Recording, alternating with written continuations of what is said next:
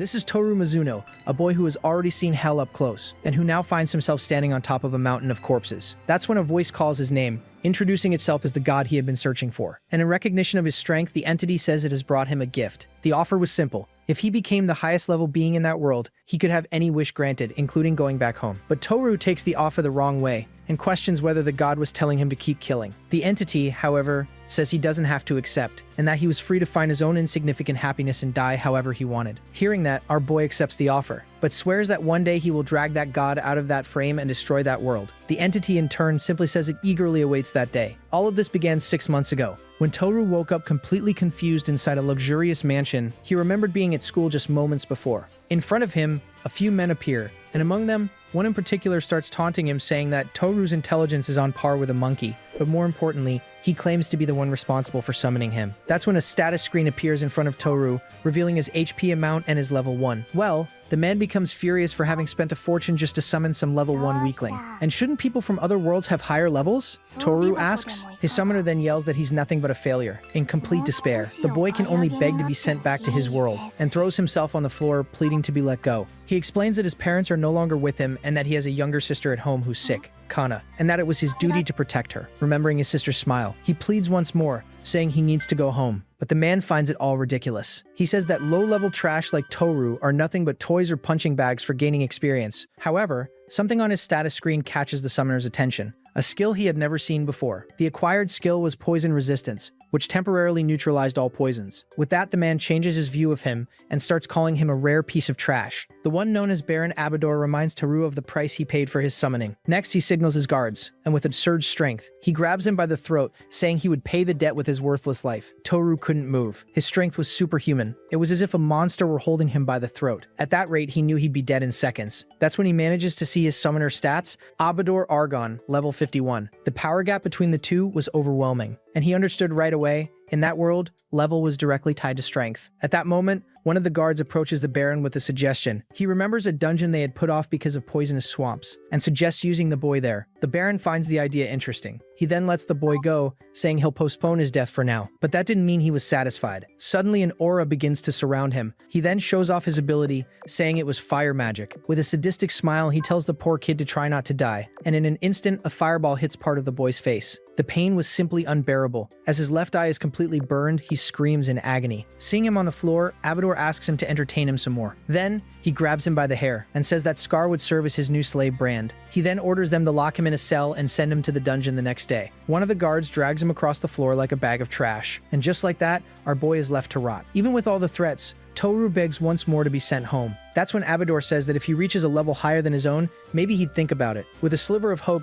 Toru asks if he promises, and with a sadistic smile, the Baron confirms. After all, he explains that in that world, levels were absolute. The next day, they arrive at the entrance of a dark dungeon. The guards complain and wonder why the elite had to be there. Then, one of the guards kicks Toru, telling the level 1 to hurry up, before they turn him into experience. Toru clings to the promise, but wonders how he managed to surpass the Baron's level. Inside, the guards confirm that the place was full of poisonous swamps, and because of that, abandoned and monster-free. One of them explains that dungeons are only worthwhile for their treasure and the monsters you can level up on. Without those, they were nothing but garbage. That's when Toru finally understands. That world really did work like a game. It makes him question whether he actually has a chance of getting back home. But his hope is crushed when a guard explains that Abador only reached level 51 because he was blessed with skills and had access to dungeons and slaves. For ordinary people like them, their current levels were already the ceiling. With that, despair takes hold of Toru again. They keep pushing deeper into the dark cave, until one of the guards notices movement. Suddenly, a bizarre monster resembling a frog with human hands appears before them. Well, Toru finds it surprisingly weak. The guards immediately start arguing about who gets the experience. Then,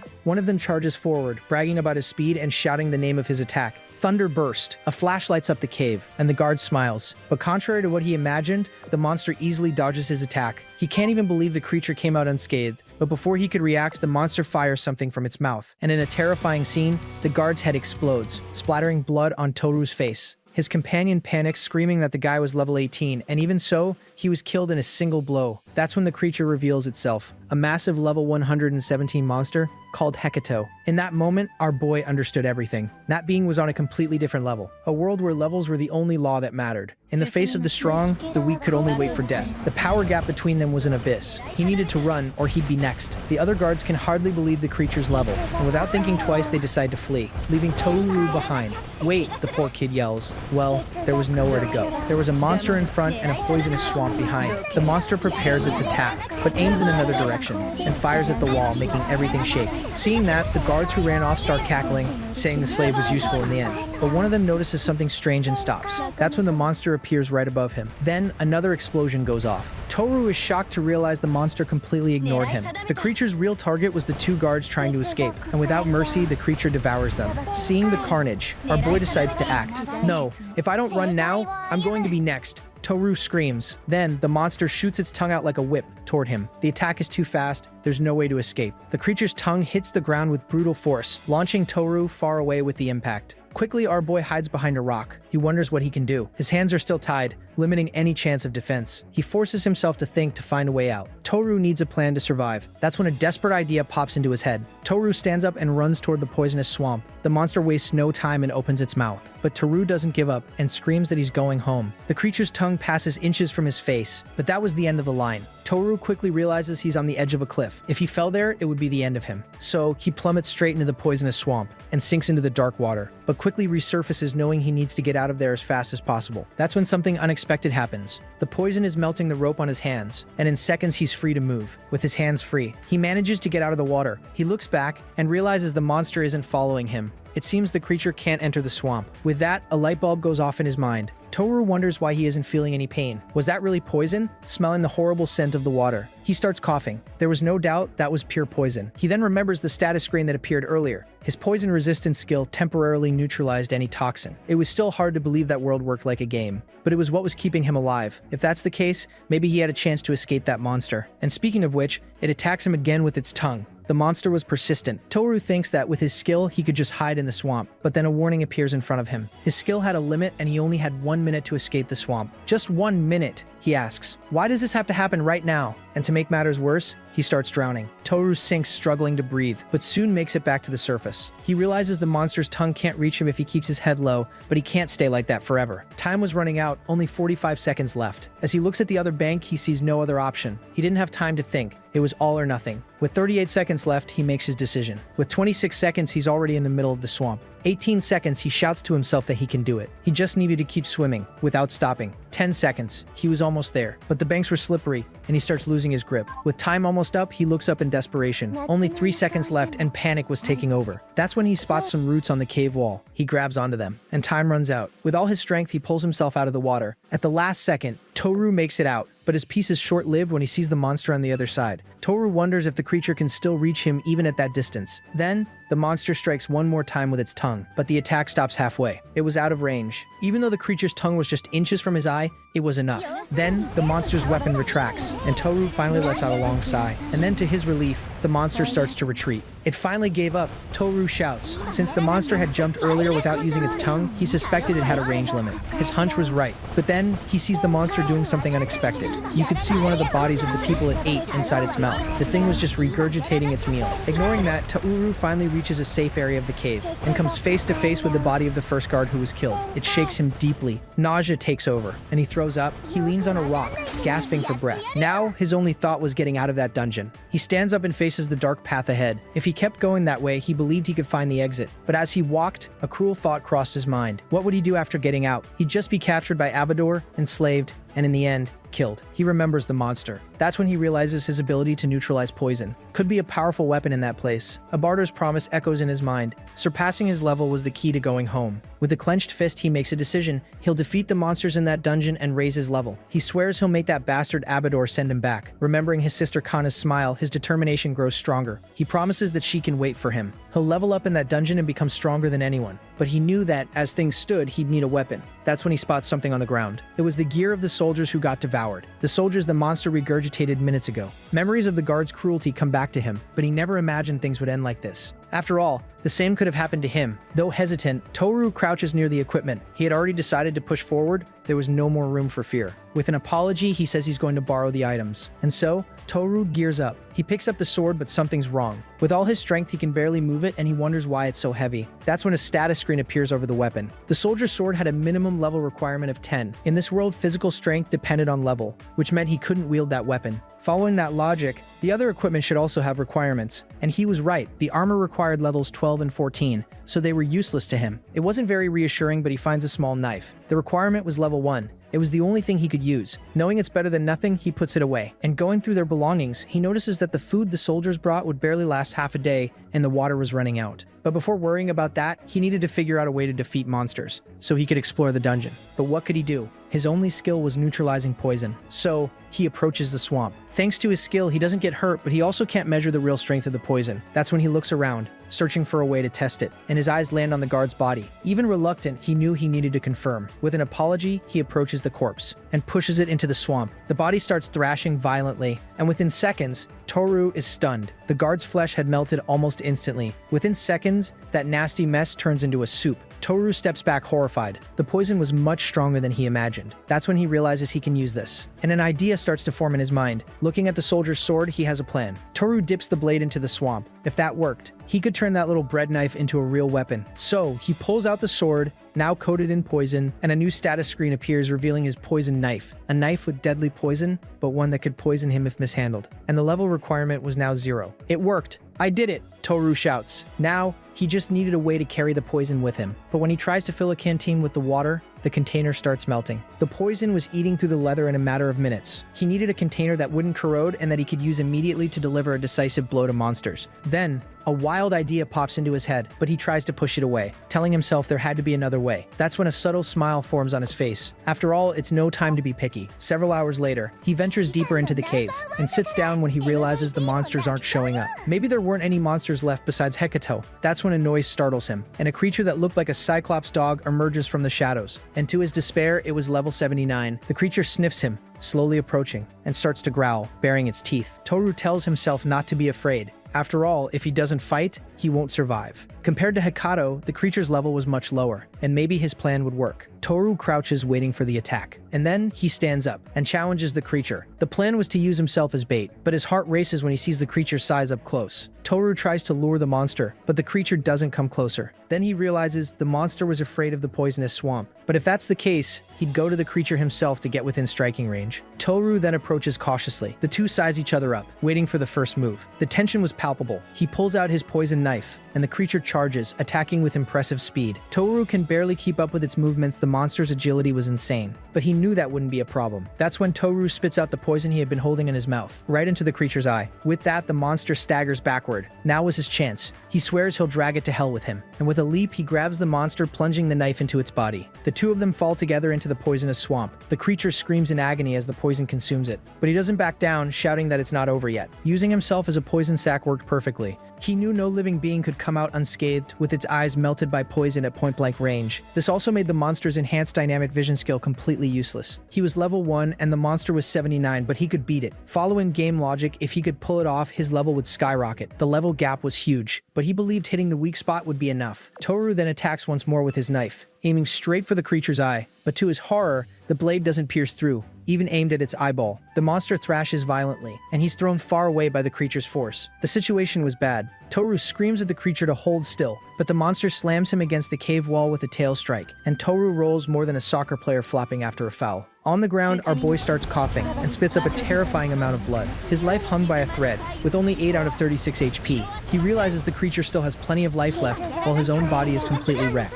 Toru was completely vulnerable. Even so, the monster couldn't get out of the water. If it weren't for the poison, he would have already been killed by the creature's attacks. Toru begs for the monster to just die already. Then, the creature digs its claws into the ground and starts dragging itself out of the swamp. And even with difficulty, it was making it. Right away, Toru panics. The monster stares him down, and even all burned and cracked, its rage had grown significantly. Toru knew he needed to run, but his body wouldn't respond. Realizing it was impossible for him, Toru gives in to despair and begs God to help him. His sick sister Kana was waiting for him, but he remembers that praying and bowing his head never changed anything. Just leaving everything up to luck wouldn't get him anywhere. At this rate, he knew he wouldn't survive in that world. Refusing to give up, he grits his teeth. Even with his body trembling, he leans on something to stand up. That's when his eyes meet the guard's knife. Slowly, Toru crawls to the weapon, and with a strength he didn't know he had, he grips it. With a scream, he swears he'll return to his world, and then he charges at the creature. It was his last chance. He knew he couldn't fail in that fight. That was the perfect moment. The perfect attack, but he realizes that attacking the eye again would be useless because of a protective membrane. However, the poison in his earlier attack had left the membrane fragile. With all his strength, he drives the sword into the monster's eye. The blade starts to pierce the protection. He pushes even deeper. Blood starts gushing everywhere. That's when the sword goes completely through the eyeball. The pain of the resistance shoots through his arm, but he doesn't let go. The creature thrashes. Toru begs for the monster to finally fall. The monster's eyeball finally bursts completely, but Toru keeps pushing his knife. The monster lets out one last roar. Die! Toru screams, unleashing all his fury. The monster's eye explodes from the inside out from the pressure. In an explosion of blood and bone, the creature's head disintegrates. The monster's headless body stays standing for a moment, and then the body finally collapses. "I did it," Toru screams. The silence then returns to the cave. Exhausted, our boy collapses onto the monster's body. He knows his strength is at its limit, and he needs to get out of the poisonous swamp as fast as possible. But an overwhelming pain takes over him. He writhes in agony. His heart feels like it's about to explode. His entire body starts burning. Toru feels as if his bones are breaking from the inside. That's when an intense glow emanates from his body. Tears stream down his face. But within minutes, the pain soon starts to fade. His body still gives off a strange vapor, until suddenly, the pain disappears completely. He looks at his arm and wonders if it had always been that thick. His hair also seems to have grown. That's when a notification appears in front of him, and the screen confirms he leveled up from 1 to 39 in one go. He can barely process the information. "I did it! I really did it!" Toru shouts. The pain he felt was his body being rebuilt to adapt to the new level. At level 36, he wonders if he isn't already stronger than Albador's henchman. That's when another notification appears, congratulating him for surpassing level 30 and granting him the title of Poison Soldier. The title evolved his skill. Poison nullification is now at 100%, and he can create and release any poison he absorbs. He remembers that Abador never mentioned that skills could evolve, realizing that as a summoned being, he was special. Suddenly, a noise grabs his attention. It was a bizarre creature devouring the remains of the monster he had just killed. The creature was only level 19, but Toru knew it wasn't the time for another fight. That's when the creature stops eating and starts staring at him. Toru braces for the worst, but looking around, he realizes there wasn't just one of these monsters. He was completely surrounded. They were drawn by the remains of the hunt. At that moment, the heavy sound of footsteps echoes, and a much larger figure emerges. It was the leader of the goblins, a massive level 62 monster. Level 62! Toru barely had time to recover, but he refuses to give up. So, he swears to himself that he'll use his new ability to get out of there alive. He notices that the monsters avoid entering the swamp, which confirms the poison works against them. With poison nullification at 100% and his new abilities, he could fight while keeping his distance. At this moment, the key to victory is absorbing the poison from the swamp. With that, he prepares to do the unthinkable, and dips his face into the water and starts drinking the poison, even though it was kind of bitter and disgusting. The goblins, seeing what he was doing, immediately burst into laughter. The agony is immense, but he forces himself to continue. The memory of his sister Kana gives him the strength not to give up. He manages to swallow, but for a moment nothing happens. Seeing an opening, one of the goblins charges to attack, but instead of launching a direct attack, the leader of the horde grabs one of his own underlings and hurls him toward Toru, who barely dodges. He can't believe what he's seeing. The leader was using his own allies as projectiles. With a sadistic grin, the monster has a blast. In the middle of the chaos, the impact knocked the knife from Toru's hand, and the sword was too far away. The leader roars, and the remaining goblins charge. Then, to Toru's amazement, they start jumping into the poisonous water. He can't understand what the hell they were doing. One by one, the goblins dive to certain death. That's when it clicks. The bastard was using his servants' bodies as a bridge to cross over. He didn't care one bit about their lives. At this rate, the leader and his goblins would be on top of him soon. They land just a few feet away, but something was different. Toru could see their movements in slow motion. Could it be the effect of leveling up? That's when a notification confirms the poison was absorbed,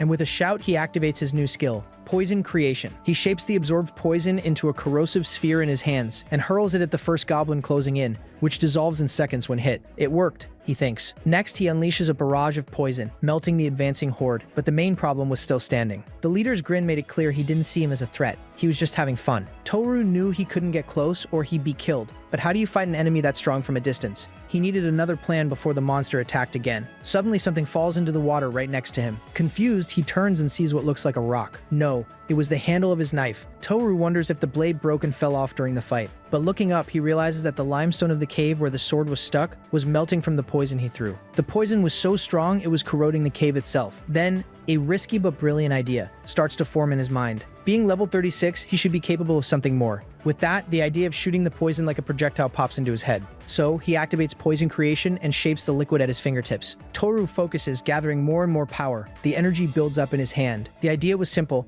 gather the poison and fire it at full force. Aiming up, he throws a rock to test his aim. That's when the leader of the goblins gives a grin and grabs another of his minions, or rather, projectiles. Toru needed his attack to be stronger and reach farther. He then fires a concentrated jet of poison. The monster easily dodges, but Toru reveals he was never aiming at him. The real target was the ceiling of the cave, which soon starts to melt. So, large chunks of rock break off and fall directly on the leader. Pinned beneath the rubble, the monster can't move. All of this was only possible thanks to the leader's carelessness, who underestimated him the whole time. Knife in hand, Toru moves in for the final blow, and without hesitation, he plunges the blade into the monster's head. "Sorry," Toru says, pouring more poison over the creature's body. "But I'm going to use you as my experience points." So, the monster's body is completely consumed by the poison, and a new status screen appears, confirming his new level 67. With that, he feels his body grow once more. With no strength left, he collapses on the cave floor. Crawling, he spots a piece of meat from the monster he had killed. It was disgusting. But if that meant he could live, if it meant he could go back home, he'd eat whatever it took. With tears in his eyes, he grabs the meat and takes a big bite. His whole body aches, and he can barely move. That's when he sees a few drops falling from one of the rocks in the ceiling, and starts drinking. Is it disgusting? Yes. But it's all he has. He looks at the monster meat in his hands, and soon realizes he had surpassed Abador's level. Toru was getting closer and closer to going back to Kana. Exhausted, his body gives out, and he passes out. Meanwhile, at Abador's mansion, the Baron asks about his guards and the boy. He's informed that they haven't returned yet, which amuses him. And even if he survives, he pictures Toru living in despair. Back in the cave, a shadow looms over the goblin remains. It was Hecato, the long-tongued monster from before. Sometime later, Toru finally wakes up.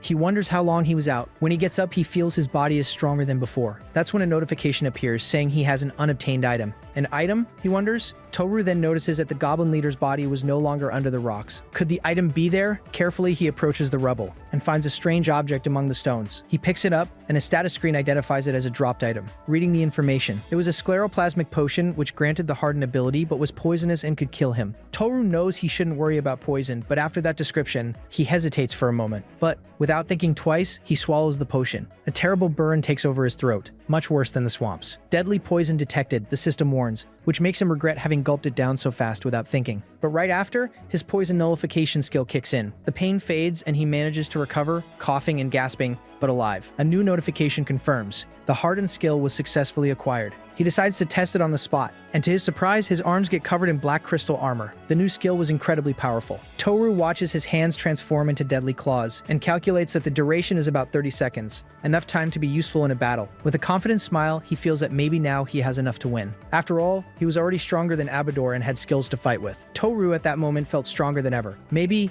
he could go home, but he forces himself to stay calm. After all, this wasn't a game, it was reality. Toru remembers that Abador has an army at his disposal. It would be pointless to defeat the Baron only to wear himself out in the process and get captured. Besides, Abador surely had powerful items. Level wasn't everything. He also needed better weapons. But where would he find gear in a place like this? That's when he remembers the item he got from the goblin leader. If defeating stronger monsters gives better items, his next target would be that thing. Pressing deeper into the dungeon, he reaches an area with strange stalagmites. Suddenly, a bizarre creature appears, but is quickly snatched by another monster. The thing didn't stand a chance. The larger creature opens its disgusting mouth and starts to devour its prey slowly until it's completely swallowed. Well, it was Hecato, the level 117 monster. I've been waiting for you, Hecato. But the creature ignores him completely. Irritated, Toru throws a rock to get its attention. Don't ignore me. And finally, the monster attacks with its tongue at high speed. He barely manages to dodge the blow, which opens up a crater in the floor. The speed and power of the attack were terrifying. One hit like that would be the end. Toru needed a plan, and fast. That's when he notices that, due to the impact, the monster's leg got stuck in the floor. That was his chance. If the monster is that fast and strong, it'll try to use that against him on the next charge. With Hekato's tongue coming his way, he activates the hardened skill. His hardened arm explodes from the impact, but incredibly nothing happens to him. The creature then pulls back and Toru takes advantage of the opening. He creates a sphere of poison and hurls it at the creature's face. The poison starts eating away at its flesh, but the monster is still standing. Enraged, Hekato opens its sinister mouth. Toru combines his skills, creating a poison gauntlet and hardening his arm for the attack, and with all his strength, he charges in for the strike. His fist hits the creature's eye dead on. The eyeball explodes, the monster screams in agony, and hurls Toru backward, who soon realizes he's lost his chance to finish it off. He then combines his skills again, preparing one last and devastating attack. "Goodbye," he yells, and launches a mass of hardened poison that hits the creature square on. The projectile explodes inside the monster's body. Gasping for breath, Toru watches the creature's body convulse before finally falling, and a new screen appears, showing his new level 92. He finally did it, and with his new level, he spots the item dropped by the creature. It was a strange artifact unlike anything he had ever seen. A sword? He wonders. Well, a sinister aura emanated from it. Then he turns around, walking past Hekato's body, and grips his prize firmly. That's when a status screen appears. Onra, the Evil Sword. Level 100. A cursed weapon that drains the user's stats. Before his eyes, the organic mass transforms into a sinister, sharp dagger. Instantly, the curse begins to surround him. A really strange sense of danger hung over that place. Toru looks around and soon feels a threatening presence approaching quickly. That's when a shadowy figure appears, congratulating him for defeating Hekato. The creature comments that he, as a human, has a pretty unusual scent. It was a level 140 fly monster, called Beelzebub, who wonders what Toru would taste like. Meanwhile, back at the mansion, a servant reports that they can't contact the guards. He approaches the dining table, where Abador is feasting. Abator, unfazed, asks why he wasn't informed sooner, and the servants apologize, fearing the Baron's reaction. But Abador says he's in a good mood and will let it slide this time. Remembering how much he humiliated Toru when he first saw him, he figures they must have all been killed by the monsters in the dungeon. And the servant panics when he realizes this would mean the dungeon is above level 30. But Abador soon corrects him, saying it could even be level 50. He explains that owning a powerful dungeon shifts the balance of power among the nobles. And then he lets out a laugh worthy of a top-shelf villain. Abador declares that they'll form a special unit to explore the dungeon, hoping to gain levels and valuable items. One of his companions tries to step in, but he cuts her off, since he decides that first of all, he needs to raise his own level to around 60. But how? Asks one of his servants. The servant barely finishes the sentence, and Abador steps on his foot. And with a sadistic smile, he uses his magic to burn the poor guy alive, making it clear he wouldn't spare anyone, not even those watching. In seconds, they were all turned to ash. He then orders one of his employees to clean up the mess. And with that, Abador goes from level 51 to 60. His companions congratulate him, impressed by his power. But for him, that wasn't enough. Abador wanted to face monsters of level 50 or higher to get even stronger. Meanwhile, back at the dungeon, Toru faces Beelzebub, a level 140 monster. He's shocked by the creature. It was a much stronger enemy than Hekato, and to his amazement, the monster could even talk. The creature reveals it's been a while since it had human flesh. Without hesitation, Toru activates his hardened skill,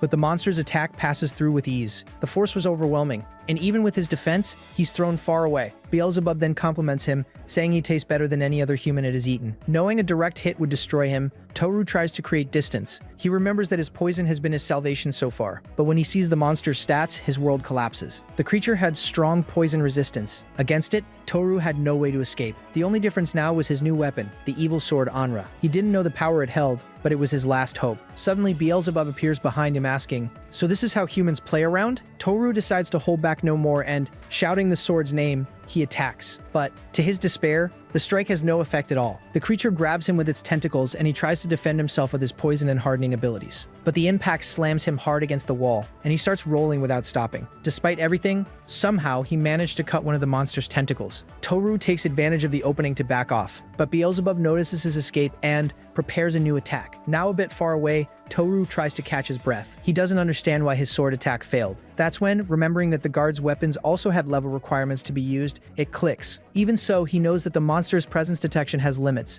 and that he needs to put as much distance as possible between them. But before he can move, something catches his attention. Suddenly, small flies appear, each one a miniature version of Beelzebub, all level 80, and a swarm of them rushes toward him. Well, the flies weren't that fast, and he might be able to handle them. After landing the first blow, he realizes that his poison works against the creatures, and continues the slaughter, destroying the flies one by one. That's when he understands. Strong poison resistance is not the same as total nullification. If he kept attacking the main monster with poison, eventually it would fall. With that in mind, he attacks the swarm using both his fists and the knife. Each strike crushed and poisoned the creatures. He refuses to give up because of some flies. His determination was clear: escape that place, defeat the noble, and return to his world, to his sister Kana. With that thought, he unleashes all his rage, destroying the rest of the swarm. Panting, he finds himself victorious over the creature's remains, but the real threat was still there. He leaps to dodge the tentacles, but because of his new power, he miscalculates the height, and soon complains that it's hard to control his strength. With agility, he uses the monster's own tentacles as footholds, and lands on top of the creature, which compliments him for the good fight he was putting up. Beelzebub challenges him to entertain it even more, and with absurd speed, the monster strikes him head-on.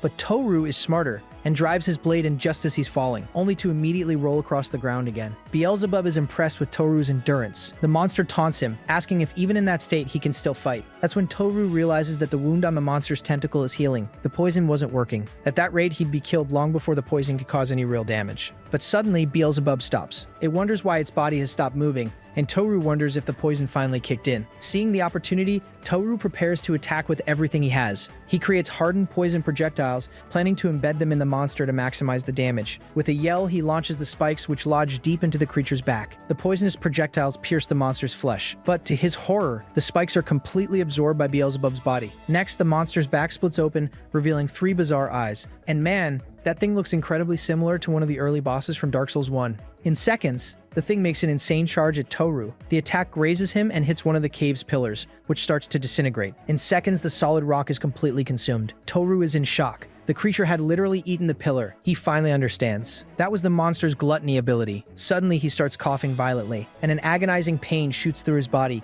making him collapse on the ground. His hand trembles uncontrollably. Something was very wrong. He remembers the previous attack, which only grazed him. Now, completely out of strength, he falls to the ground, and Beelzebub stares at him, saying it's been a long time since it's had this much fun with a human. Toru can barely drag himself. Meanwhile, the creature gets closer and closer. Toru's hand reaches out, and the very space around him starts to crack. But suddenly, the monster's body starts melting and falling apart. The creature's shell cracks and slowly disintegrates as if it were rotting. In an instant, Toru is swallowed by the darkness, falling into a bottomless abyss. He feels his strength draining away, knowing that at this rate it would be his end. His consciousness starts to fade, and his vision goes out amid glitches. His body starts to break apart into data. That's when a screen appears, announcing he leveled up from 92 to 102. Then, a strange black matter emerges from the void and wraps tightly around his arm, transforming into a whip that pulls him out of the darkness. Back in the light, he wields the sword Anra, now completely transformed, and the system confirms he was now able to use the weapon. In the blink of an eye, he runs the blade through Beelzebub's chest, but the creature is still alive. With his renewed stats and poison nullification, Toru gets ready to return to battle. He soon wonders if the level up came from the small flies he killed, and if that's what allowed him to use the sword. The weapon was now fused to his arm, and he felt a strange connection with it. With that, he accepts that the sword chose him. So, he pulls himself together. Beelzebub attacks again with its tentacles. The blow destroys the floor, but Toru manages to dodge in time. As the monster continues its relentless attack, he starts running. That's when the creature releases its swarm of flies. But now, he was fast enough to dodge them all. With so much killing intent, he could feel the monster without needing skills. And in a calculated move, he throws the sword Anra, which hits one of the pillars. The monster turns and wonders if the blade managed to pierce its skin. It feels the weapon's poison spreading through its body at a terrifying speed. In agony, one of its tentacles starts melting. But to Toru's surprise, the creature regenerates its limbs in the blink of an eye. Beelzebub says it's a shame, but it needs to end this quickly. That's when the monster tries to use its gluttony ability again, but something goes wrong. And Toru understands right away. By injecting Anra's poison, he could use his ability to harden it at the monster's joints, keeping its mouth from opening. But Beelzebub ridicules him, saying his tricks are nothing compared to the absolute power of its level. With that, the creature charges with overwhelming speed, and the impact of the blow sends Toru flying. He realizes the monster was forced into its gluttony form to get rid of the poison. With no other option, Toru runs along the creature's tentacles, determined to cut off its head. With the sword in hand, he declares that this ends here, and leaps onto the monster's back. But something strange happens. The poison he releases hits the small flies, killing them instantly. The sword had acted on its own, and in a bizarre movement, the blade turns against him, which he barely dodges. And he wonders if the earlier mistake was really an accident. That's when Toru understands what he needs to do. He activates his poison creation, preparing a poisonous plasma. He figures the monster's sensory organs were affected by the poison, making it attack with mana indiscriminately, even killing its own minions. "I see right through you," Beelzebub says. Ignoring that, Toru takes off running at high speed for another attack. Beelzebub yells for Toru to die, but the poison is already numbing its body. The monster then loses sight of Toru and orders its tentacles to search for his mana. But Toru appears from the other side, surrounded by shards of hardened poison. Too late, he shouts, driving the sword Anra into the monster's body. We then cut back to Abador's mansion, where his elite mercenaries are waiting for him to begin an expedition mission to where Toru is. That's when the Baron finally arrives, riding his horse. He greets everyone, looking over the stats of his captains, whose levels ranged between 30 and 37. Abador praises them, but notices that one of them isn't present. One of the mercenaries then questions the Baron, asking if he's gathering these people to start a war. Meanwhile, at the gates of the mansion, a mysterious figure arrives with his horse. The mercenaries are surprised that he was also called in. The newcomer approaches Abador, questioning whether the dungeon was really important enough to require him there. A boarder introduces him as Owen, his right-hand man and battalion commander. He then notices that Abador's level has gone up again, now to 60, and he's a bit surprised. But the same goes for Owen, who impresses the Baron because his weapon has leveled up. He then shows off his bizarre dagger, dropped by a lizard man, and says it was too strong for the beasts he usually faced. With a sadistic grin, Owen reveals his uncontrollable desire to fight someone strong, and Abador says he eagerly awaits that. So, the Baron gathers his troops and orders everyone to head to the dungeon. Meanwhile, back in the cave, Toru had spent the last 6 months killing monsters non-stop, and after each battle, the same level up notification appeared. The routine was always the same, until one day he stops and looks at his reflection in one of the crystals. He barely recognizes himself, realizing how much he had changed. Despite everything, he knew that was only the beginning. Toru kept it firm in his mind that he would return to Kana, no matter what it cost. And so Toru and Abador's paths were about to cross again. Back to the present, our boy stares at the body of the monster he had just defeated. Suddenly, a noise grabs his attention, and an item obtained screen appears in front of him. Toru approaches the creature's remains to pick up his prize. The notification reveals a miracle elixir, capable of healing any disease and even regenerating body parts. He realizes the item's incredible power and knows he needs to think carefully about how to use it. Immediately, he thinks of his sister Kana, deciding to save the elixir for her. But something was strange. The notification window doesn't close, which makes him wonder if there's still something more. He looks at the monster's body but doesn't see anything different. Confused, he approaches the carcass. That's when he notices a strange glow coming from inside the monster's mouth. He kneels down and realizes it was some kind of egg. But before he could do anything, the entire cave starts shaking violently. Toru loses his balance, wondering if it was an earthquake. That's when a warning notification appears.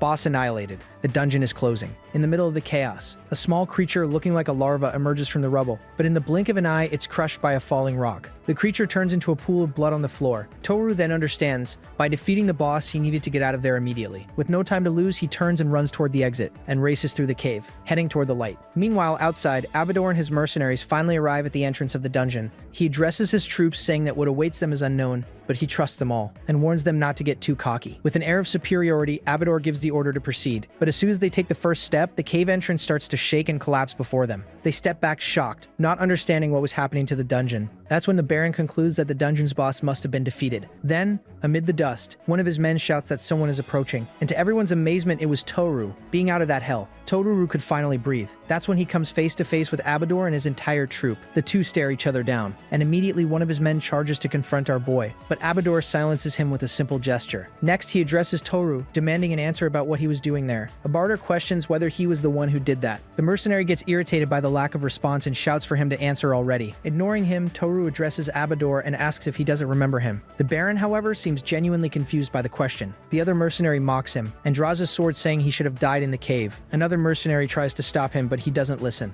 That's when, in the blink of an eye, Toru appears just inches away from him, and with insane speed blocks the blade with his bare hand. With no effort at all, he shatters the lunatic's sword and delivers an upward strike. Well, that leaves Abador and Owen completely stunned. The mercenary's body is thrown back. Suddenly, another mercenary takes his place in the fight. He warns that Toru won't be able to keep up with the speed. But again, Toru surprises them by appearing behind the blonde guy in an instant. The mercenary admits the boy was really fast, but Toru ignores him and charges at the brute of the troop. His fist clenches. The giant shouts at him not to get cocky and says he's nothing but a slave, but Toru's punch shatters his club with his bare hands. Next, our boy lands a hell of a punch right in the airhead's stomach. The brute staggers back in pain, but Toru doesn't waste time and lifts him up by the chest, doing, of course, a reference to that iconic scene of Goku versus Nappa in the Saiyan saga. That's when Owen steps in, sizing him up with his dagger. He launches a series of fast attacks, laughing as Toru dodges every one of them. With a leap, Toru avoids one of the strikes and lands safely. Owen smiles, praising his agility and understanding why the others were no match for him. He then asks if he has some kind of problem with Abador,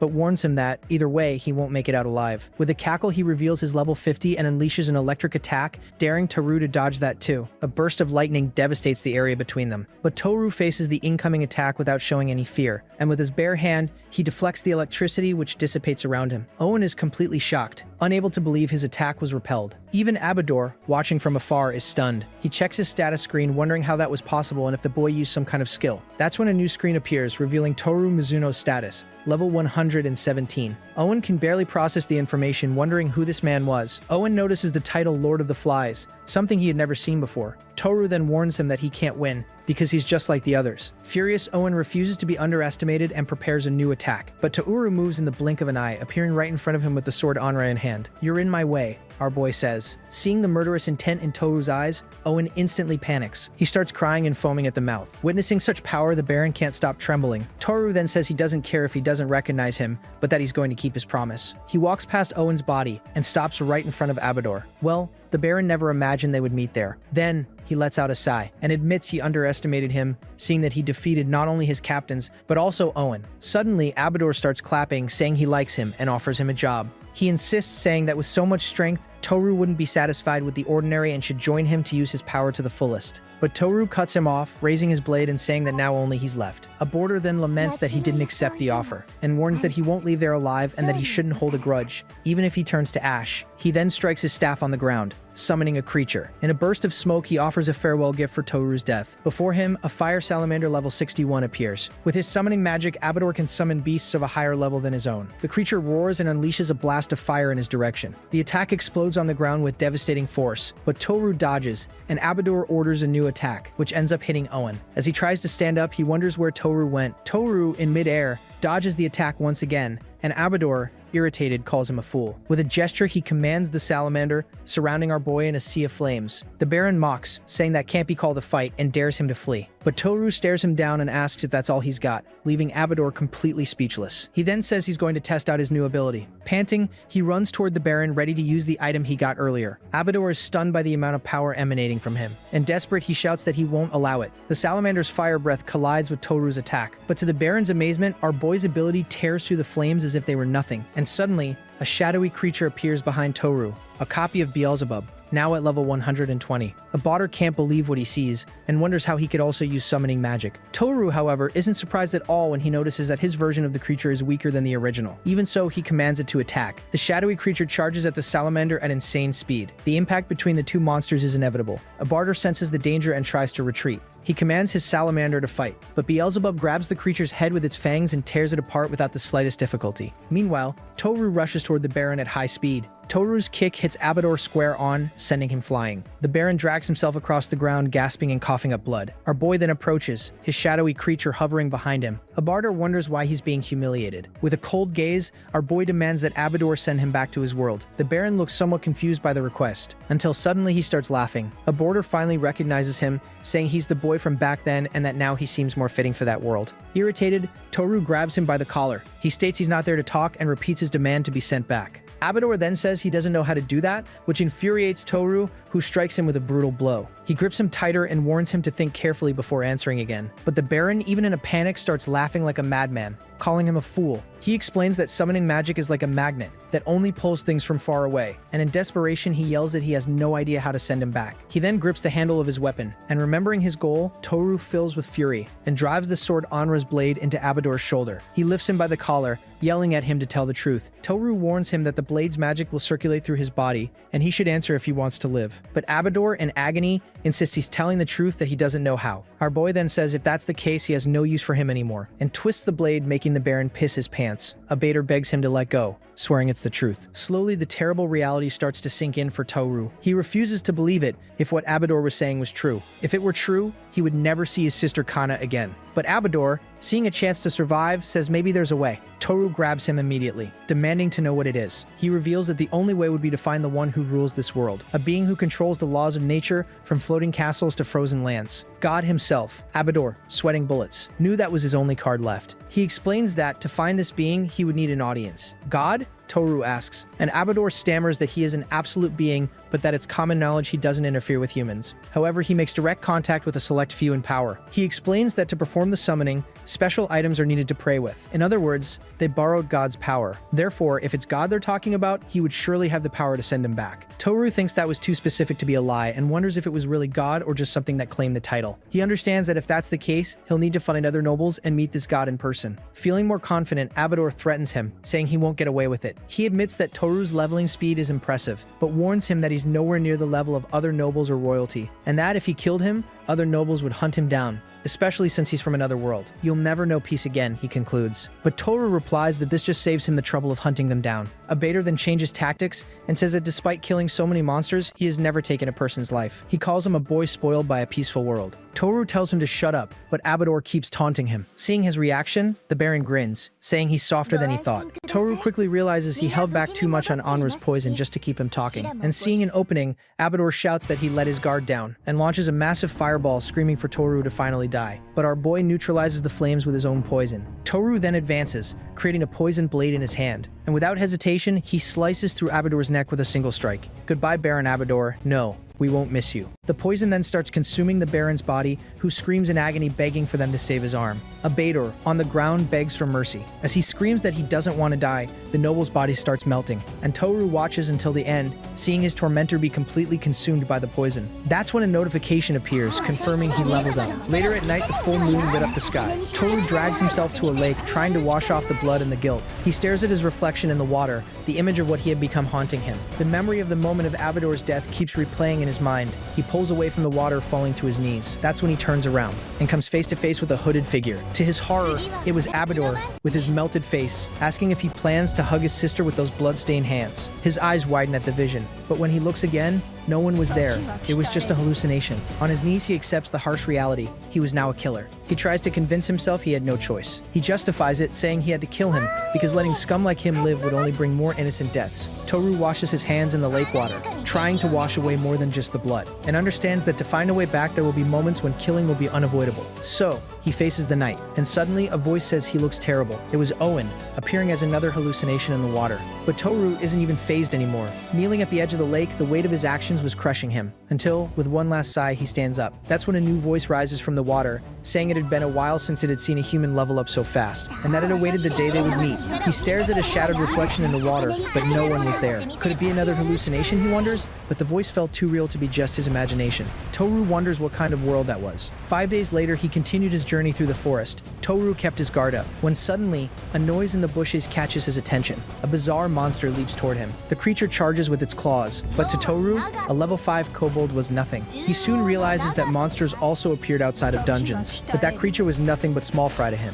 Then, a horde of kobolds rushes toward him, and one of them attacks with its sharp claws. But with a single movement, Toru grabs it, exposing the creature's body to his blade. In seconds, Onra's poison starts melting the monster. He recognizes the terrifying power of the sword he wielded. With no more obstacles, he continues on his way. It had been a week since he escaped the dungeon, and he still hadn't found any clue about how to get back home. His only hope was to find this god Abador had mentioned. Frustrated, he covers his face. He compares his current situation to the time he spent in the dungeon, and concludes that, despite everything, it was still much better than before. He then lies down looking up at the stars. As he rests, the campfire lights up the clearing. That's when someone approaches him and stops right beside him, watching him sleep. Suddenly, a hand reaches out to touch him, but on reflex, Toru grabs it by the wrist, and the girl, startled, apologizes for waking him up. She then asks if he's a runaway slave from another territory. He thinks he can't tell her he killed a noble, so he just nods, and seeing his condition, she invites him to her house, which was nearby. Toru hesitates, but realizes he needs information, even if she doesn't seem to be in much condition to help a stranger. So, he accepts the invitation. Within a few minutes, they arrive at a small, humble house in the forest. Inside, she says it isn't much, but he can make himself at home. With a smile, she offers him some soup and asks him to sit down. A bit surprised by the kindness, he thanks her. As he enters, he notices another pair of shoes and wonders if someone else lives there.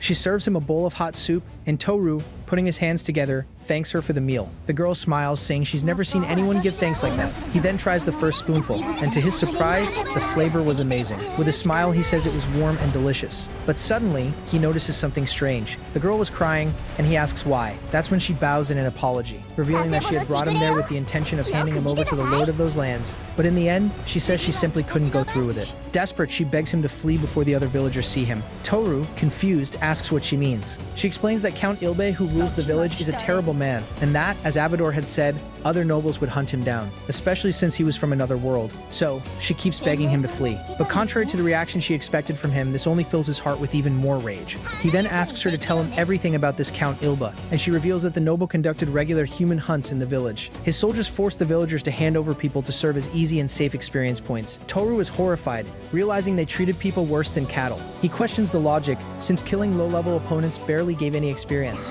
But for the nobility, personal strength, and the power of their armies were everything. The girl explains that if slaughtering 100 lives guaranteed a level up with no risks, they'd do it without thinking twice. Outraged, he calls it madness and asks why no one tried to escape. And she reveals that they couldn't, because the only way to survive was by ratting out anyone who tried to escape. He holds her, asking why she was risking everything for a stranger. That's when, with a sad smile, she admits it's because he's a person with a good heart. Then she starts telling her story, saying that this house belonged to her and her younger brother, who was the same age as Toru. She tells him that, years ago, monsters constantly attacked and her brother always fought on the front lines to protect everyone. But because he had leveled up, someone reported him and he was taken in the human hunt even after he had bled for them all. She swears she would never become like the bastards who sold him out. And crying, she admits she was about to do the same to him. Hearing that, Toru places his hand on her shoulder and thanks her. He says she made him remember what it felt like to feel human warmth, something he hadn't felt in a long time. With a sincere smile, he states that soup was the best thing he had eaten in years. Well, those words hit her hard and she starts crying even more. The poor girl breaks down, sobbing uncontrollably.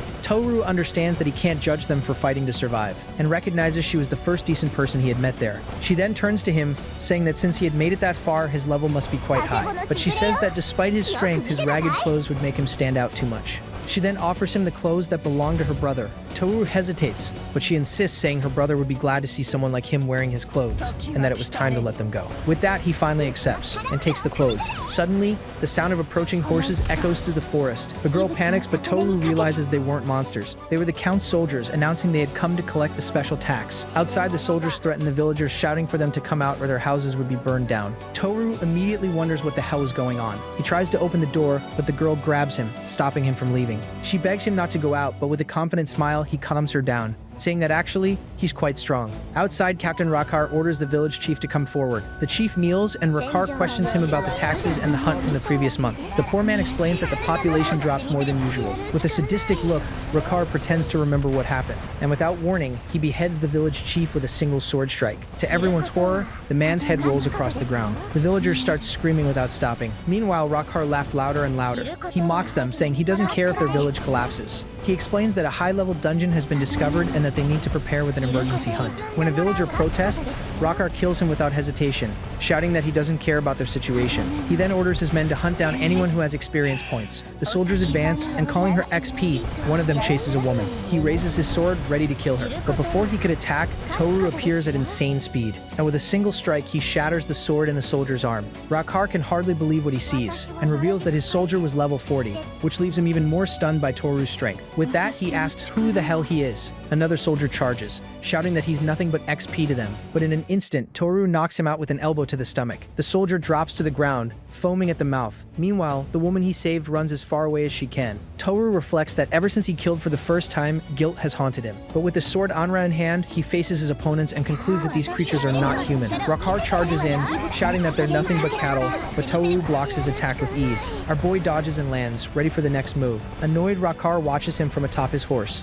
Toru notices the horse isn't ordinary, and a screen reveals Rakhar's level, 91, and his mounts, 62. He remembers Abador was only level 50, which was already more than he expected. It was unbelievably bad luck to run into someone at level 90 right after leaving the dungeon. Rakhar is surprised he survives his strike. He can hardly believe a mere commoner is fighting him on equal ground. That's when a new screen reveals Toru's level, 118, and Rakhar is in shock, not understanding how that was possible. A level 118 in a village like this? His soldiers shout. That's when Rakhar starts laughing. He says he doesn't care how, but all that delicious experience will be his. He points at Toru and asks if he really thinks he can beat them alone, and mocks, saying that Toru is nothing but a peasant and that their blades are superior. Our boy, however, remains calm and unfazed. He says he's relieved since he didn't want to become an assassin, and adds that if his enemy is just human trash, he won't hesitate to slaughter him.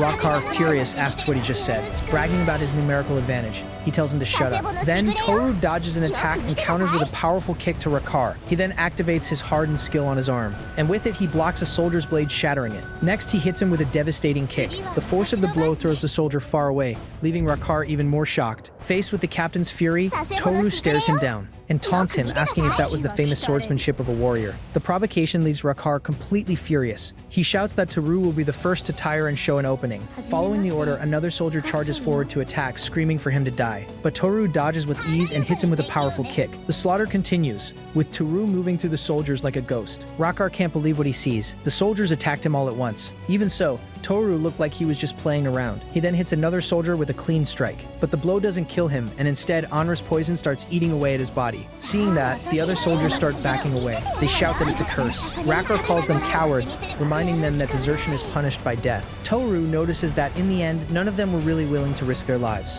Fear spreads, and he understands that when one suffers from the poison, everyone's morale collapses. With the soldiers paralyzed, he turns to Rakkar and warns him that now he's alone. Furious, Rakkar calls him filthy scum. But Toru isn't fazed and starts advancing. With impressive agility, he slides under Rakkar's horse. The maneuver startles the animal, which neighs in panic and ends up throwing Rakkar to the ground. Rakkar barely has time to process Toru's speed, who is already moving in for the final blow. Anra's blade strikes him head on. Desperate, he tries to drag himself away. But Toru stops him with one of the soldier's swords, saying he won't let him escape. And without mercy, he drives the blade through Rakkar's hand, pinning him to the ground. In agony, the captain starts coughing up blood nonstop, feeling the poison consume him from within, even on the verge of death. Rakkar still despises him, and as his face melts, he shouts at Toru not to act like he's noble. As his last words, he says Toru is no different from him. The poison finally consumes the captain's body, and Toru just watches the corpse decompose. With a whisper, he admits he already knew that. He had already accepted the monster he became to survive. He then turns and walks away from the massacre, and comes face to face with the villagers, who stare at him around a campfire. With a subtle smile, he approaches, as if asking if everyone was okay.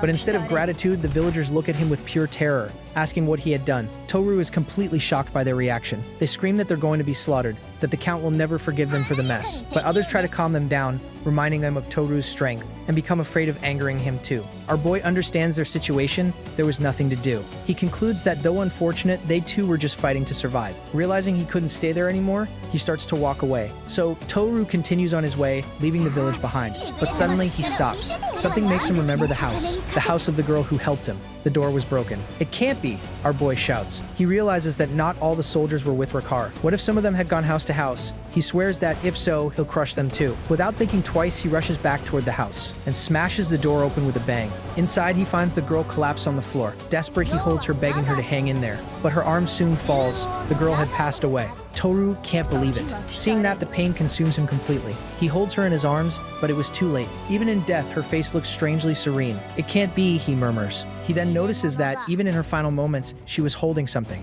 It was her brother's clothes that she so badly wanted him to wear. With the clothes in hand, the memory of her kindness haunts him. He remembers her smiling, saying it was better if he wore them. Carefully, he carries her to the bed and lays her down to rest with her brother's clothes on her chest. Toru understands that she risked her own life to protect that gift. Memories of her kindness, of the warm soup, flood his mind. Standing beside the bed, he bows in one last thanks for the meal. It was delicious, he says, as tears stream down his face. Toru then leaves the house. He remembers Abador's words that to return he would need to find the god of that world, and that this being was in direct contact with the powerful, the nobles. Now, since he had gotten involved, he knew he couldn't just leave that village behind. Such a good person, killed over something as ridiculous as experience points. A deep and overwhelming hatred takes hold of him. He couldn't forgive that world. Kana, just hang on a little longer, he thinks, until I smash this rotten world to pieces. Days later, he arrives at the city of the castle of the county of Ilbe, but the streets were completely deserted. A decomposing body on the ground confirms something terrible had happened there. With a grim look, he continues to explore the ghost city, until he hears voices in an alley,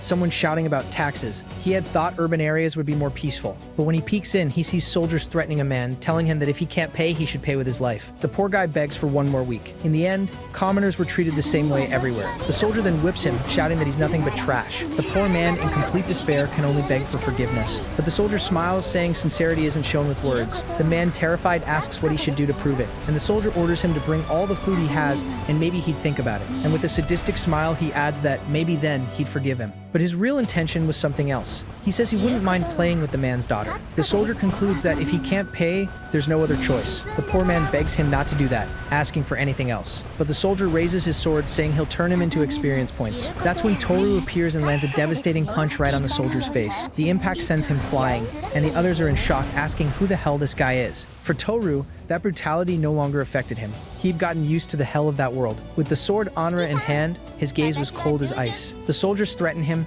questioning if he knows what it means to raise a weapon against Count Ilbe's men. Ignoring that, he thinks that, even though he had gotten used to killing, he refuses to get used to doing nothing in the face of injustice. His gaze was the proof that he wouldn't stand still anymore. anymore. One of the soldiers threatens him. They promise to make him regret it. So, the soldier charges. But Toru dodges easily and soon remembers he was only cautious with Rakaru because he was level 90. That captain was on a completely different level. Against these weaklings, dodging their attacks was a walk in the park. The soldier admits he's fast but says he'll show his true skill. With a cackle, he summons a flame wolf. He tells him to feel honored to die to his technique and shouts the name of the attack, Fire Wolf Fang. Toru, however, just activates his hardened ability, and with his transformed arm, he blocks the attack head-on with his bare hands. The soldier can hardly believe what he sees. Toru says that was nothing but a flashy ability. The soldier tries to beg for his life, but it's too late, because with a quick movement, Toru cuts him down with his own sword. Anra's poison wasn't anything pleasant, and Toru watches the soldier's body melt in agony. That's why he preferred not to use it carelessly, even against that scum. Seeing his companion die that way, the last soldier backs away. He asks what kind of monster he is. In panic, he threatens him,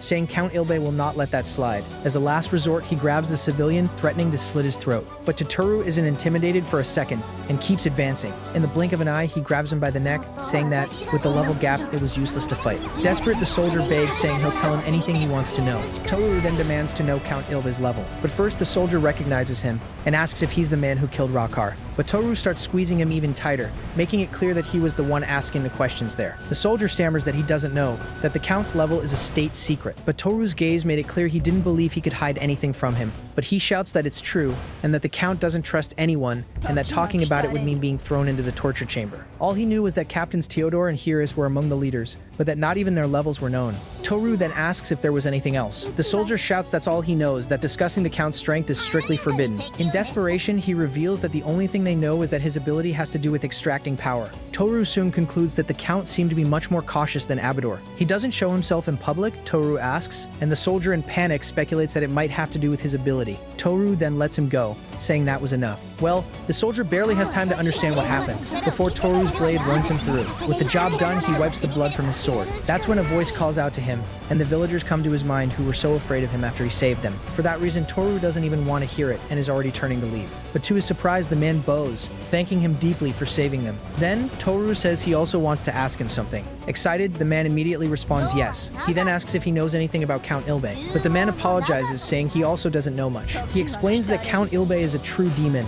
Is that so? Toru replies. With that, he reflects on how levels trap people and create monsters. The memory of the dead girl on her bed hits him hard, and with a clenched fist, his determination strengthens. He swears to himself, just wait, Count Ilba. At night, he arrives at the noble's imposing castle, and without hesitation, he starts scaling the walls to break in. He activates his hardened ability, and shatters one of the windows with a single punch. Toru lands inside the castle. The guards immediately surround him, shouting threats and asking who he is, promising they'll take him down right there. But in the blink of an eye, Toru advances and defeats them with his bare hands. The last guard standing is in complete shock. He can hardly believe Toru defeated 3 of them without using a weapon. And with a cold look, Toru demands to know where Count Ilbe is, or he'll kill him. As he guided him, Toru notices that the guard's aura was different from the others. He was afraid. Suddenly, a magic circle appears on the floor, and a shadowy figure emerges from the flames and hits him with a powerful blow. A feminine voice praises him, saying he has good moves. He recovers and advances down the hallway, but a huge sword blocks his path. It was a woman who exuded power and strength. With a smile, she says she likes strong men, but it's a shame, she adds, and lunges into the attack. The attack is too fast, and he can't defend in time. Well, this woman is a complete psycho, and treats all of this as a great game. That's when a screen reveals her stats. Hiris Raulis, level 134, with the instant teleportation ability. Toru recognizes her as one of the unit's leaders. Hiris in turn notices his level 118, concluding that he's pretty strong for his level. But she adds that, with the level difference between them, it was nothing special. She says she was on guard because he killed Rakar, but that she didn't need to worry. The strength of her ability, according to him, wasn't in attacking, but in preventing escapes. Despite that, he draws his weapon, and concludes that, if the subordinates are like this, defeating Count Ilba will be a big problem. Even though it was impossible to escape her ability, he knows that the level difference can be overcome. Irritated by his attitude, she calls him overgrown cattle, but Toru stares her down, saying he's not afraid of her ability, and she promises to show him he doesn't stand a chance against someone with superior technique and skills. Toru braces himself, remembering that, despite fighting stronger monsters, it was his first time facing a human. That's when she activates her instant teleportation, and vanishes in the blink of an eye. Toru wonders where she went,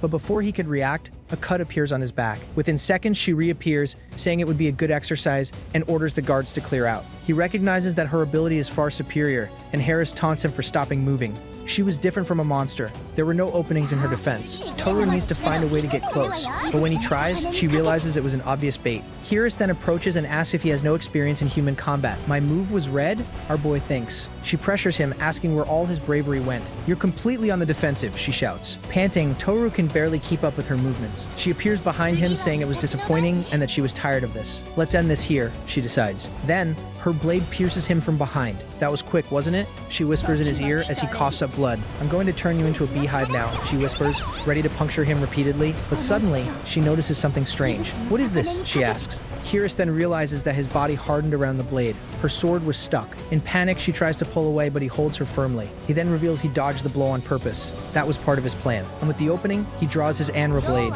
Desperate, she uses teleport to escape. Hirus praises him, saying that wasn't bad at all. That's when Toru falls to his knees. She then turns toward him again, and with a smile, she asks if he hasn't reached his limit yet. No, he answers. We'll see. Suddenly, Hirus is in shock and starts feeling something dripping from her eyes. She doesn't understand what's happening. Why? She wonders, as the poison consumes her from within. She remembers dodging his attack in time, but he knew it was a shot in the dark. The Anra blade, coated in poison, was his only chance. He had managed to graze her during the exchange of blows. She realizes she was lucky it was only a scratch. This is the end, he shouts, charging in for another strike while she was vulnerable. At last, he stands up and a status screen appears in front of him. The system announces that his level cap was updated from 118 to 127.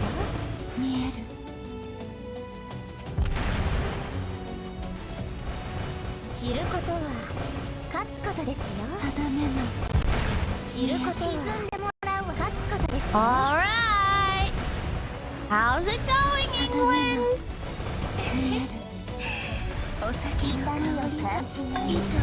Hi! Can you please leave me alone, for the love of God? For the love of God, leave me alone. Don't ever talk to me ever again. Don't ever fucking talk to me. I don't want to see your face. I don't want you around me. You're a fucking nuisance. Why don't the Greeks just wipe you off the fucking map? I hate the Dutch. New quirk, emotion bomb. Your mom is finding it difficult to process her negative emotions in a healthy manner. Feelings of anger or sadness quickly become overwhelming and always result in an over-dramatic emotional meltdown. I know she's a woman, duh.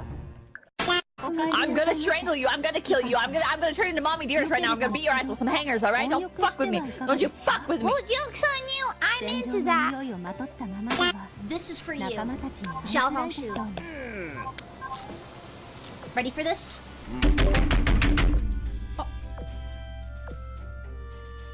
This is mopping gameplay.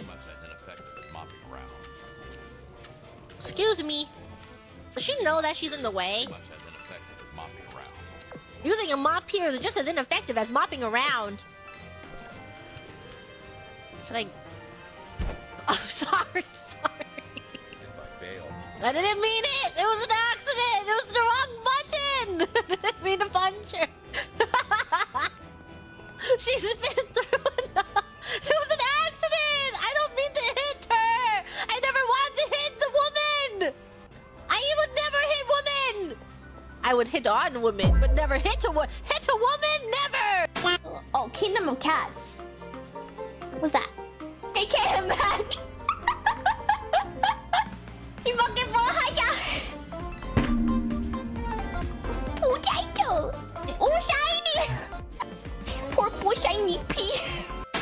I'm the smartest VTuber on this platform. No, I'm the smartest VTuber on this planet. Gotcha, such a big question. She's so pretty! Listen, so what if she wants to cut me and eat me? At least she loves me for a little bit. When's the last time somebody loved you enough to consume you and eat you? Mita, no, please, Mita, I stay with you. Please, Mita, take it back. Please, I don't care if you have Lubovnik in the cupboard, please.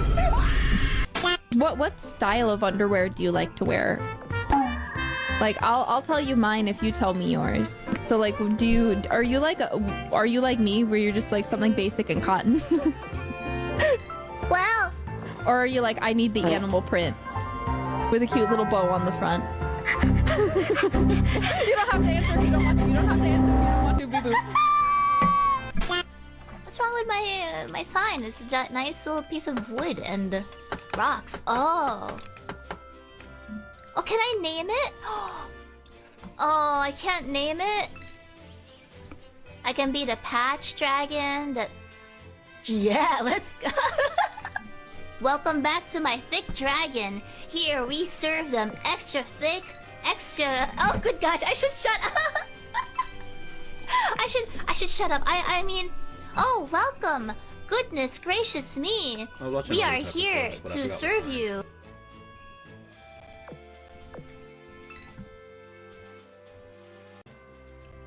One here.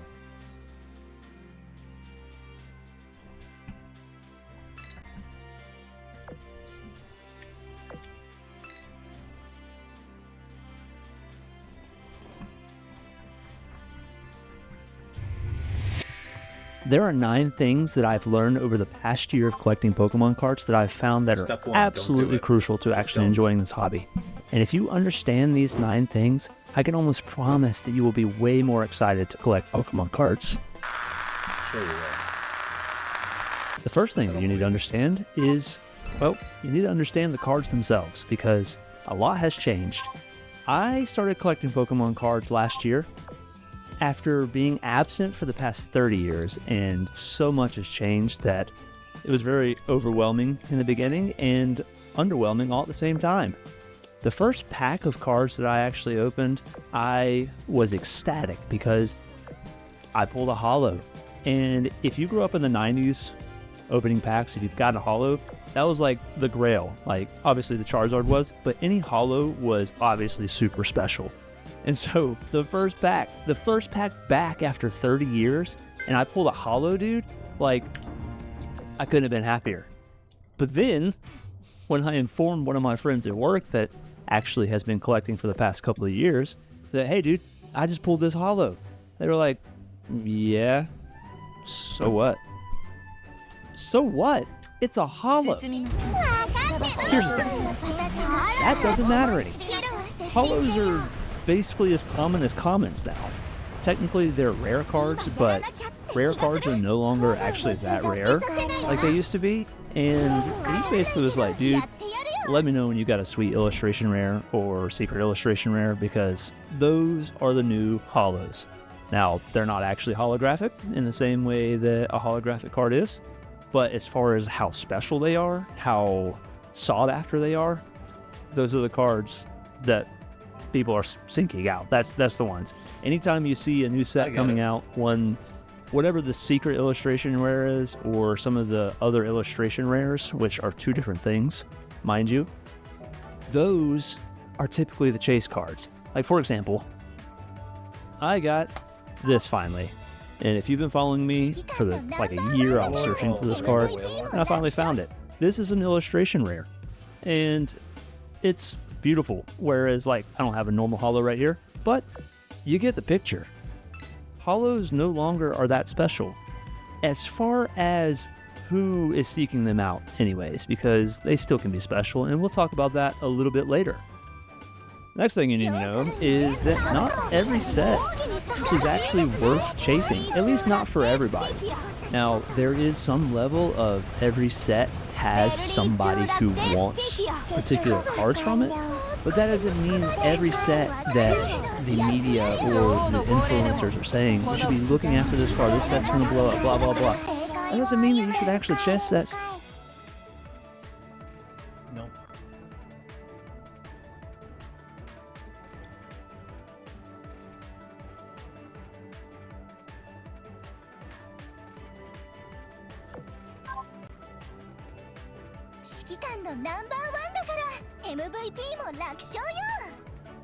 It's a treasure chest. Where am I seeing this?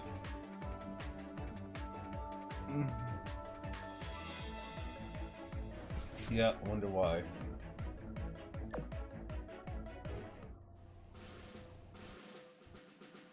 When Sims do crazy things for female streamers, like what? Female streamers deal with a level of obsession most people can't even imagine. From simps losing everything to ones catching felonies, here are the wildest times simps completely lost the plot over female streamers. Starting with the YouTuber who went homeless for Pokimane. Ever since I moved out here to California, I've been homeless myself. Shelby Jacobs, known online as Shelbo99, started out as a tech reviewer on YouTube, but over time, viewers began noticing something strange. His content gradually became centered around Pokimane. Pokimane, Iman, you're the most beautiful woman I've ever met in my entire life. I want to ask you a question. Is this real? Will you marry me? At first, it seemed harmless. He posted videos talking about how excited he was to attend TwitchCon and meet her. There are some people that I would like to meet at the event. Obviously, you guys know that I want to meet Pokimane. But soon, the videos took a bizarre turn. Titles started appearing like, what it's like dating Pokimane. Oh no! Finding the perfect ring for Pokimane.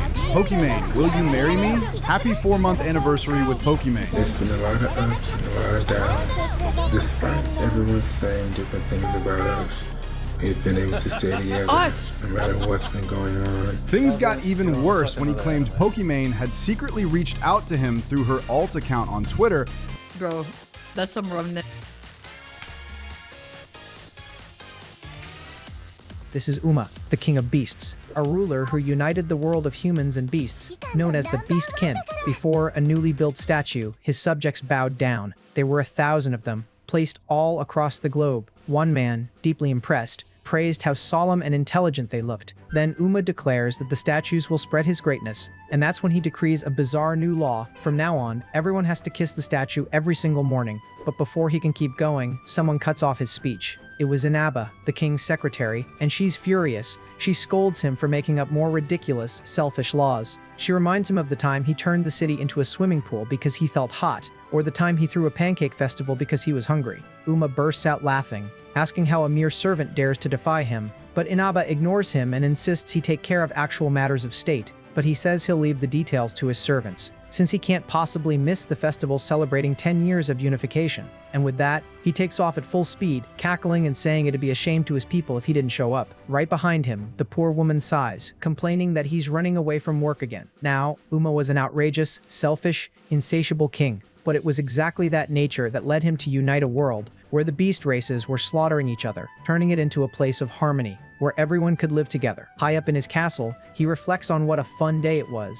He suggests extending the celebration for another 100 days, but Inaba shuts that down immediately. Later, the two of them have dinner together. She comments that seeing the kingdom at peace is truly a beautiful sight. Remembering the chaos of 10 years ago, Inaba never imagined a future like this would be possible. She says it's all thanks to him. But Uma just answers that he did what he wanted with what he didn't like. And like the good narcissist he is, he reveals that everyone living in that world belongs to him. Inaba then says she hopes this world, where everyone can chase their dreams, keeps going for the generations to come. That's when she asks if he's still worried about that old prophecy. A prophecy that spoke of a calamitous light in the southern sky, one that would wipe out all peace in an instant. But Uma declares that no matter what the calamity is, he'll crush it. Suddenly, a blinding light starts to glow in the sky. It was a meteor, and Inaba, panicking, screams for Uma. The prophecy was coming true, and the flaming rock was hurtling down toward his kingdom. The looming impact was already causing chaos, throwing his people in every direction. The poor woman shouts that this was the calamitous light that would wipe out all peace.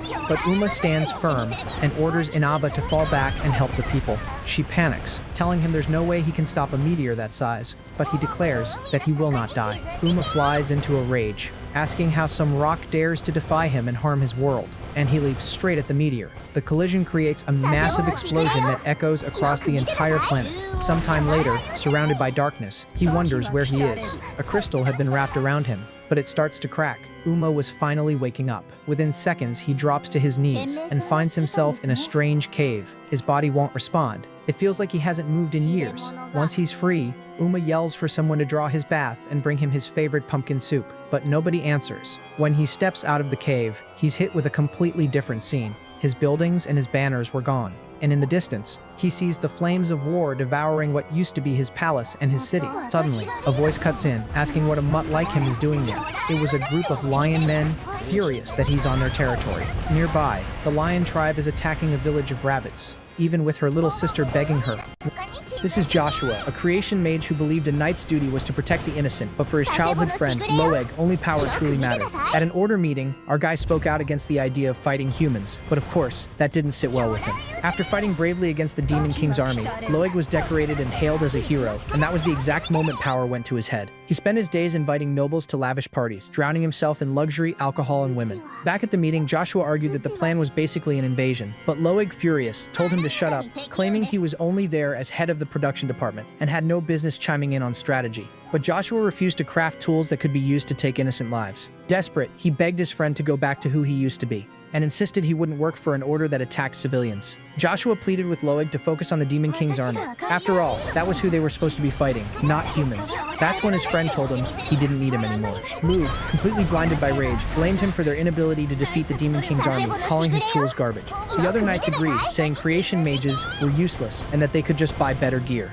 "I'm not needed in the order anymore?" Joshua asked. His friend then called him worthless and told him to get lost, saying he didn't need anyone who wouldn't obey him. Hearing that, our guy remembered when they were kids, and Loeg used to say his swords were the best in the world. Even with his heart broken, he simply accepted his fate. And just like that, he walked out of the hall. As he walked away, he could hear laughter, wave after wave of it, coming from inside. After leaving the order, he headed south, to the front lines against the Demon King's army, looking for a new job.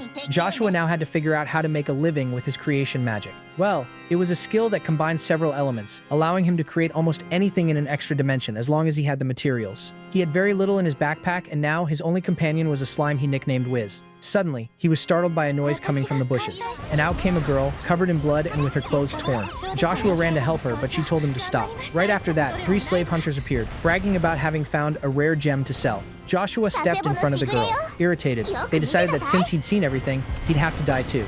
Joshua then used his magic to absorb their weapons, and in the blink of an eye, the axes simply vanished, leaving the hunters completely confused. He then broke down the axes that had been sent to the extra dimension and reforged them into new weapons. With his steel arrows, he attacked, and in a single shot took them all down. Joshua admitted he'd been nervous, but they weren't all that tough, and besides saving the girl, the wolf they'd captured managed to escape. So he turned to the girl and with a smile asked if she was okay. She thanked him for saving her, but ended up collapsing from exhaustion. Joshua quickly got ready to use healing magic. He said her legs should be fine, but the wound on her stomach might reopen, so he used his magic to create a strip of cloth, and asked if he could bandage her up, to which she, a little embarrassed, agreed. After he was done, the girl finally introduced herself as Ilya, a demon. Touched, Ilya tried to thank him, but she stumbled and nearly fell.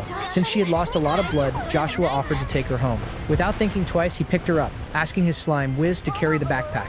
Totally embarrassed, she said she didn't need it, but ended up accepting the help. On the way there, Joshua remembered he'd almost forgotten to grab the hunter's weapons and armor. Using his magic, he absorbed all the gear from the bodies. Ilya, confused, asked how he did that, and he explained it was his creation magic, which stored everything in a magical vault. And so the two of them continued on their way. As they got close to the village, another demon appeared, demanding the human put Ilya down immediately. Ilya quickly tried to defuse the situation, telling her friend Met to wait because he had saved her. But Met refused to believe a human would actually help her. Seeing the hostility, the other demons in the village also got ready to attack. To avoid a fight, Joshua said he didn't want any trouble and gently set Ilya down on the ground. He apologized for what humans had done to her, but Ilya held him back, saying she hadn't returned the favor yet. She asked why he was apologizing, and said it was all her fault for not being able to defend herself. Suddenly, the conversation was cut short by the shouts of one of the villagers. He explained that a young man had taken on an armored boar by himself and had been seriously wounded by the creature's tusk. Joshua knew the danger. An armored boar was a massive monster, a match for 10 human hunters.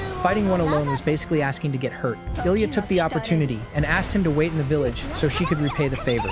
But seeing the emergency, Joshua said he knew healing magic and might be able to help. So they ran to the spot and found several demons crowded in front of a house. Ilya hurried over, asking if everyone was okay. There they found the wounded man, who apologized, explaining that he just wanted to bring back some meat for his kids. Joshua was immediately moved, seeing that he had risked his own life for his family. Seeing a human, the demon flinched. That's when Ilya asked how he was doing, and Joshua confirmed the wound was deep and that they needed to stop the bleeding first. He used his healing magic, but he knew it wouldn't be enough to stop the bleeding, so he decided he'd need clean water to cauterize the wound. For that, he asked his slime for help. The slime then split itself, offering up a piece of its body, which was basically pure water. With the material in hand, Joshua used his magic to create a potion. A thick liquid formed in his palm. He warned the demon it was going to sting a bit at first, but to the poor guy's surprise, he didn't feel a thing, and the bleeding stopped instantly. Joshua explained that his slime jelly potion worked as both a bandage and medicine, which left all the villagers stunned. The man then hugged his daughter and thanked Joshua for saving him. Ilya, moved, said she didn't know how she could ever repay him for saving yet another one of them. But suddenly she felt dizzy and almost passed out again. Met caught her and told her to rest, and promised she would make sure Joshua stayed in the village. And so the other demons led her off to rest. Now alone, Met stared him down. But suddenly she bowed in apology, thanking him for saving Ilya and her friend. Joshua tried to leave, saying he didn't need any thanks, but Met stopped him, saying Ilya had ordered him not to go. And it was at that moment that Joshua found out Ilya was the village chief. Met admitted that they hated humans, and that honestly they were afraid of them. But she said he seemed to be different. She then clasped her hands together and grabbed him, begging him to teach them his magic. Met explained that monsters and humans avoided them, and that he was the only one who had ever helped them. To make matters worse, monsters hunted them for their horns. In an act of desperation, she offered her own horn in exchange for his help, but Joshua stopped her right there. He explained that there was no way for him to teach magic, but that he could create tools. After all, that was a creation mage's job. Joshua then took a look at the weapons they were using. They were crude spears, made from branches, sharpened stones, and bone. The quality was awful. He asked Met how many people in the village knew how to use bows, and she answered that almost no one did. They hunted up close with their spears. Understanding the situation, he decided to create weapons that anyone could use. For that, he said he was going to create something called a crossbow. Without missing a beat, he used his magic and conjured one out of thin air. Met, in shock, called it the power of the gods, but he explained it was just his creation magic. Curious, she asked how to use it, and he suggested they give it a test. Joshua asked Wiz to set up some branches outside. He then tossed a target way out into the distance, and to Met's surprise, he nailed it dead center. She could barely understand how he had hit something from so far away. He then invited her to give it a try, saying that after some practice, they'd go hunting. A little further back, the village kids were in awe of the new weapons. After a bit of practice, Met was already hitting the targets with ease. All puffed up, she bragged about having the crest of Ashura, which let her master almost any weapon. Well, Joshua had never heard of that crest, which was basically a blessing from birth that enhanced certain abilities. Met then explained that Ashura was all-powerful, and that's why she was super strong. With that in mind, Joshua decided it was time to put that skill to use and invited her to go hunting. He asked if there was any easy prey around, and she suggested wild boars, which they usually hunted for food. Met figured the crossbow would be enough, but worried about what would happen if they got too close. Joshua then asked what her best weapon was, and she said she fought mostly with clubs. Hearing that, he decided to make one for her. And of course, she loved it, and with it in hand, she felt way stronger. And so, the two of them headed out to hunt. It didn't take long for them to find a boar that was completely distracted. Joshua asked if she could hit it in the head, and she confidently said yes. Hidden, she aimed with a crossbow and fired. The arrow hit dead on, dropping the creature on the spot. Met was stunned. She could barely believe she had taken down a boar that easily. Joshua then congratulated her and suggested they look for the next one. And so they kept going, taking down another boar. After dropping the third one, Met couldn't help herself and shouted about how incredible the weapon was, but Joshua told her to keep it down. She apologized, totally embarrassed. But it was already too late because her noise had attracted a huge armored boar. Met started panicking, blaming herself for drawing the creature in. She offered to be the bait while he ran, but Joshua stopped her. She asked if he could beat it. That's when he remembered when he was a kid and fought one of them alongside Low Egg. Back in the present, he came up with a plan. He'd stop the monster in its tracks, and she'd need to hit it in the head with her club. So he stood up, confident that if he could beat one as a kid, he could definitely do it now. Otherwise, that would mean he had gotten weaker than before. Met shouted for him to be careful, but Joshua dodged easily, using his magic to absorb dirt and stones from the ground. Then he created a rock and hurled it right in the monster's face. He then yelled for Met to attack, while he distracted it with more rocks. With a single swing of her club, she crushed the boar's head. The creature dropped to the ground instantly. Met could barely believe it. Joshua walked over and confirmed the monster was dead. He noted that, lucky for them, the creature was a lot less intelligent than the Demon King's army. Then he asked if she finally understood the power of crossbows and clubs. With a beaming smile, she agreed that they were both incredible weapons. Her words reminded him of Logue, who always blamed him and called his weapons junk. It had been a long time since anyone had thanked him for what he made. Met noticed his silence and called out to him concerned. He apologized, saying he was just happy to hear the compliments. All bashful, he said he would make more crossbows for the village. She lit up at the news and asked for other tools too. Well, with more weapons, the other members of the clan could also hunt. These were exactly the kinds of reactions Joshua wanted to see. It made him genuinely happy. Back at the village, while Met showed off her new weapon, everyone was amazed at the haul. Ilya, moved, said she didn't know how to repay him for doing something so dangerous for them, but he said it wasn't necessary. He then announced that he had decided to stay for a while to create tools, in exchange for food and a place to sleep. That night, the entire village celebrated with a huge feast. The next morning, Joshua woke up feeling refreshed, but as he rolled over, he found Ilya sleeping next to him. And panicked, He didn't get it. After all, she had just shown him the tent and left. And to make things worse, Met was also sleeping on the other side. She was hugging him tight, muttering that she wouldn't let him get away. Ilya then woke up with a smile and wished him good morning. Joshua then asked why the two of them were there, and Ilya, embarrassed, explained that it was to keep him warm.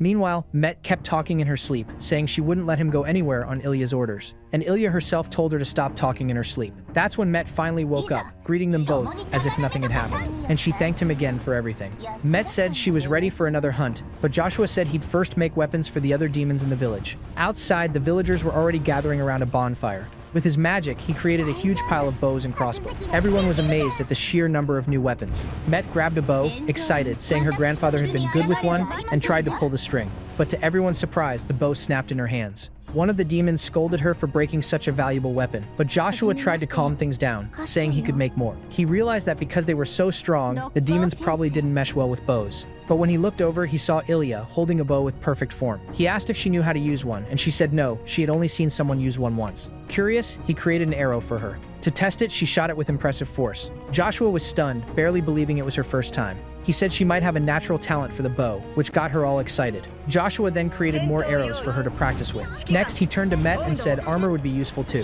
He asked her to stand still and used wind magic. He explained he was taking her measurements. In an instant, he created a full set of lamellar armor. The armor fit her body perfectly. With that, Met said not even an armored boar's tusks could pierce it. And so, a now well-equipped hunting party set off toward the forest. As the group walked away, Joshua called Ilya over for a talk. He asked if there were any tough trees around.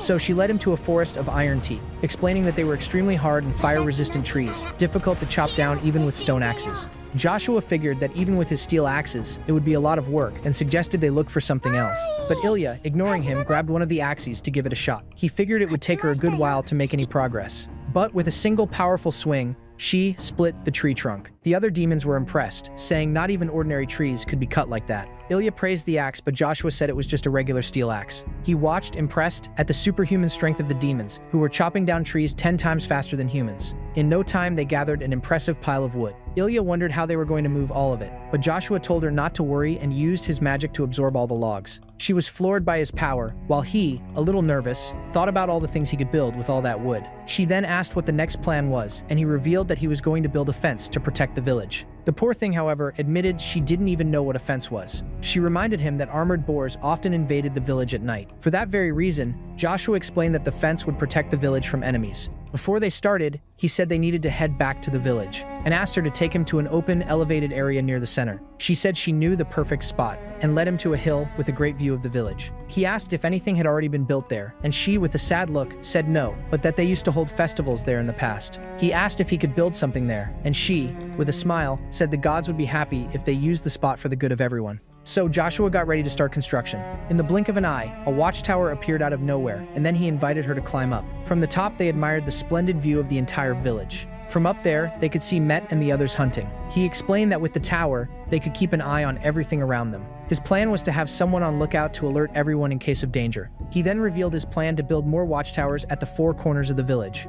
Back on the ground, he said he was going to surround the village with a log fence and asked the villagers to gather stones to reinforce the structure. With everything ready, he was confident they would build a great wall.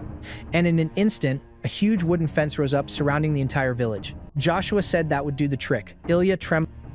The story begins in a quiet village. An irritable old woman demands that the protagonist give her more medicine. Magna Grace tells her he already gave her enough potions for a month, so she should still have some left. The woman angrily replies that she has already used them all. She argues that his medicine is basically free since he collects the ingredients from the village, and accuses him of being stingy. Magna tries to explain that using too many potions can cause side effects. However, she snaps back, saying she knows her own body better and only used them because she needed them. She also accuses him of treating her like a child. Irritated, he reluctantly agrees and hands her another month's supply. She snatches it angrily and storms off. As the village's only alchemist, Magna serves a population with an average age of 60, brewing potions mainly for the elderly. He glances around and notices his clinic is crowded again. Most of them are not even sick and simply come to talk, as he is the only young person around. He asks an old woman named Yona if she is feeling well. She replies that she is fine, but mentions that last week's storm damaged her roof and asks him to repair it again. He tries to refuse, explaining that he has appointments, but she ignores him. Magna constantly gets burdened with every odd job simply because he is young. He checks on another patient and remarks that the man's fracture has healed, advising him to stop taking potions. However, the old man refuses to comply. Magna insists that natural healing should be enough, but still gives him a week's worth of potions. The old man then assigns him another task. Magna explains that he has already promised to fix Yona's roof that day, but the man refuses to listen. When Magna attempts to make an excuse, the old man becomes angry and scolds him, leaving him no choice but to accept. The scene shifts to the forest, where Magna gathers materials until a monster suddenly charges at it. He swiftly draws his gun and shoots it down. He is also responsible for dealing with monsters that threaten the village. His weekdays are consumed by medical duties, while his weekends are spent completing villagers' tasks, leaving him without even a moment of personal time. By the time he finishes, he realizes he has not even had lunch. He assumes his dinner will be the bread and dried meat he missed earlier, but it is gone. He suspects Mr. Yagu ate it, as the man often pretends to be senile when it suits him. Magna sighs and decides to gather more materials before sleeping, despite his growing hunger. He admits to himself that his life is far from easy. There is always too much to do, and in a dying village where payments are made through bartering, he cannot even save money. Moreover, the elderly treat his efforts as something natural, offering not even a single word of gratitude. At that moment, the village chief arrives and asks if he has finished for the day. He asks if she is feeling unwell, but she replies that she simply came to bring him bread, knowing he must be busy. He hesitates and asks if she is sure. She reassures him, adding that what he does for them is invaluable and that this is her way of repaying him. He thanks her sincerely, admitting he was starving. There are many things to dislike about this village, yet he is the only one capable of making medicine. Without him, the village would fall apart, so he resolves to keep doing his best. As long as there is someone who can say thank you, he believes he can endure.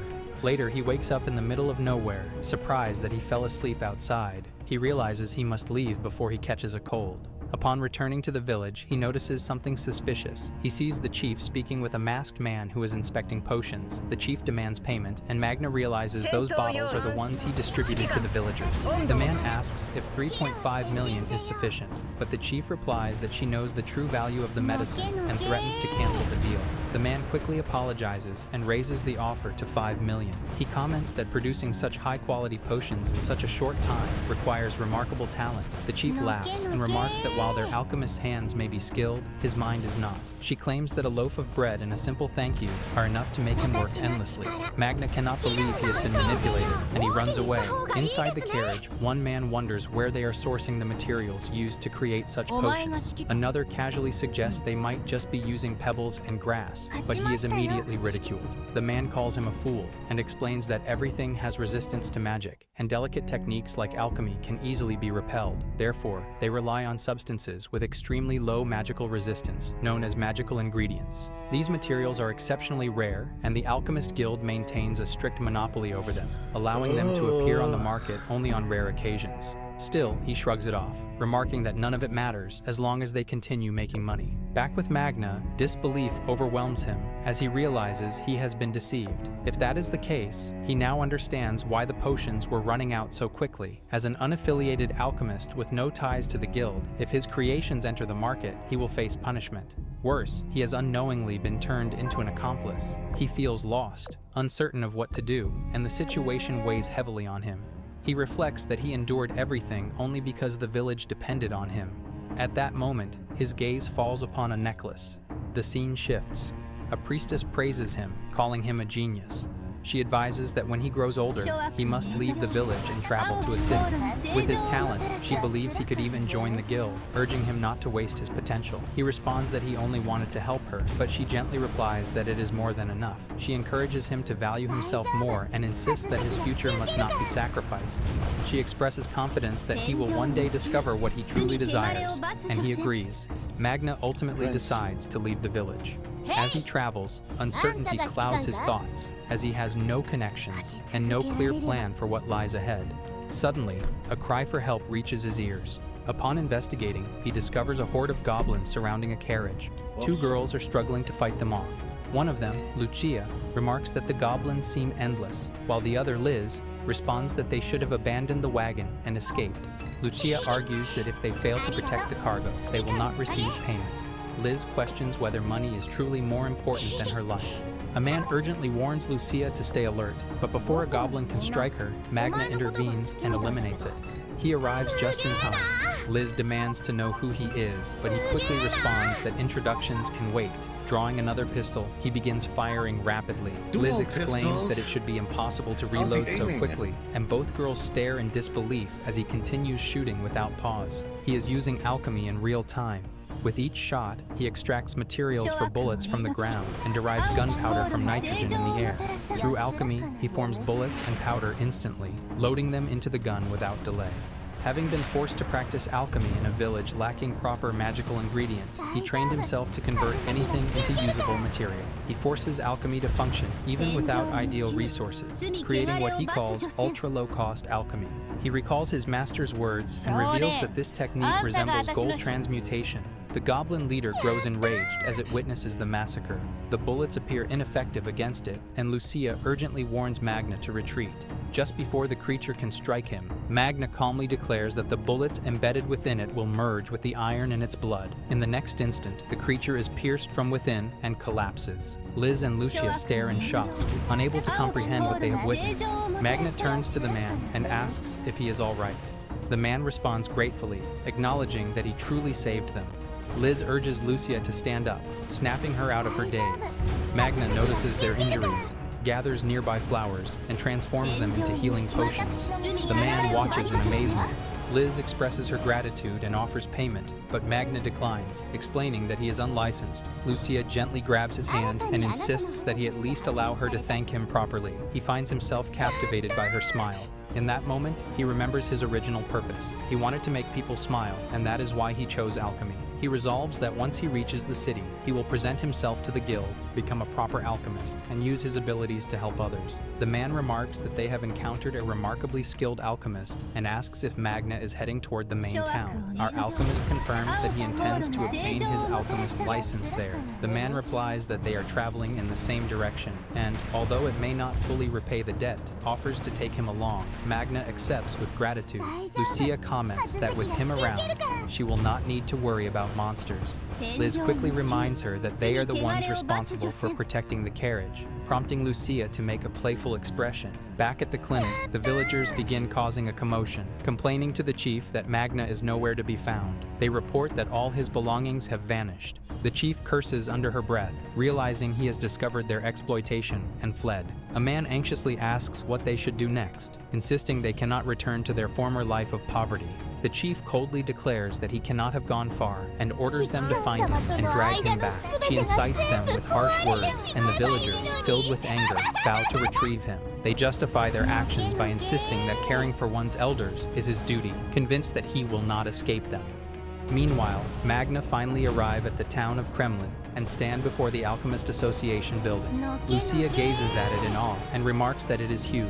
The man explains that the association earns most of its wealth by selling potions. He adds that Magna is fortunate, as a recruitment exam is currently being held. Magna feels confused, and the man elaborates that there are rumors about a shortage of alchemists due to a war unfolding in the West. Magna recalls that even the black market trader had mentioned something similar. He expresses his gratitude for bringing him here. The group cheers him on, confidently insisting that he will pass. Magna bids them farewell as they depart, reflecting that they were genuinely kind people and that his journey is beginning on a positive note. He approaches the reception window and explains that he is here for the exam. The receptionist hands him a form and instructs him to fill it out. Magna steels himself, determined to cut ties with the village and build a name for himself. He quickly locates his assigned station and is astonished by how advanced it is. With equipment like this, he realizes he can create potions with far greater precision. Despite that, nervousness begins to creep in. The examiner arrives and instructs everyone to open the wooden box placed before them and read their task. Magna discovers a heal leaf inside and is immediately amazed by its quality, as he has never encountered such a high-grade material before. However, the participant next to him dismisses it as garbage, causing those nearby to grow irritated. Magna feels confused by their reaction. The examiner clarifies that under normal circumstances, such materials would be discarded as substandard. However, due to the recent surge in demand for healing potions, production has struggled to keep up. As a result, they have made an exception and now require participants to create a healing potion using these substandard materials. She explains that they may utilize the alchemy stations, their personal equipment, and anything available within the exam hall. The participants grow uneasy as they have never been trained to refine such low-quality materials. She calmly reminds them that if the task feels overwhelming, they are free to leave. The man beside Magna mutters in confusion, unable to comprehend how a potion can be made from such ingredients. One by one, participants begin to withdraw. Magna watches in disbelief as they complain about the materials and walk away. He notes that the leaf is slightly damaged, but compared to the weeds he has been using to craft potions, it is far superior.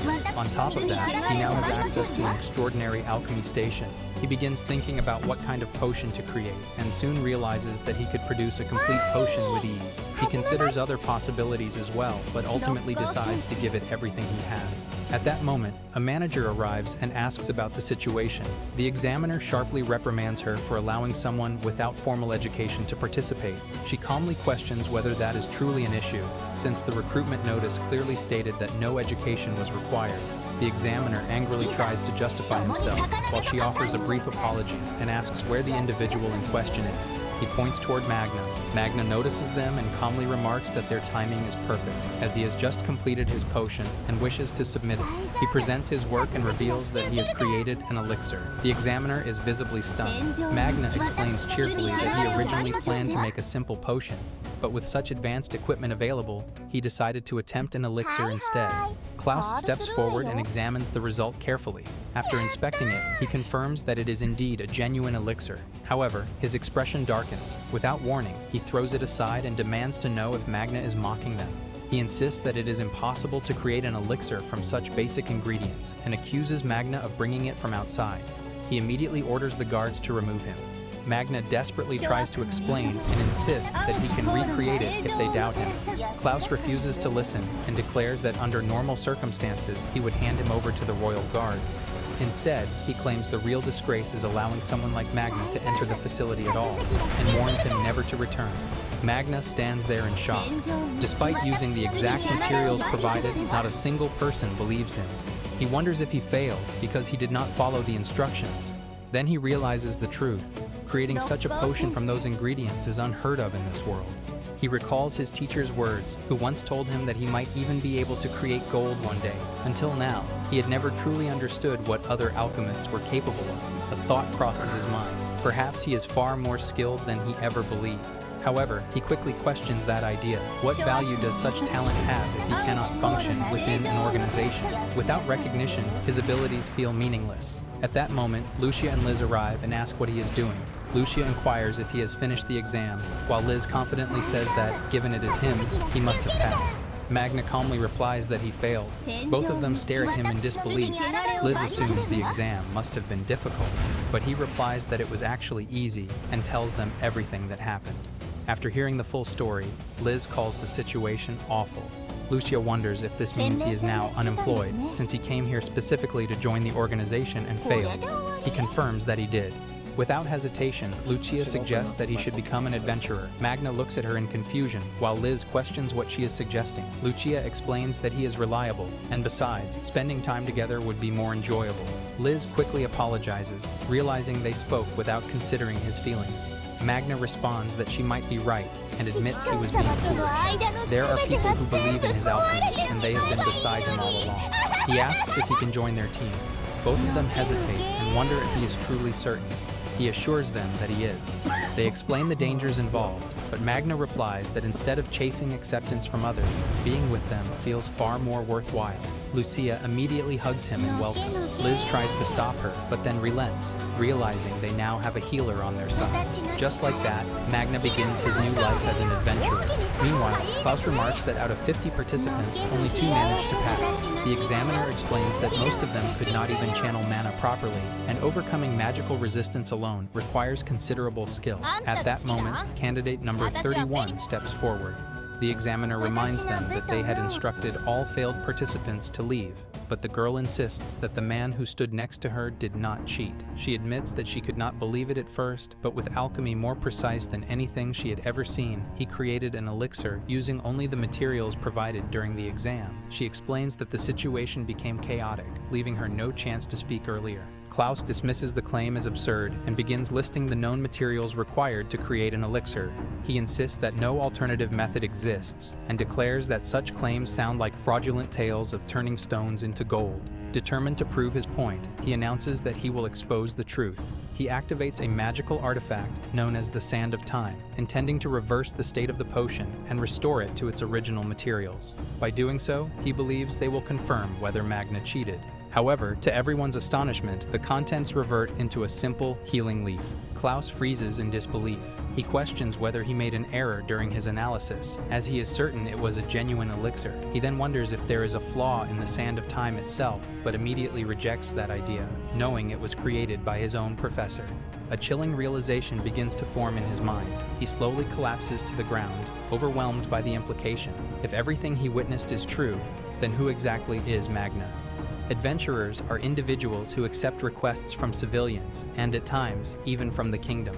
They handle a wide range of tasks, including escorting VIPs, slaying monsters, exploring dungeons, and occasionally assisting with simple household chores. The nature of their work is extremely diverse. Magna joins Lucia and Liz in the Guild Cat's Paw and begins his life as an adventurer. Lucia and her companions are still beginners, and their guild rank stands at 1 star, so they are unable to take on high-profile assignments. Their very first task involves helping with harvesting at an orchard. Lucia proudly shows Magna how much she has gathered and wonders if it would be all right to eat one. Liz immediately objects, but the farmer reassures them that it is perfectly fine. Lucia lights up with excitement, and the farmer explains that this year's harvest has been excellent, so they are free to eat as much as they like. Magna joins in without much hesitation. The scene shifts to earlier. At first, he stays cautious, thinking the job might be suspicious, but nothing unusual happens. Back at the guild, the receptionist checks his documents and tells him that to create his guild card, he needs to provide a blood seal. Magna looks confused, so she explains that it is used to identify adventurers. It reads their attributes from their blood and shows them as numbers. She also informs that an adventurer's level is connected to their guild rank. When Magna asks about the ranking system, she says it is based on a guild's achievements. The more stars a guild has, the more dangerous and rewarding missions they can take on. This system exists to stop adventurers from taking on tasks that are too difficult for them. She adds that a 5-star guild is highly respected and may even be invited to royal banquets. On average, it takes more than 10 years to earn even 1 star, so she advises him to be patient and keep working hard. Magna says it sounds like a long journey ahead. They finish the registration process, and she tells him it will take about 10 days to prepare his guild card. She assures him that he will be notified when it is ready. Magna thanks her and confirms that everything is complete. He then checks if there are any good requests available. He notices that they have not had much success. Lucia mentions that with only 1 star, there are barely any well-paying jobs available. Liz remarks that they cannot afford to be selective, and then turns to Magna, wondering if he is truly comfortable being part of their guild. She points out that someone with his abilities could easily join a higher-ranked guild. Magna reassures her that it does not bother him, as he chose to become an adventurer because they invited him. He then wonders if his presence is causing them any trouble. Lucia quickly denies it and praises him for being incredibly reliable. At that moment, she excitedly announces that she has found an amazing request. Liz looks over the details and realizes that it is another harvesting job. Magna immediately grows suspicious, thinking it sounds too questionable. Lucia points out that the reward is 50 times greater than what they earned from their previous escort mission, calling it unbelievable. Magna admits that it is unusually high and turns to Liz for her opinion. She replies that it is an incredible opportunity and insists they should accept it. Magna stares at them in disbelief and wonders if they are seriously considering this. He argues that every line in the request seems suspicious.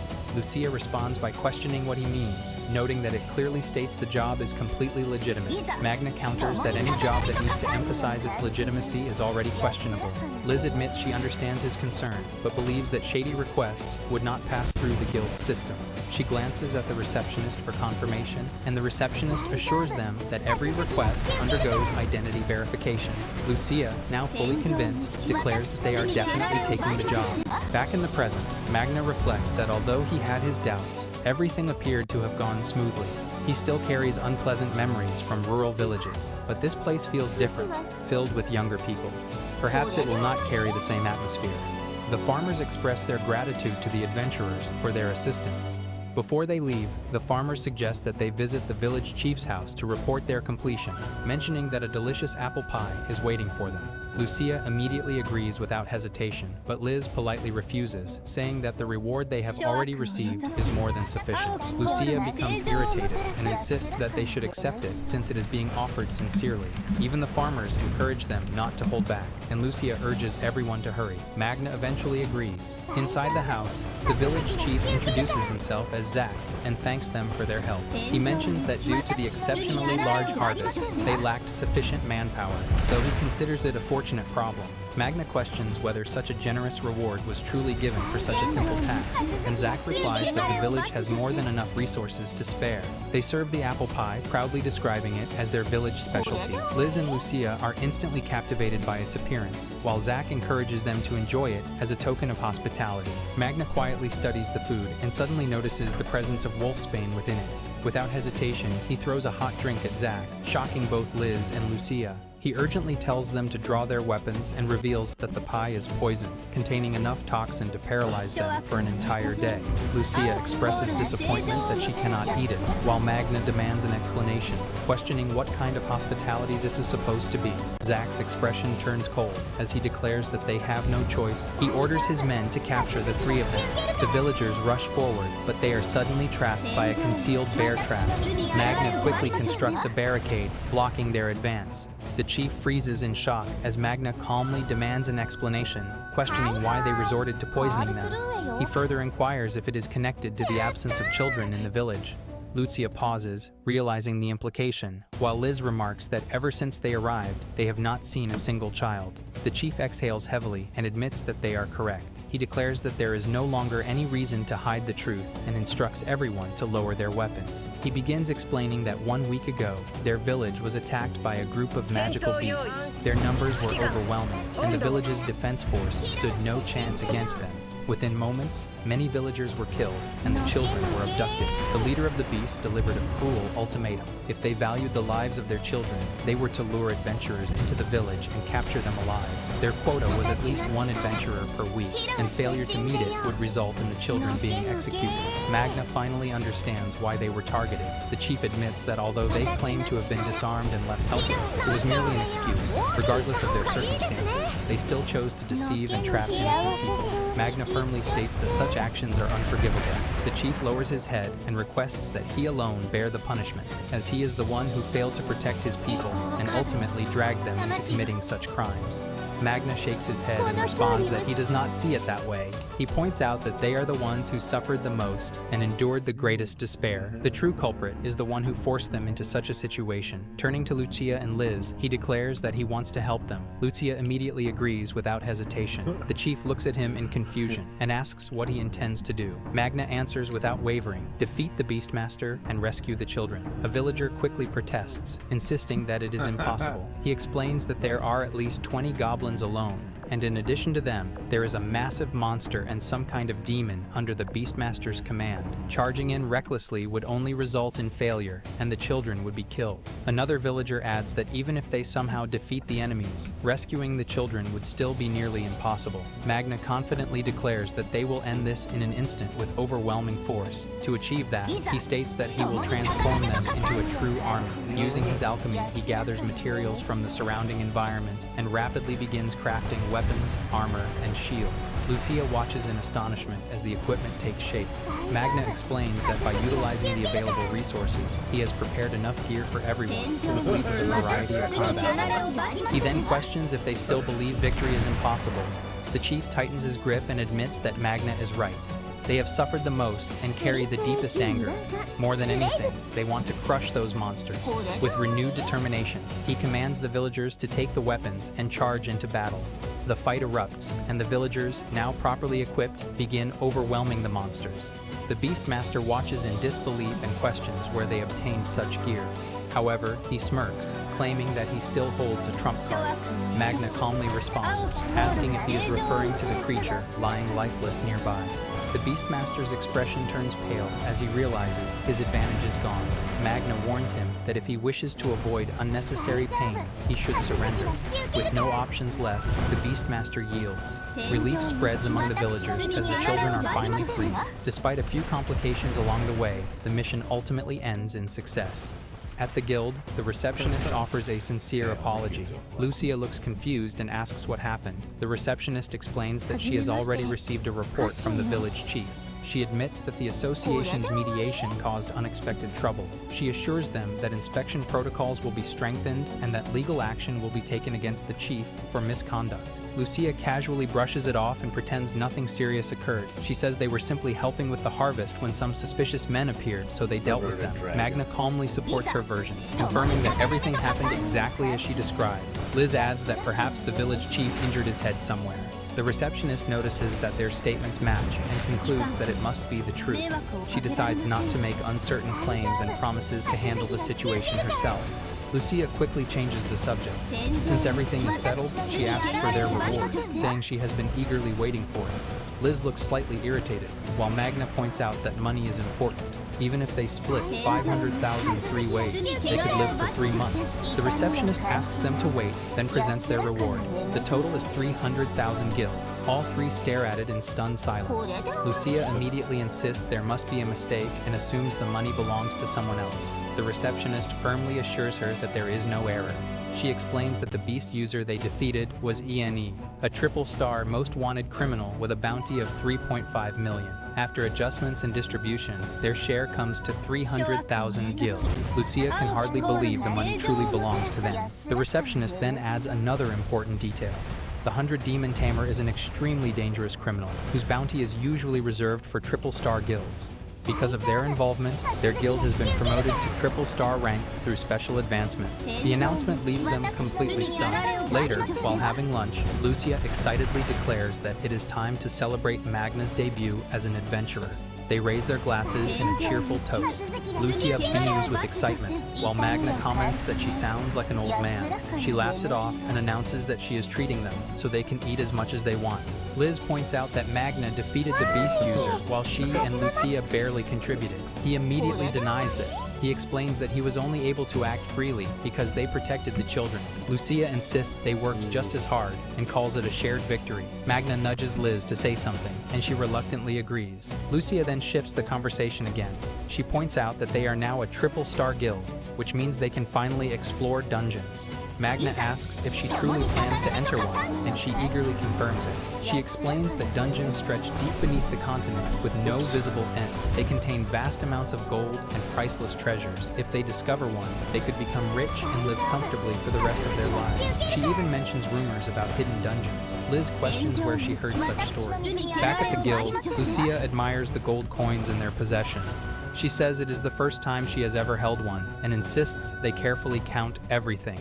The receptionist congratulates Magna on his special advancement. She praises his ability to turn an ordinary village into a capable fighting force using only available materials. She says his alchemy operates on an entirely different level and even resembles magic. Magna modestly replies that he simply learned to conserve resources because he grew up poor. The receptionist hesitates before adding that, although the promotion was largely due to his individual efforts, the other two members are still officially considered one-star. She mentions that triple-star missions carry much higher risks. For Lucia and Liz, such challenges are at least 10 years too early. She advises him to ensure their safety. Later, during dinner, Magna suggests that they continue taking one-star requests for now and focus on improving their teamwork. Liz agrees and admits that, in their current state, they would only become a liability. Lucia, however, remains completely confident. Liz questions where that confidence comes from. Lucia reveals her plan to use their earnings to purchase a secret manual. She explains that it is a magical item that can teach advanced techniques simply by reading it, without any training. Although it is expensive, she believes it is a worthwhile investment. Once they grow stronger, they will be able to take on many triple-star missions and earn far more. Magna admits the idea makes sense. Liz also agrees that it is surprisingly well thought out. This annoys Lucia, and she questions what Liz meant by that. Lucia then insists they go to the adventurer market immediately after finishing their meal. Meanwhile, from the shadows, someone watches them quietly. It is the village chief, who has finally tracked Magna down. She scoffs and remarks that he is showing off money as if he is important. The villagers with her ask if they should capture him right away. She refuses and explains that forcing him now would not make him cooperate. When they ask about the plan, she calmly replies that they will create a situation where he has no choice but to listen. She adds that it will be easy, especially since he is traveling with two naive-looking companions.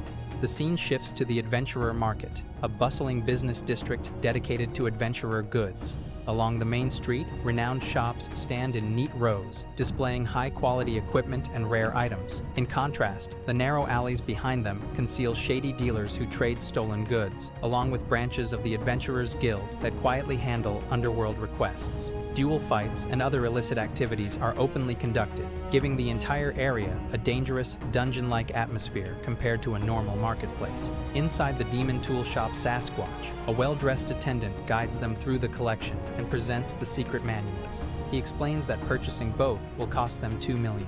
Lucia stares in disbelief, unable to process that they are actually about to spend such an enormous amount. Liz calmly reassures her, insisting that they have come this far and that it is a necessary investment. After a brief hesitation, Lucia gathers her courage and places the money on the counter. The shop owner informs them that he will escort them to a reading room, where it will take about an hour for the skills to be inscribed into them. He then turns to Magna and inquires whether he wishes to wait inside the shop.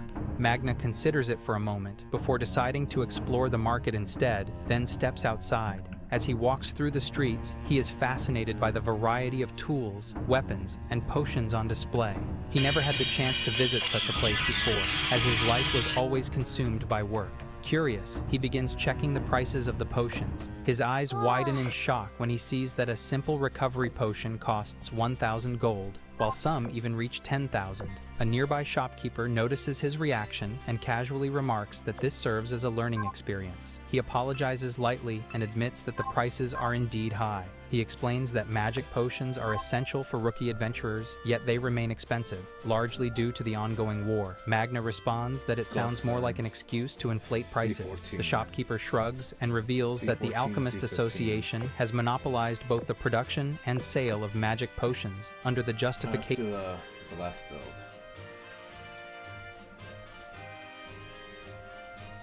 The last 10 build. I don't know who I'll get. お前が指揮官？うん。そしてあんたが指揮官くん。鉄血の駆逐艦エーリヒシュタインブリン。あなたが指揮官ね。いいっす。今日からよろしくお願いします。ハロー指揮官。私はネバダ級戦艦。あんたが指揮官。最上型10。そなたが指揮官。ロンドン級の。 There we go, we got her. C14. Alright, then I go there.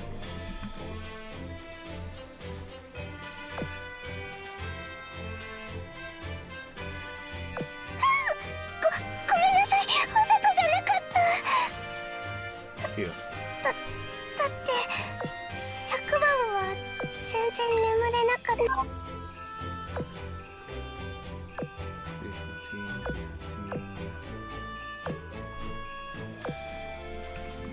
There's gonna tornado soon. So I need to prepare myself.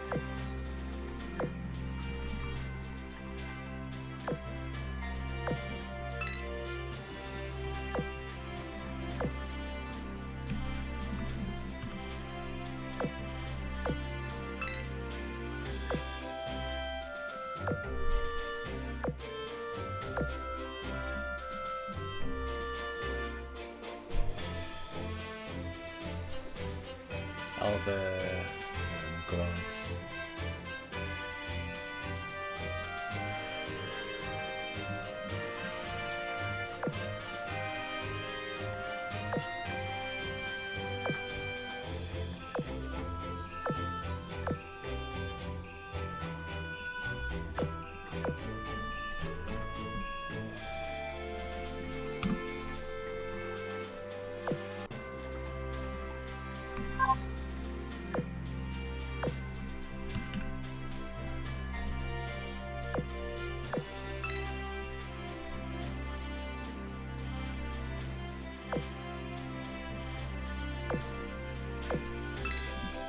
Where is she? Grunts.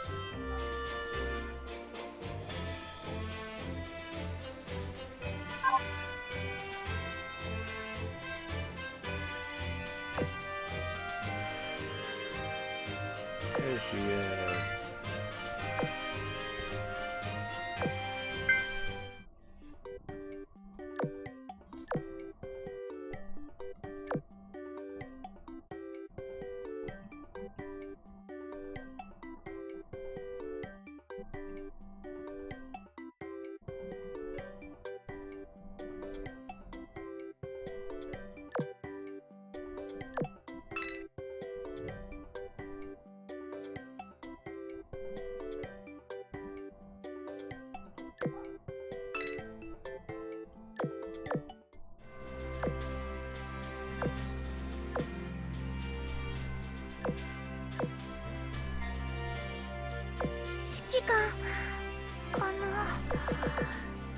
私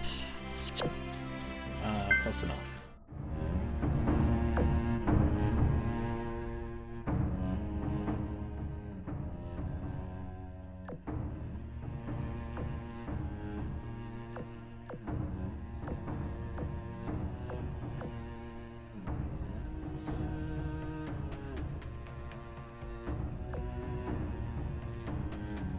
問題にぶつかったらまずは自分の頭でよく考えて、どうしてもわからない。指揮官様の世話になっていますから。指揮官、何でも私に。指揮官、何でも私に。 Who could it be? 指揮官、ごめんなさい、わざとじゃなかった。 Yes, you did.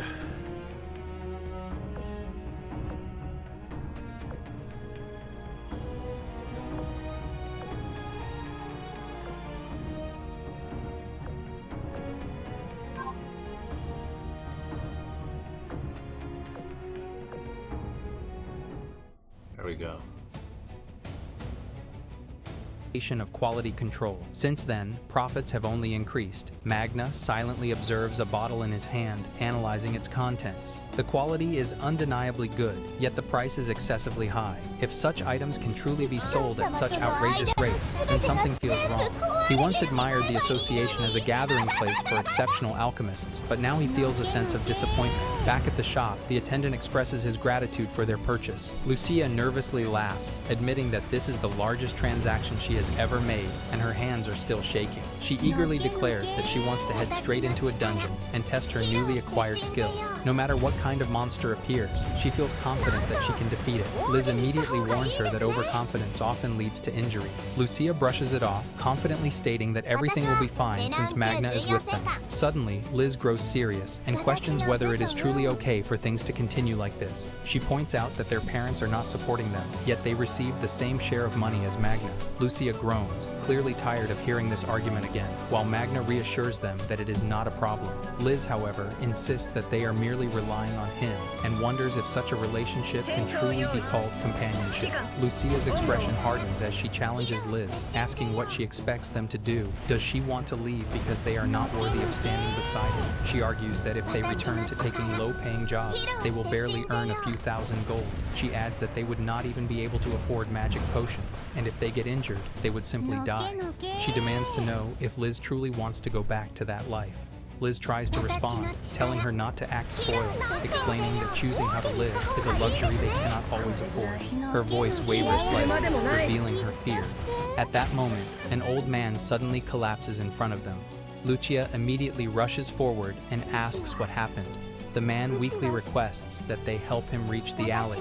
Without hesitation, Lucia agrees and calls for Liz to assist. Once inside the alley, Lucia asks if she should call a doctor. The man thanks them and claims that he will be fine once he drinks his medicine. The moment he consumes the potion, his body rapidly regains strength. His frail appearance disappears, his clothes tear apart, and he stands up with overwhelming energy. Lucia and Liz freeze in shock. Before they can react, multiple figures emerge from the shadows. They are swiftly overwhelmed and beaten, losing consciousness within moments. Meanwhile, Magna completes his own errand, satisfied with his purchase, especially a fire dragon's claw. With it, he believes he can enhance the effectiveness of his strength potions, even when using simple weeds. Although it costs him 300,000, he considers it a worthwhile investment for his companions. At that moment, he hears a familiar voice behind him. It is the village chief. She approaches him with a concerned expression, claiming she was worried when he suddenly disappeared and suggesting that they should return together. He immediately refuses, stating that he is fully aware of her intentions. She softens her tone, urging him not to be hostile and admitting that she was wrong. She claims she is not seeking forgiveness without offering something in return. As compensation, she proposes introducing him to 2 potential brides. Magna stares at her in confusion, questioning what she is implying. She casually explains that they are slightly young, but charming and kind sisters. In that instant, Magna realizes her true intentions. The chief notices his reaction and smirks, suggesting that he is finally interested. She then proposes that they move to a different location to discuss the matter further. In the middle of nowhere, Magna arrives at a grim scene. He sees Lucia and Liz restrained and clearly beaten, their condition far from stable. The village chief stands nearby and casually remarks that the brides seem quite fond of her, adding that it may be time for him to head back to the village. Magna stares at her and remarks that she truly is something else. At that moment, the captors grow aggressive, grabbing at the girls and escalating the threat. The chief coldly warns that she will only repeat herself once. He must return to the village and continue producing potions, otherwise she will not guarantee their safety. Frustration builds within Magna as he realizes that he has dragged them into this situation. Above everything else, their safety matters most, so he decides to comply for now. He agrees to return, but demands that Lucia and Liz be released in exchange. Liz immediately refuses, insisting that he should not allow himself to be controlled. One of the men silences her with a punch. She steadies herself and declares that she is fine, urging Magna to fight without worrying about them. Lucia looks at her in disbelief, questioning if she has lost her mind. Liz responds firmly, reminding her that they once said they do not get to choose how they live. They kept depending on others, and now that danger has arrived, they are trying to run away. She questions how that makes them any different from those who tried to exploit Magna. She adds that standing side by side in battle is what truly defines comrades. Lucia falls silent for a moment before understanding dawns on her. She admits she is not good with pain and urges Magna to hurry and save them. Magna recalls the receptionist's earlier warning, and everything finally clicks into place. He realizes he was mistaken all along. The chief grows irritated and orders her men to kill one of them. Before they can act, Magna suddenly fires. Both Lucia and Liz flinch in fear, while the men look around in confusion, assuming it might have been a stray shot. Magna calmly declares that he will leave that side to them. In the next instant, the restraints binding Lucia and Liz shatter, and they break free. Empowered, they launch a counterattack, cutting down the men with overwhelming force, utilizing their newly acquired techniques. The chief watches in confusion, unable to comprehend what just happened. Magna explains that the bullets he fired contained a magical substance known as Fire Dragon's Claw. By using their bodies as a base, he transmuted it within them into a might elixir. She reacts in disbelief, accusing him of using human bodies as ingredients. Magna calmly replies that golden transmutation does not discriminate between materials, something she should already understand. The chief begins laughing, clearly impressed, yet obsessed. She declares that his outrageous talent now belongs to her, and that she will never allow anyone else to take it. She enhances her own strength, using his potions, and threatens to drag him back, even if it means severing his limbs. With her power pushed to its peak, she prepares to demonstrate her true strength. She lunges at him with full force. Magna observes calmly, noting that she is finally revealing the power that once earned her the title of the feared 2-star, the Mountain Princess. Yet, he stops her attack effortlessly with one hand. She stares in disbelief, unable to comprehend how easily he blocked it. Magna studies her condition and remarks that she is a problematic patient. Unlike her reckless use, he conducted proper trials and established precise dosage methods. She looks confused, and he explains that he would never distribute something without confirming its safety, especially since his creations are not made from standard materials. He reveals that he tested everything on his own body, pushing himself beyond his limits throughout his growth. With a swift motion, he shatters her sword. He then reveals that a side effect of his experiments is that his physical abilities never returned to normal, and instead remained permanently enhanced. He declares that he has had enough of them. However, allowing someone to die because of his potion would leave a stain he cannot ignore. Instead, he decides to administer an emergency treatment. The method is brutal. He strikes her in the stomach with immense force, causing her to expel the potion. He calmly states that she might survive. He then turns his gaze toward the remaining men and casually asks who is next. They immediately back down, refusing to fight further. Magna reflects on what he has learned since leaving the village. The people he admires are those like Lucia and Liz, who willingly risk themselves for others. The ones he despises are those who twist that kindness for selfish gain. That is why he is no longer asking. He charges forward and overwhelms them completely, striking them down one by one until none remain standing. After everything settles, he apologizes, stating that his past has caused them trouble. Liz immediately responds that he has nothing to apologize for. Lucia adds that being shot out of nowhere was definitely shocking. Magna admits that he intended to wait until their safety was ensured before acting, but Liz's provocation forced his hand. Despite everything, he smiles and admits that he is genuinely happy. He had always called them comrades, but deep down, he never truly treated them as equals. That hesitation is why he avoided taking on a 3-star quest. Now, however, he is ready. He declares that they should face it together as true partners. The three of them share a determined look, excitement building between them. They are ready to aim for something greater, a single chance at fortune. Meanwhile, back at the Alchemist Guild, inside the professor's chamber, Klaus knocks on the door and announces that there was an incident during the temporary recruitment exam. He adds that the matter involves something that will surely capture the professor's interest. Inside the office, the professor studies the elixir with a noticeably subdued expression.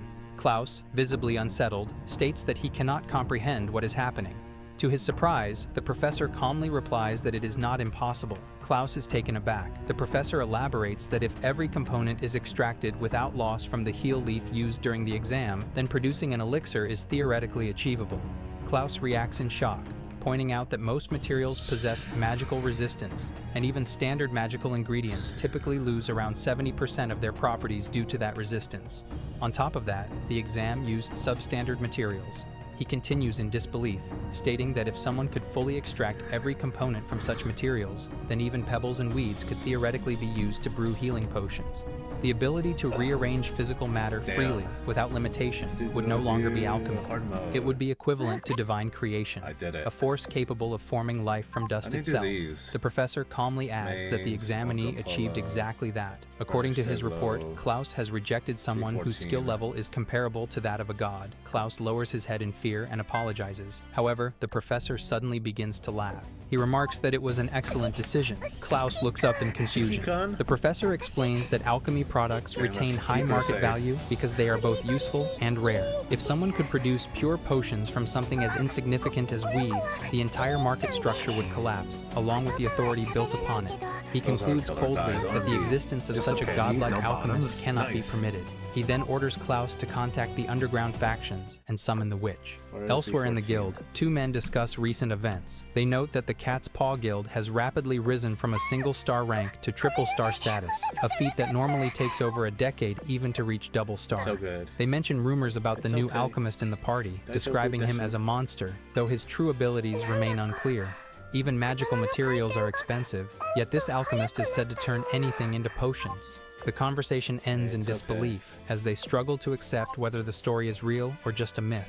At that moment, the group returns. Lucia complains that there was no treasure at all. Magna calmly replies that this was expected, since the shallow areas have already been thoroughly stripped. Liz adds that thanks to the secret manual, they were still able to handle the dungeon monsters effectively. Lucia suggests investing in better equipment next time and venturing deeper. Liz reminds her that they do not have enough funds for that approach.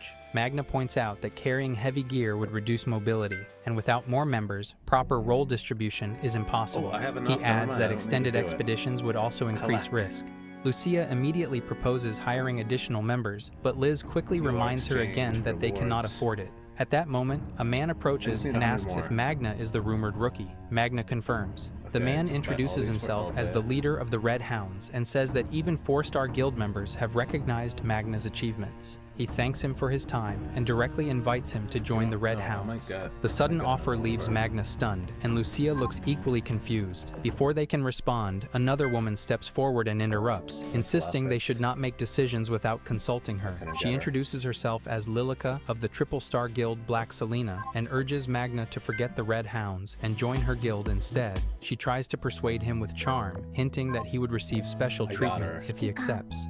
Lucia immediately grows.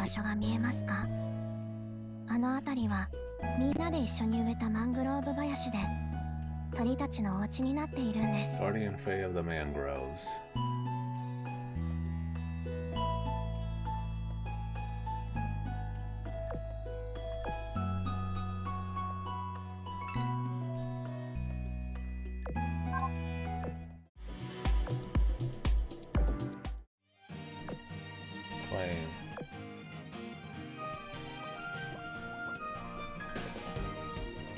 Irritated, questioning how they dare try to poach him in front of her. The Red Hounds leader responds that Magna's talent far exceeds their current party, and keeping him in a low-tier guild would waste his potential. Lilica agrees and adds that Lucia should behave like a good child and stick to single-star missions. Both Lucia and Liz glare in frustration. Magna finally speaks. He acknowledges their offers but politely refuses. He explains that he became an adventurer to help people. While joining a prestigious guild would bring more opportunities, Lucia and Liz are still the ones risking their lives in missions that barely earn a single coin. 85. He states firmly that he wants to stay with them and is proud to be part of Cat's Paw. Lucia immediately brightens and hugs him tightly, declaring that she loves him and is about to kiss him. Magna's face turns bright red. Liz quickly pulls her away, telling her to stop. Lilica clicks her tongue in annoyance and mutters that men always prefer younger appearances, just like when she was young. The Red Hound's leader glances at her and remarks that she still looks young herself. He then turns back to Magna and says he has found promising companions, though it is unfortunate since they were originally meant to join an upcoming major expedition as part of an advanced team. Magna looks confused. At that moment, the door opens again, and the professor enters. He states that he is here on official business regarding the Cat's Paw Guild. The professor begins by offering a formal apology for Magna's unfair rejection, stating that the responsibility rests entirely on him. He expresses sincere regret for the incident. Magna calmly responds, asking him to raise his head, and assures him that he is not bothered by it. Lucia then asks about the purpose of the request. The professor explains that they would like to invite the members of Cat's Paw to participate in the 38th Grand Exploration, scheduled to begin 1 week from now. Lucia looks confused, prompting him to instruct Klaus to provide further clarification. Klaus explains that the Grand Exploration is a large-scale dungeon excavation organized by the Alchemy Association. Beneath the continent lies a massive dungeon whose full structure remains uncharted. This time, the operation will focus on excavating areas near the deepest known level, referred to as Reach, approximately 80 meters deep. He continues, stating that on the day of the operation, 1-star guilds will be recruited as subcontractors under the 4-star guild Red Hounds. Around 200 adventurers and association personnel will be mobilized. After explaining the structure of the mission, he specifies Cat's Paw's role. They are to conduct a scouting operation, pushing down to the 100-meter depth farther than anyone has ever reached before. The uncharted region is believed to contain untouched resources and rare loot. Naturally, the mission is extremely dangerous, but it is also considered a noble undertaking that will contribute greatly to humanity's progress. Klaus formally requests their cooperation. Lucia listens in confusion, processing the information. The professor sighs and admits that Klaus tends to be overly long-winded and unclear. He apologizes for that and restates the request in simpler terms. The Alchemy Association will provide all supplies and manpower, while Cat's Paw will focus on treasure hunting. Any discoveries they make will be properly compensated. He asks if the offer sounds more appealing now. Lucia requests a moment to discuss with her team. After a brief pause, she admits that the offer is extremely tempting. Magna agrees, stating that it is a favorable arrangement. With supply routes secured and a base camp established, conditions that would normally be impossible for just the 3 of them become achievable with a full expedition force. Liz, however, reminds them that they recently experienced trouble from something that also seemed too good to be true.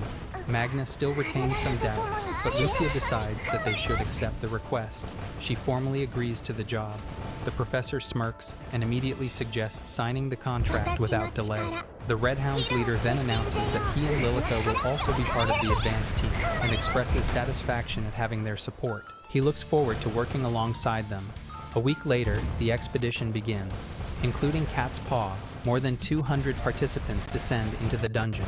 They take the shortest established route through the Labyrinth City, a massive structure extending nearly 300 meters underground, and proceed toward the forward base known as Deet City.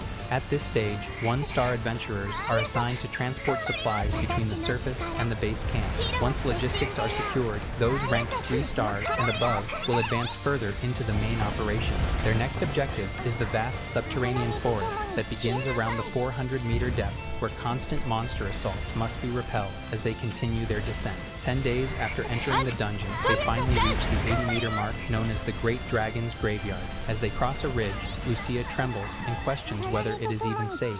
What appears before them is not a bridge, but a formation of massive dragon bones. The Red Hound's leader calmly explains that dragon bones are far stronger than stone bridges. Liz is stunned, unable to believe creatures of that size once existed. He clarifies that they did not exist in their current era, but according to legend, there was an age of dragons hundreds of millions of years ago, and this layer may have once been the surface world. Lucia exhales in exhaustion as they finally set foot on solid ground again. Lilica remarks that the glow moss brought from a previous expedition has spread effectively, ensuring visibility even at ground level. The leader then orders the establishment of a base camp. A perimeter wall must be constructed immediately, and all adventurers are instructed to remain alert, especially against aerial threats. He then addresses the advance team, stating that after a full rest, they will proceed through the cave beyond the dragon's jaw. Their destination is the deepest point ever recorded by humanity, the 928-meter mark known as the Great Abyssal Falls. Beyond that lies completely unexplored territory. He instructs everyone to prepare thoroughly. Magna acknowledges the briefing. Lucia glances toward the entrance and remarks that it gives off an unsettling feeling, as if they are about to be swallowed. From a distance, the professor observes the expedition and asks Klaus about the witch. Elsewhere, in the depths of the unknown, the witch is already in motion. He confirms that she has arrived at the Great Falls. Deep within the dungeon, the group comes across a pack of armor lizards, beasts whose scales are harder than steel. Everyone immediately prepares for combat. Percival activates his ability, Power Charge, and charges straight through their ranks. Lilica follows up with her technique, Calamity Edge, as the battle breaks out. Magna fires several shots, but they barely leave a mark, forcing him to move in close and strike them head-on. Percival and Lilica glance at him in surprise, clearly impressed by his physical strength. Lucia and Liz struggle to keep pace with the fight. Seeing this, Percival reminds Liz about the manual she studied, explaining that it contains a skill capable of ignoring an enemy's defenses. Liz suddenly recalls it and activates the technique, effortlessly slicing through the lizard's armor. At the same time, Lilica advises Lucia, pointing out that her hesitation is the reason her attacks keep bouncing off. She explains that if Lucia commits fully, her skill will allow her to cut through as well. Lucia takes a steady breath and gathers her resolve before striking with full force. Her first attack barely pierces the scales, but she immediately follows up. As her blades cross, she triggers her skill, and the armor splits cleanly apart. She pauses in disbelief before realizing she has finally succeeded. Percival comments that purchasing those abilities was a wise decision, explaining that the manual they used is considered top tier, something even 5-star guilds depend on. Lilica agrees, but notes that its only drawback is the outrageous cost. She then apologizes to Lucia and Liz, admitting she misjudged them earlier and treated them like dead weight. She acknowledges that they came prepared and have proven themselves to be reliable adventurers, adding that she is counting on them from now on. Magna smiles faintly, thinking that their early investment has already started to pay off. The group pushes deeper into the dungeon, eventually reaching a depth of 900 meters. Before them lies the Great Abyssal Falls, where underground streams merge into a massive waterfall. The view is both overwhelming and breathtaking. While the others admire it, Magna quietly senses that something is off. Back at the Kremlin Assembly Hall, the receptionist listens carefully and confirms they will wait for the next scheduled report. Another staff member arrives and mentions that everything appears to be progressing smoothly. She responds that it needs to stay that way, or they could face serious consequences. Just then, a man named Tosh enters, delivering the guild cards for last month's new recruits. The receptionist brightens immediately, as they have been anticipating this. Tosh remarks on her excitement, and she explains that a rookie managed to capture a major criminal on his very first assignment, making it a remarkable case. Tosh then brings up a concerning rumor he heard at the port. The ship he traveled on connects to the guild headquarters in Milverna, and the vessel that departed before his was attacked by a kraken. The receptionist is startled and asks if he is referring to the 4-star threat level giant magical beast. Tosh confirms it and explains that even the crew could not understand how they survived. Despite the attack, the ship still reached port safely. According to those on board, a tall witch incinerated the kraken with overwhelming fire magic. The receptionist struggles to process what she hears. Back inside the dungeon, Lucia remains mesmerized by the abyssal fall, while Magna's focus sharpens as he detects something unusual.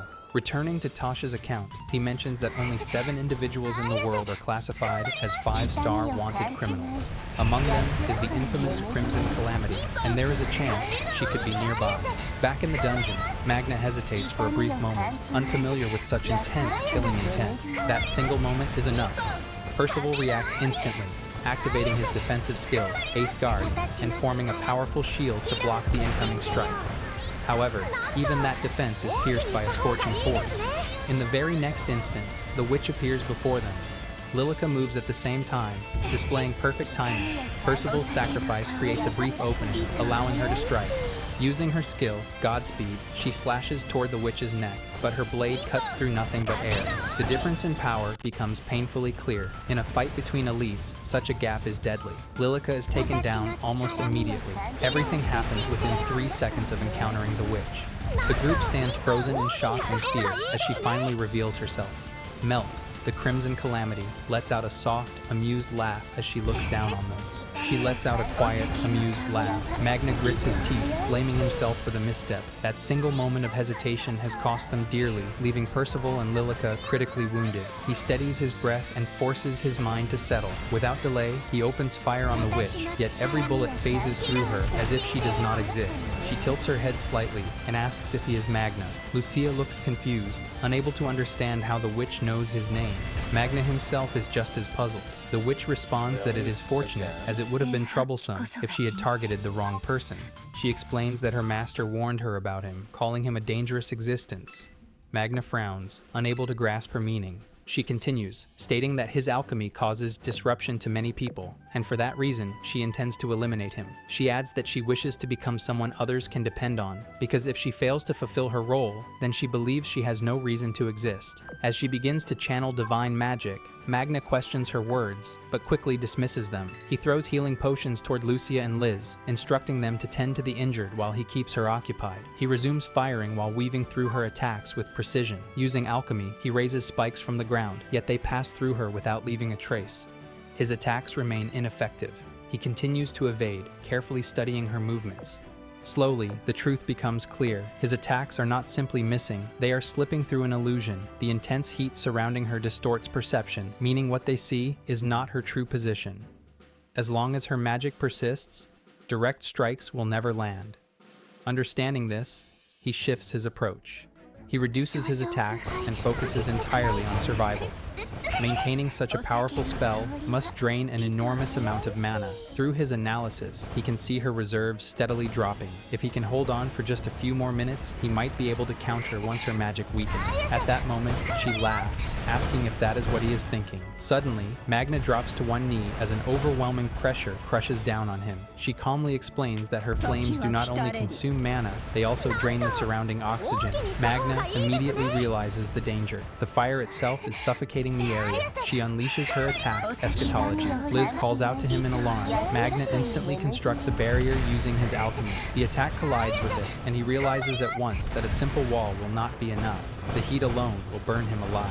He forces himself to rethink the design. Taking inspiration from a bird's nest, he reshapes the structure into a honeycomb pattern, forming layers that can insulate and disperse the heat. The witch laughs wildly, mocking his attempt, and casts another spell without pause. Magna is stunned, unable to believe she can unleash such powerful magic repeatedly. She activates her ability once more, and this time, the sheer intensity of the flames overwhelms everything. The structure gives way. Magna is swallowed by the inferno and completely disintegrates under the devastating force. The witch exhales heavily and drops to her knees, whispering that she has proven her worth to her master. Lucia and Liz stand frozen in shock, unable to comprehend what just unfolded. Melt continues laughing, her voice echoing across the cavern. In the very next moment, a bullet rips through her abdomen, sending her crashing to the ground. As the smoke slowly fades, Magna stands there, completely unharmed. Lucia and Liz brighten with relief, while Melt stares at him in shock, unable to understand how he survived. Magna calmly explains that alchemy does not create something out of nothing. It is a technique that alters the structure of existing matter. In other words, the materials for his barrier were drawn from beneath the ground. The real purpose of his golden transmutation was never to block her flames, but to carve out space and evade the attack altogether. Melt clicks her tongue in irritation, realizing she let her guard slip at the worst possible moment. Lucia and Liz rush toward Magna, relieved to see him safe. Percival comments that thanks to him, he managed to survive, while Lilica, now fully recovered, admits that she is completely exhausted. Percival continues, explaining that Melt possesses the ability to cast a divine class spell on her own, something that would normally require a group of 10 people. He reveals that she is the Crimson Calamity, one of the 7 individuals in the world with a quadruple star bounty and a 5-star wanted criminal. The fact that Magna managed to bring her down leaves him astonished. Magna shakes his head, replying that it was only possible because they created an opening by holding off her initial attacks. Lilica then questions why Melt specifically targeted him. Liz recalls that Melt mentioned she was acting under her teacher's orders. Lucia turns to Magna and asks if he knows anyone who might hold a grudge against him. Magna admits that there are indeed people who resent him, but he cannot imagine any of them having connections to someone as powerful as Melt. He quietly wonders who could be behind all of this.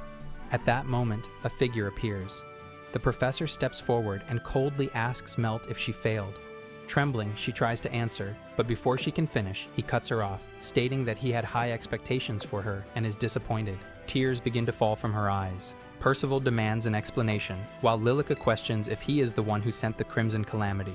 The man calmly confirms it. He explains that his goal was to eliminate a potential threat to the Alchemist Association. Though it seems he overestimated Magna, he continues, analyzing Magna's abilities. He states that Magna's alchemy is nothing more than material transmutation executed with abnormal efficiency. It does not create new laws, nor does it bring something into existence from nothing. It is far from divine. However, even that level of skill makes him dangerous, and for that reason, he must be erased. Lilica rejects his words in anger and launches an attack. She draws her blade and throws it at him while manipulating his shadow to restrict his movement, urging Magna to act. Magna still does not fully understand why he is being targeted, but he refuses to hesitate in the face of clear hostility. He takes aim and fires a purge bullet straight at the professor, destroying his head instantly. Lucia cheers, believing the fight is finally over, but in the next moment, the professor's head regenerates before their eyes. He calmly states that alchemy is a path that leads to godhood, and those who pursue it are seekers of that truth. He introduces himself as Victor Weissman, an alchemist who has mastered biological transmutation. Lucia and Liz freeze in shock. Victor activates his ability, using biological acceleration to form a grotesquely mutated arm. Magna watches in disbelief, realizing that Victor is rewriting the very blueprint of living beings through alchemy. Victor attacks, forcing Percival to activate Ace Guard and create a defensive barrier. In that instant, Percival realizes that Magna is not the real target. Without warning, Victor impales Melt with his transformed arm. She screams in agony as he coldly remarks that she should remain useful until the very end. He then activates another alchemical process, further mutating her body. Magna immediately senses the danger. This transformation has no clear direction, and if it continues to spread uncontrollably, it could consume everything around them. He urgently warns everyone to jump. A violent explosion erupts as the unstable energy detonates. With no time to think, the group is forced to retreat. They leap into the abyss below, escaping the blast as chaos engulfs the battlefield. As they continue falling, Lucia questions why Magna brought Melt with them. He replies that if he had left her behind, she would have died. Liz suddenly notices that the waterfall has disappeared. Lilica explains that the height difference is so extreme that the water has already turned into mist. Percival checks their depth and reveals that they have passed 2,000 meters. They have already fallen more than 1,000 meters from the Great Abyssal Falls, yet the bottom is still nowhere in sight. Magna speaks up, saying he has a plan, but it requires Melt's help. She looks confused, while Lucia questions if he has lost his mind. Magna calmly explains that her allies abandoned her, so she has no reason left to target him. He proposes that they cooperate so both sides can survive. He hands her his last recovery potion and instructs her that once she regains her strength, she should fire the same magic she used earlier straight into the bottom of the abyss at full power. Lilica immediately calls him insane, pointing out that he is trying to heal someone who just attempted to kill him. Liz also warns him that trusting her is extremely dangerous. Melt stares at him for a moment and quietly asks if he is truly asking for her help, if he genuinely needs her. Magna replies without hesitation that she is the only one he can rely on right now. A faint smirk forms on her lips, and for the first time, she looks genuinely pleased. She tells him to leave it to her. Activating her divine magic, she unleashes eschatology, sending a massive surge of fire deep into the abyss. Magna quickly explains his reasoning.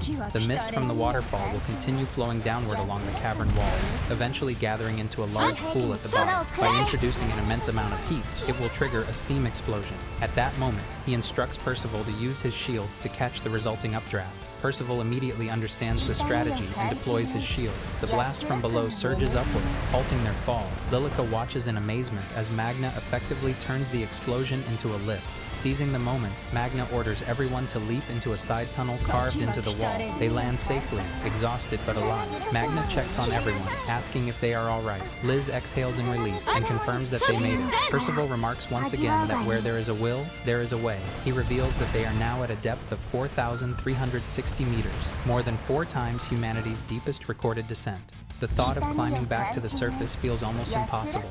Lilica agrees, but admits that what unsettles her more is the fact that Magna chose to heal Melt. She points out that although they survived this time, Melt is still a 5-star criminal and cannot be trusted.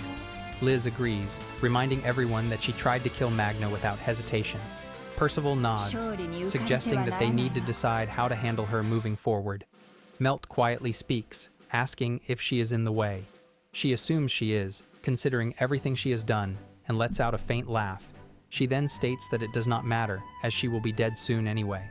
Before anyone can react, she steps back and throws herself into the abyss. Everyone is stunned. Magna immediately calls out to her and goes after her, catching her mid-fall. She looks at him in disbelief, unable to understand why he saved her again.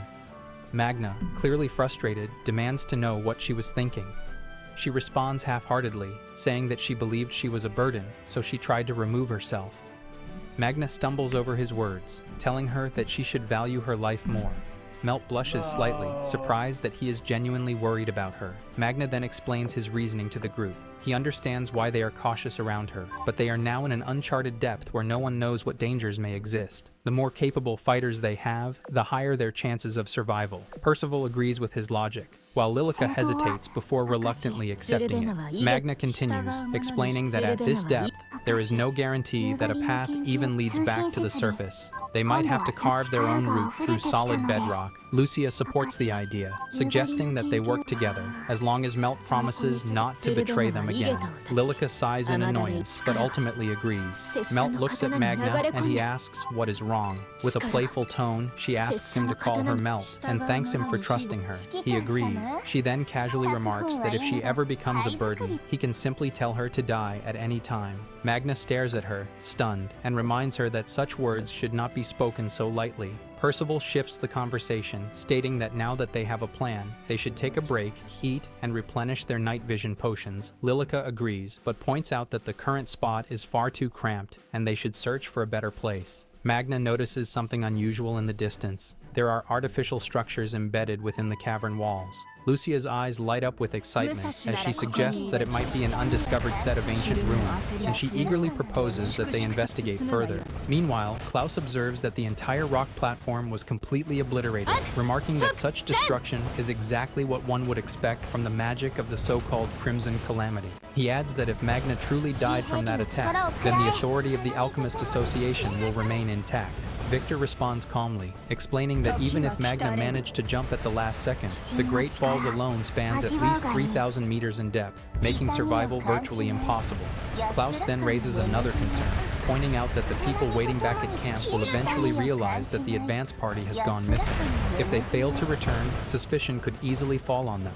Victor reassures him that he has already prepared a convincing scenario. He explains that the client's curiosity led them to accompany the advance party, but they were nearly devoured by monsters. In the end, the advance party fought bravely to protect them and lost their lives in the process. Klaus questions whether such a story would be believable. Even if the Cat's Paw Guild perished, would other guilds truly accept the death of a leader based solely on their word? Victor replies that they only need physical proof. Bringing back a part of the body would be enough. Klaus points out that the body lies at the bottom of the abyss, making that impossible. Victor simply smiles and remarks that they already have suitable material. Without warning, he stabs Klaus and begins altering his body through biological transmutation. Flesh twists and reshapes as Victor transforms him into an imitation of Percival. Once the transformation is complete, Victor coldly severs his head and states that at this point, no one will be able to tell the difference. Back at the assembly hall, panic begins to spread. There has been no report from the advance party, and the client has also disappeared. Tosh notices the tension and asks the receptionist what is wrong. She apologizes before suddenly asking him what level an adventurer from a 5-star guild would typically be. Tosh answers that if they are a leader, they should be around level 70. He then questions why she would ask something like that in the middle of a crisis. Meanwhile, Magna and his group continue deeper into the dungeon until they reach a dead end. Lilica observes that a cave-in is blocking their path, although there appears to be a large open space on the other side. She suggests that Melt use her magic to break through. Melt hesitates and apologizes, explaining that she has completely run out of mana. Lilica sighs in frustration, criticizing her inefficiency. Melt lowers her head and quietly asks if she should simply die for being a burden. Magna immediately stops her. Using his golden transmutation, he quickly creates high-grade magic recovery potions. He hands them to her and instructs her to drink 3, assuring her that her mana should recover. He also gives her additional potions to keep for later use. Melt follows his instructions, and her energy rapidly returns. With renewed strength, she casts her magic and blasts open the path. Magna praises her effort, while Lucia excitedly points out that there is indeed a cavern beyond the rubble and urges the group to move forward. Percival, still observing, admits that he is not deeply familiar with alchemy, but he knows that magic recovery items usually require a rare and expensive material called ether ore. He notes that Magna just created something equivalent without using any such resource. If that is the case, his guild should compensate him for it. Magna shakes his head and replies that adventurers like him could never afford materials like ether ore. He explains that ether ore forms when ambient magical energy crystallizes. The reason people naturally recover mana over time is because they absorb it through breathing. By using alchemy to compress atmospheric magic into a more efficient form, he can replicate that process without relying on rare materials. That is how he creates his potions, so there is no need to worry about the cost. Percival reflects that most people rely on expensive materials simply because they lack the ability to do what Magna does. Magna agrees and admits that he was shocked himself when he first arrived in the city. He remarks that many alchemists likely focus more on profit than skill, neglecting proper training. He has never had a favorable impression of them, and now that they even attempted to kill him, he fully intends to return the favor once he reaches the surface. Percival considers this deeply and wonders if the issue truly lies only in lack of training.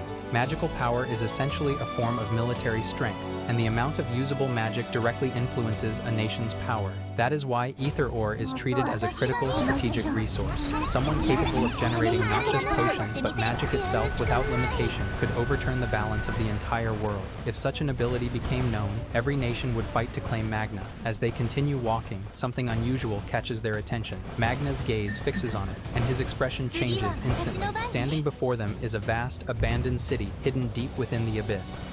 Here I am, know it's been a while. I was in denial about my love. Here I stand, I know I walked away. Had to find the person I'd become.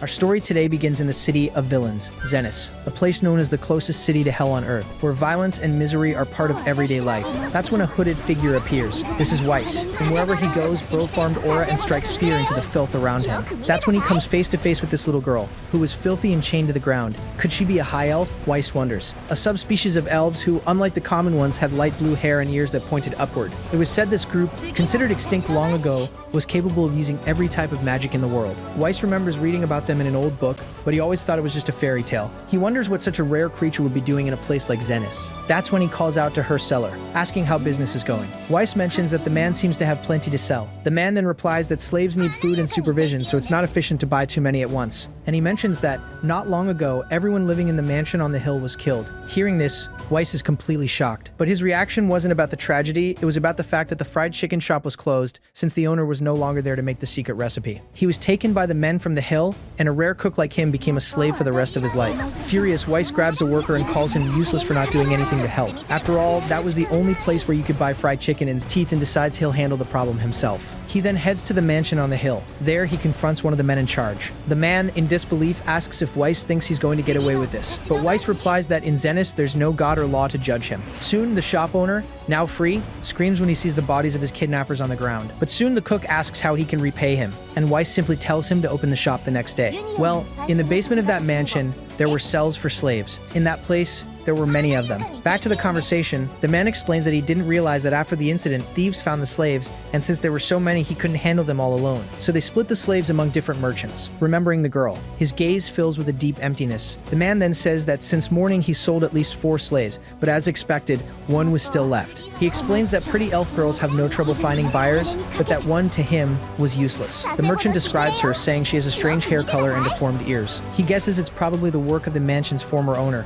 who used her for experiments. Weiss, however, knew the truth. If she were a high elf, she'd be worth millions, but an uneducated man like him would never know about their existence or value. Ignoring the girl's worth, the man says he doesn't know what to do with her. Maybe he'll throw her out into the street or feed her to the wild dogs. With a sick smile, he even suggests that might actually make her happier. That's when Weiss turns and asks, How much for her? Name your price. The man still hesitates, saying he can get him something better, but Weiss insists it depends on the price. The merchant calls her a piece of trash, saying she'd be useless and that there are much better options. A piece of trash? Weiss asks. He then steps closer, putting his arm around the man's shoulder, and says that he's always wanted to help him with his business, and because of that, he'd take that leftover. The man, beaming, asks the price, saying Weiss is making him very happy. He suggests 220 zenies, since they were brothers, but Weiss surprises him, offering 300. The merchant is ecstatic, saying he's the best brother of all, but Weiss just tells him to stop kissing up. With the deal sealed, Weiss orders him to take the chains off the girl, and just like that, the chains binding her finally fall to the ground. The merchant then steps back,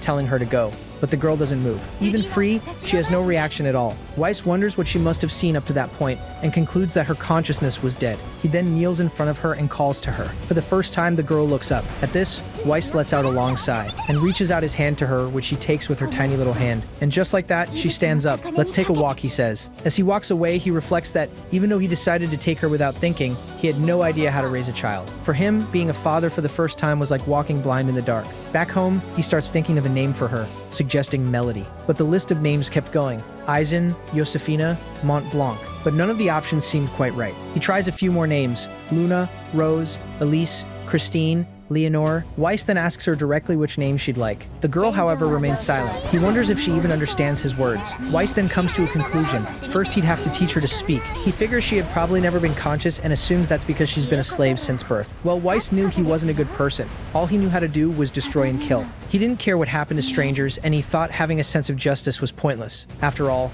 no one can make everyone happy. But despite all that, he admitted that it bothered him that these things happened. So, he decides he won't raise her as a slave, but as his daughter. And first, he needs to help her recover her consciousness. The first word she said would become her commemorative name. So, he kneels down and gently strokes her head. Weiss says that from that day on, he would be her father. He points to himself and says, "Me, Dad." Then, he points at her saying, "You, daughter," and asks if she understood. Weiss stares at her, waiting for some reaction, but nothing happens. At this, the poor guy wonders what he should do. Well, this is the story of how Weiss became a father. Shortly after, seeing that the girl had wet the bed, he quickly realizes that the road ahead would be tough. The elf daughter he bought from a slave merchant had a little accident and wet the bed. But seeing that little face, Weiss didn't even mind. He sits on the bed, taking the blame. After all, he forgot to take her to the bathroom before bed, a slip-up that could have prevented the accident. Up until then, he thought taking care of an elf wouldn't be a big deal, but reality was proving to be quite different. Looking back, being a father was completely uncharted territory for him. It was like trying to explore an unknown dungeon at the lowest level and with no gear. He concludes that he might have been careless. Back to the present, he decides he'll think of a name for her later. For now, the most important thing was a bath, since she smelled awful. So, he pours some warm water over her.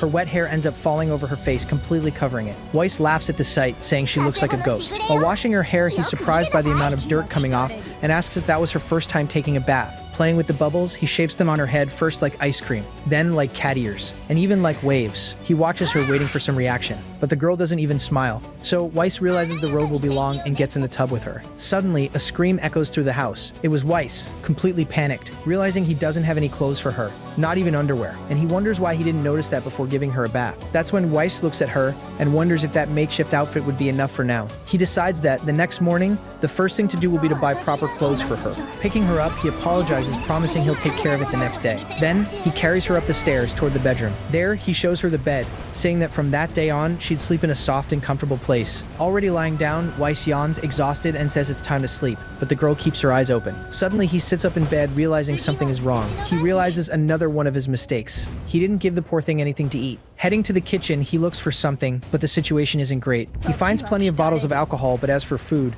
just some stale bread. Plus, he can't take her out to eat dressed like that. The only option was jerky and bread, hardly a kid-friendly meal, but he hopes she'd eat at least a little. He puts her in a chair, but realizes she's too short for the table. Looking for a solution, he finds a box to use as a makeshift booster seat. As soon as the food is set down, the girl attacks the bread with the hunger of 10 beggars. Weiss feels guilty when he realizes how starved she was, and concludes she probably never ate well. With a gentle smile, he promises that next time he'll give her something much better to eat. The next morning, Weiss gets ready to head out, and he gets everything ready, putting away dangerous objects, putting out the fire, and even preparing a drink for her. Before leaving, he walks up to the girl to give her some instructions. He explains that Daddy is going shopping, and that he'll leave her alone for a moment. Weiss, however, was almost certain she didn't understand a single word of what he was saying. Even so, he wouldn't leave her unprotected. He took every precaution, putting up barriers in the kitchen, on the stairs, and even using magic to soften the floor. With everything ready, he finally heads out, and at that very moment, a magic circle forms, surrounding the entire house. He then activates a spell that prevents anyone from entering and runs off, shouting that he'll be back soon. His destination was a clothing shop downtown.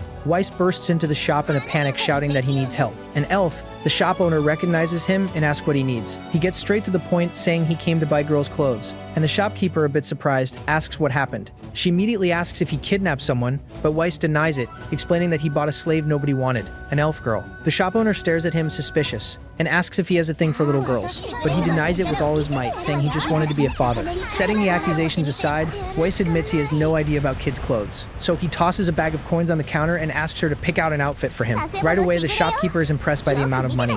She asks if he's planning to buy out the whole store, since clothes are expensive, and he answers that it shouldn't be that expensive, and that with 5 gold coins he should be able to buy plenty. Upon hearing this absurdity, the shopkeeper comments that, for a wise man, he seems to know very little about the world. She then asks the elf's age, but Weiss, not knowing, just points to a small statue to indicate her size. So, the shop owner says she'll prepare something to deliver to him. With the deal closed, she decides to close up shop early, excited at the prospect of meeting the little girl. Back home, Weiss announces his arrival, and right away asks out loud if she behaved well, and to his surprise, he finds her sitting in the exact same spot. He's shocked to realize she hasn't moved an inch since he left. Setting the shock aside, he shows her the various things he bought at the market. Then, he heads to the kitchen, saying that, although he doesn't cook often, he's the type who can make anything, and the result is a hot stew, which looked delicious. Now it was time for another lesson, and he gets her attention, holding up a spoon. He explains that, to eat you use utensils. Then, he demonstrates how to use it, scooping up some of the food, and brings the spoon up to her mouth. A bit hesitant, the girl just stares at the spoon. But finally she eats, and her face lights up. Weiss is visibly moved seeing this, so he encourages her to eat more and more, happy with the small progress. That's when Hollow, the shop owner, knocks on the door. She arrives with an absurdly large bag of clothes and asks if she can come in. Hollow is instantly enchanted when she sees the little elf, saying she now understands why Weiss developed an affection for little girls. But looking more closely, she notices something strange. She comments that the girl is different. While regular elves have green hair, hers is blue and her ears are more pointed. Hollow is amazed by her rarity, and Weiss admits he bought her on impulse precisely because of that. Excited, Hollow suggests they try the clothes on her right away. Meanwhile, he reflects that not even Hollow, who held a special position in the elf kingdom, knew about the existence of high elves. Weiss thought that high elves would be extinct. Otherwise, he assumes they'd be hiding in the elf kingdom. If not, where on earth would that girl have come from? While Hollow was shouting about how beautiful she was, Weiss, irritated, just tells her to shut up. Shortly after, the shopkeeper calls him, saying he can come in now. Finally, he thinks, and as he walks in, he's completely speechless seeing her. He could hardly believe it, she looked like a different person. Hollow, proud, asks what he thinks, saying it was a major transformation. He admits the result exceeded his expectations and thanks her. Well, she also adds that she prepared underwear and pajamas. At this, Weiss says she's the best. Hollow offers to help whenever he needs, finding it interesting that he's raising an elf girl, and he, with a smile, says he appreciates the help. With that, the shopkeeper says her goodbyes and leaves. Later that night, Weiss picks her up, saying it's time to sleep. He puts her in bed in her new pajamas and can't help but think how adorable she looked. The next morning, he wakes up feeling good, but when he looks over, he notices something different. The little girl who had been distant before was now sleeping, clutching his clothes. He's surprised. That small change could be a huge step. That gesture meant she was letting him into her heart, and that the day they'd communicate was near. But that wasn't the case. He tries teaching her his name, but she still has no reaction. He gives a thumbs up, hoping she'll understand, but nothing happens. Defeated, he leans on the table, frustrated by the lack of progress. He understands that before trying to teach her to speak, he needs to fix that no reaction state. But what was he supposed to do? He wonders what's going on in her mind, and why she's so indifferent to everything. Weiss laments, admitting he has no idea what a child thinks, since he's lived his whole life without one. That's when he stops and reflects. He had a childhood too, and he wonders what he used to think about back then. He remembers being young, casting magic with unwavering confidence. People used to praise him, saying he was wonderful and gifted for mastering high-level spells at such a young age. They said he'd become a high-ranking official at the Ministry of Magic. At this, he, an extraordinary genius, had a problem-free childhood and a guaranteed future. After all, he came from a prominent family in the capital. He assumes he received love from his parents, like everyone else, in a happy family. But in the end, he couldn't stand being forced down a path that wasn't his own and ran away from the capital. His childhood memories are vague, and he only clearly remembers his school years. Now, he was wondering how that girl who got a job at the Ministry of Magic, the one he used to hang out with, was doing. He'd heard rumors that she had unprecedented promotions and was now the minister's assistant. She was considered uptight and didn't get jokes, but for some reason he always felt comfortable with her. And of course, he couldn't help but remember those awful glasses she wore. If she took them off, she could have been popular since her actual looks were really good, and that snaps him out of it. Without realizing it, he had fallen asleep. It was already pitch dark outside, and the little girl was sleeping in the chair. Concluding that her indifference isn't something he can solve with his knowledge alone, he picks her up and carries her to bed. He then goes back to looking for help. Hollow agrees that the girl seemed like a doll, but argues that it's natural for her not to be excited, since she was just freed. Weiss, however, insists that her total lack of reaction is extreme, and Hollow admits she has no experience as a mother. That's when she has an idea. Ask Lorraine-san from the tavern, but our boy doesn't think it's a good idea. However, Hollow, excited, says she was in the mood for a drink and drags him along. Already at the tavern, old Lorraine pours a drink and gives them the answer they were looking for: love. The bartender explains that it's love the girl needs, and that Weiss's job is to give back to her what she lost. Weiss, in disbelief, just asks for more salt for his drink. Hollow, on the other hand, praises the drink's flavor, and Lorraine says the ingredient is a trade secret. Lorraine then advises Weiss not to overthink it. He says Weiss decided to raise her because he felt something for her, and that now he just needs to treat her with his heart. Hollow, already drunk, agrees with Lorraine and shouts at him to give the girl love. She even teases him, saying he doesn't have many qualities and that having an elf by his side is the best thing for him. Annoyed, Weiss stands up and says he's leaving. As he walks out, Hollow still shouts at him to give the girl a little of the drink. Already back home, with a special dessert, he holds her on his lap and offers to feed her. This time she eats without hesitating. He praises her, happy that she ate everything, and strokes her head. Believing that physical touch is a good way to convey love, Weiss starts patting her head whenever he can. In the bathtub, he keeps talking, determined to speak to her, no matter what her reaction is. He patiently teaches her how to hold the spoon. For him, the most important thing was spending time with her, and every small bit of progress was celebrated with enthusiasm. These moments make him remember things his parents used to do with him. Family dinners, nights sleeping together, praise and affection. Little by little, sleep comes for the little one as he reads to her. So, he tucks her into bed carefully, and seeing her there, Weiss decides he'll try to do for her what his parents did for him. He'd be both father and mother, and just as he'd always overcome everything in his life, this time would be no different. He'd give it his all. And then, the change came suddenly. The next morning, while he was thinking about what to make for breakfast, he hears a voice asking for bread and ham with egg. He turns around, shocked, and sees her standing. Worried, he walks over, asking if anything hurts, since she had never walked before. But to his surprise, she just smiles and enjoys the affection. Still not understanding what was happening, he teaches her how to hold the fork. She tries to eat on her own, with a bit of difficulty. And, finally, she manages to bring the food to her mouth. They still couldn't have a conversation, but she was visibly more active.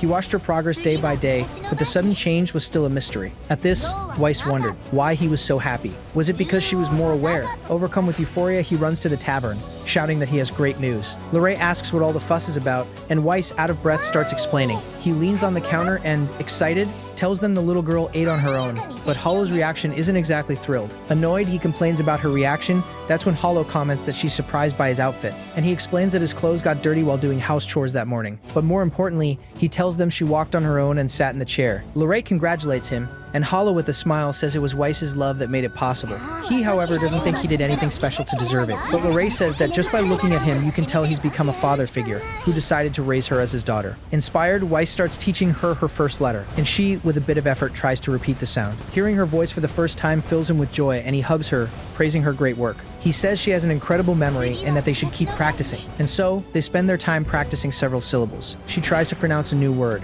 It wasn't perfect, but she was trying her hardest. She tries once more with a different sound, and he picks her up, saying there's no rush and that she's doing great, even with her trouble with the R. That's when Weiss declares that classes are over and it's time to eat. The girl then climbs down from his lap and runs to the table on her own. And there she stays, sitting patiently waiting for the food. At this, he says he'll make something incredibly delicious while he cooks. He thinks about how elves are a much smarter race than humans, with high elves being even more so than regular elves. While flipping through a book, she points at the picture of a cat, and to Weiss's surprise, she says the word out loud, cat. While the girl keeps naming every animal she sees, he's shocked to realize that she could already read. This complicated his plan to name her after the first word she said, since the options were many and confusing, and names like hippopotamus were obviously out of the question. Weiss soon realizes how much she loved animals, but the little one still had a bit of trouble with some pronunciations. Even when she got it wrong, Weiss found it cute and praised her effort. That made him remember how they got that book, on a visit to a local used bookstore. When she saw the place, the first thing the little girl asked for was a book about animals. Weiss then explains to the seller that he wanted an illustrated book for kids, since she was very interested in the subject. But the man says the only ones for sale were the ones on the counter, which were not at all kid-friendly. But Weiss insists, saying he really needed a book from that pile, since at home he only had encyclopedias. The owner, however, makes up an excuse, saying he hurt his back and couldn't dig through the mess. Faced with the refusal, our hero has an idea. He offers to help using his magic to solve the problem. With a spell, he makes all the books float, like little birds, to organize them. The books then start coming down, one by one, and stack up perfectly, to the seller's complete amazement. With the shop organized, Weiss says he can search now, and the man is left speechless. With no way to refuse, the seller finally asks again which book they wanted. And so, they finally got what they came for. Leaving the shop, Weiss promises he'll read to her before bed. Back to the present, he goes to make dinner, while she gets distracted with the pictures in the book. The pages were full of colorful, cute illustrations, even even though we can only see them in black and white. And for the first time, a genuine, radiant smile appears on her face. While stirring the pot, a word was uttered by the little girl, a perfect name for her, Lily. At this, he turns around, and she keeps saying, Lily. Weiss is immediately surprised to see that she managed to pronounce the L, a letter she had previously struggled with. That's when he explains that was the name of the book's author, Lily Reed, and the little one repeats the name again.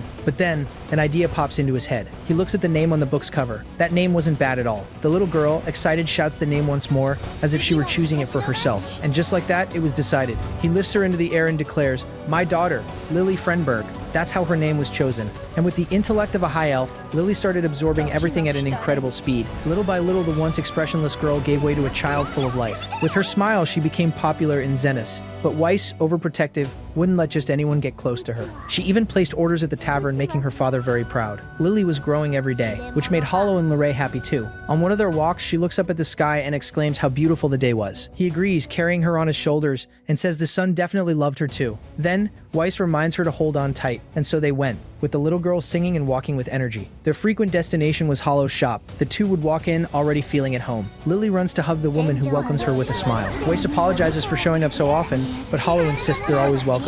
Lily, excited, says she wants to look at clothes, but Weiss reminds her of the promise not to buy anything that day. That's when he turns to the shopkeeper and declares that he's a strict father, with clear rules like 1 sweet a day and no staying up late. He claims he can't spoil her too much, and that, as a father, he's perfect. Hollow, skeptical as always, just says, I seriously doubt that. Then, he announces to Hollow that next month he'll be leaving Zenless, and the shopkeeper is shocked, asking why so suddenly. He explains that Zenless isn't a good place to raise a child, and that she wouldn't be able to make friends there. His plan was to go back to the capital and put Lily in school, and Hollow is immediately surprised to learn he was from there. Weiss changes the subject, saying a lot happened and that he ran away from there. While they were talking, Lily walks up with a little dress in her hands, but Weiss is firm, saying he'd already told her they wouldn't be buying anything that day. The little one, however, doesn't give up and gives him her best puppy dog eyes. The poor guy can't take it and, defeated, shouts at Hollow to grab his money. And seeing this, the shopkeeper seriously doubts he can raise her on his own. At their goodbye, Hollow and Lorette give them a present, new clothes with city style and a snack for the trip. And he thanks the two for their help,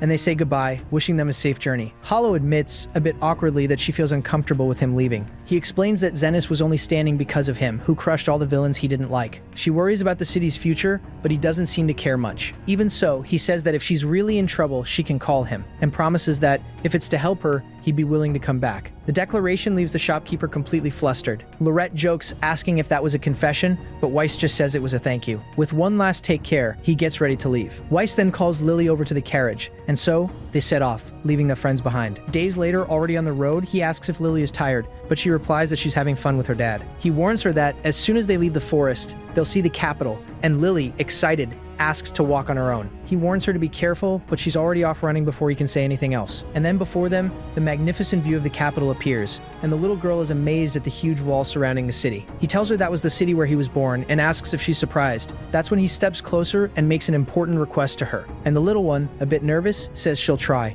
The instruction was clear. Behave at the gate, and if asked, say she was an orphan, since access to the capital was very restricted. He knew that, being from the capital, he wouldn't have any issues, but the same wasn't true for Lily. Saying she was his daughter wouldn't make sense, and if he said she was an orphan, they'd ask for a certificate. So, he needed to hide at all costs that she had been a slave. After all, if it were discovered, the consequences would be serious, since slave trafficking was a major crime in the capital. So they head toward the gate, and he asks once more for Lily to behave. When she sees the soldiers, the little one is amazed, but Weiss, embarrassed, just tries to hide his face. He approaches a bit awkwardly and tells the guard they want to enter. The soldier asks for their names, and he introduces himself as Weiss Frenberg, and says the girl is his daughter Lily. Well, the name Frenberg sounds familiar to the guard. Weiss, noticing the hesitation, asks if the Ministry of Magic didn't notify them about his return. He then tells them to contact the minister's assistant, Zieglein, to confirm his identity. The mention of Zieglein's name leaves the guards completely shocked. One of them runs off to verify the information. Meanwhile, Weiss explains to Lily that Zieglein is a friend of her dad's. Lily, curious, asks if she's as nice as Hollow, and he immediately remembers what Zieglein was like back in school,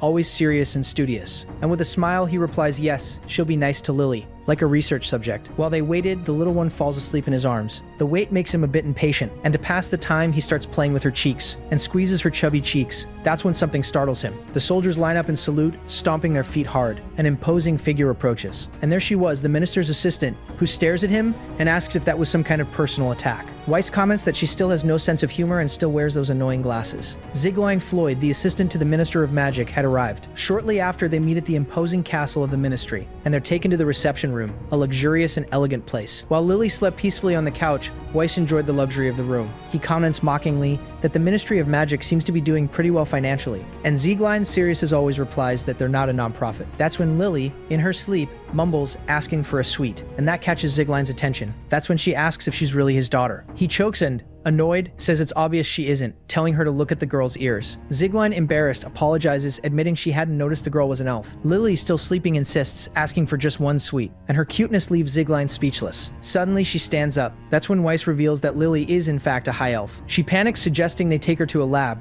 but Weiss calms her down, asking her not to wake the girl. He explains that he found Lily about a year ago and has been taking care of her ever since, and that he returned to the capital so she could go to school. He tells her she's an orphan and that because of everything she went through, she couldn't smile for an entire year. He just wants her to be happy and have a normal life considering how rough her past was. So, as a father, he begs for her help, and after a long silence, she finally agrees. Zigline explains that the magic school in the capital is the best environment for the education of a high elf. He then asks if she can enroll her for the next school year, and Zigline reluctantly says she'll do what she can. He thanks her and makes 2 more requests, which makes her a little wary. He asks for a safe house and some of her men as bodyguards, since it would be dangerous if anyone discovered Lily's value. He specifies that he wants her men, not the ministries, to keep the secret. Weiss wants the fact that Lily is a high elf to be a secret just between the 2 of them. Zigline doesn't understand why, since her existence would be a national treasure, but Weiss insists. He explains that he doesn't want to drag a child into adult problems and that he wants her to have a normal school life. Weiss apologizes and promises a substantial reward for her help. He knows her position comes with many difficulties, which leads her to ask what he'd give her in return. So he makes his offer.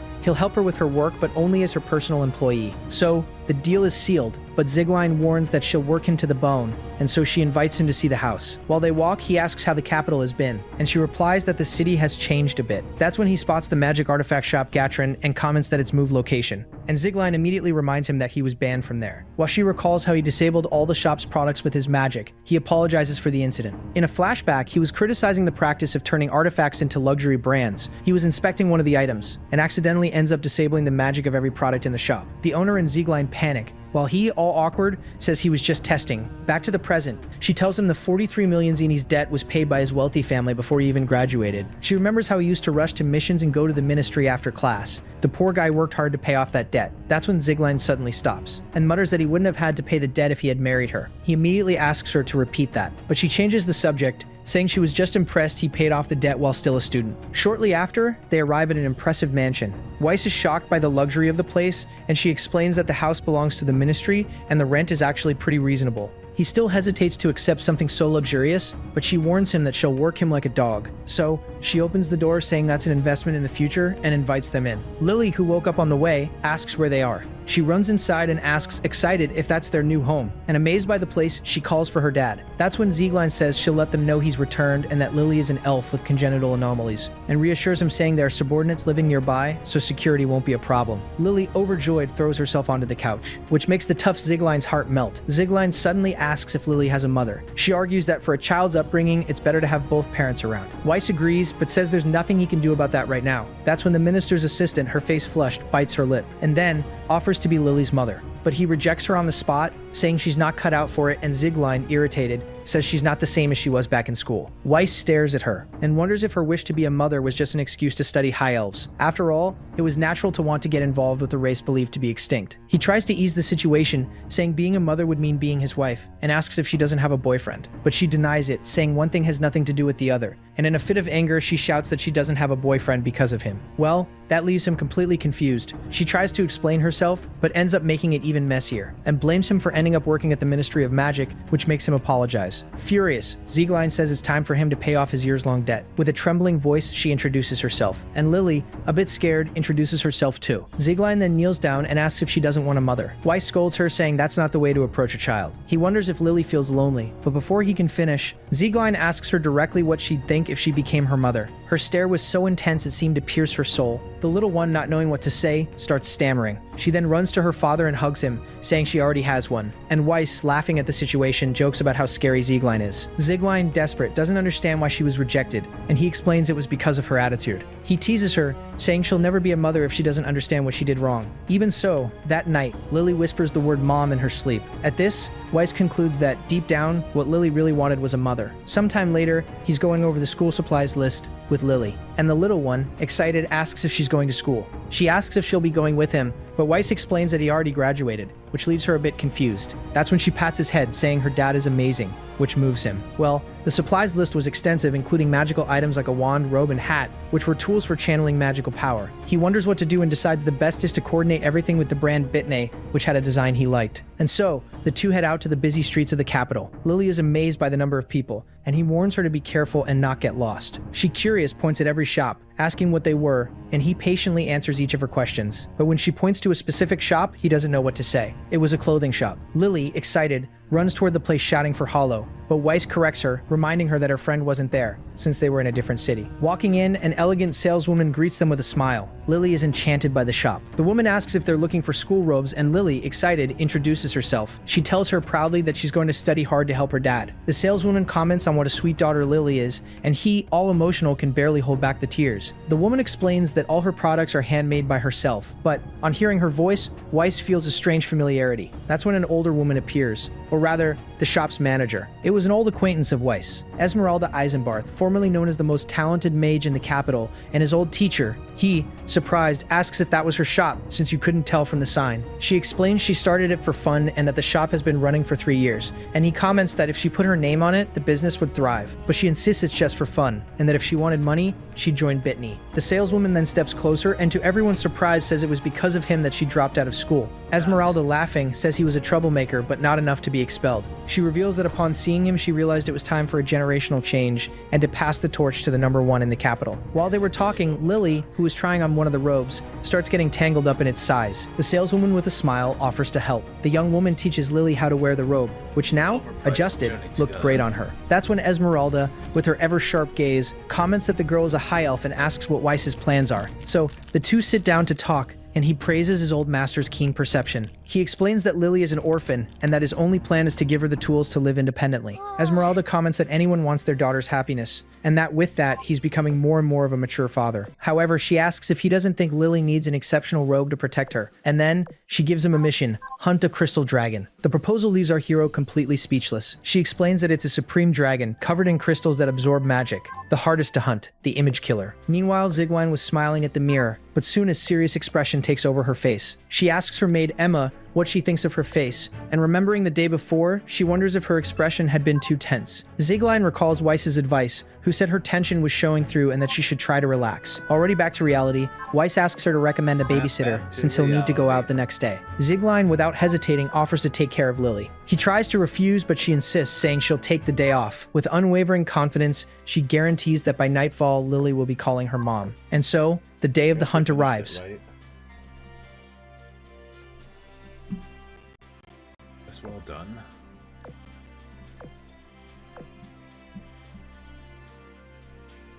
Yeah.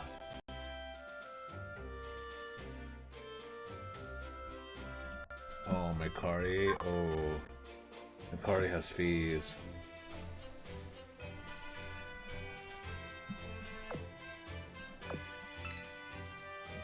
Yes.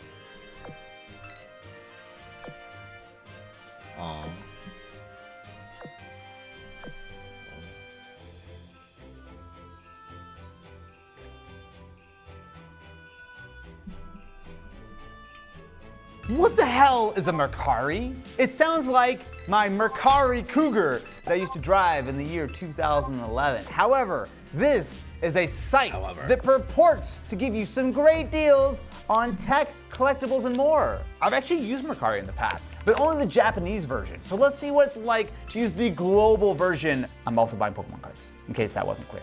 Okay, Mercari is a peer-to-peer sales platform. While we work diligently to facilitate your transaction, it's important for buyers to perform their own due diligence. No, I don't want to do diligence. A leotard. I do need a leotard. It's like new, which is the way I prefer my leotards. Ooh, an iMac G3. Now we talking, boys. Honestly, I don't like to haggle, but I am almost open to anything. Tons of floppy disks. I keep seeing sold listings. Why are you showing me sold listings? I don't care. Okay, so a 2016 MacBook Pro. It's hard to recommend these older MacBooks just because they're no longer supported by macOS. That being said though, dedicated GPU, touch bar, decent battery. How about gaming? I wanna do some gaming. A white PS Vita for $450? Brother, chill. I'll say, these prices are not good. Although, a PS1 complete in box, sealed.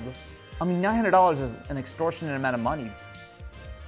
I mean, I shouldn't do that, right? Tyler, the Creator-themed faceplates. Oh God.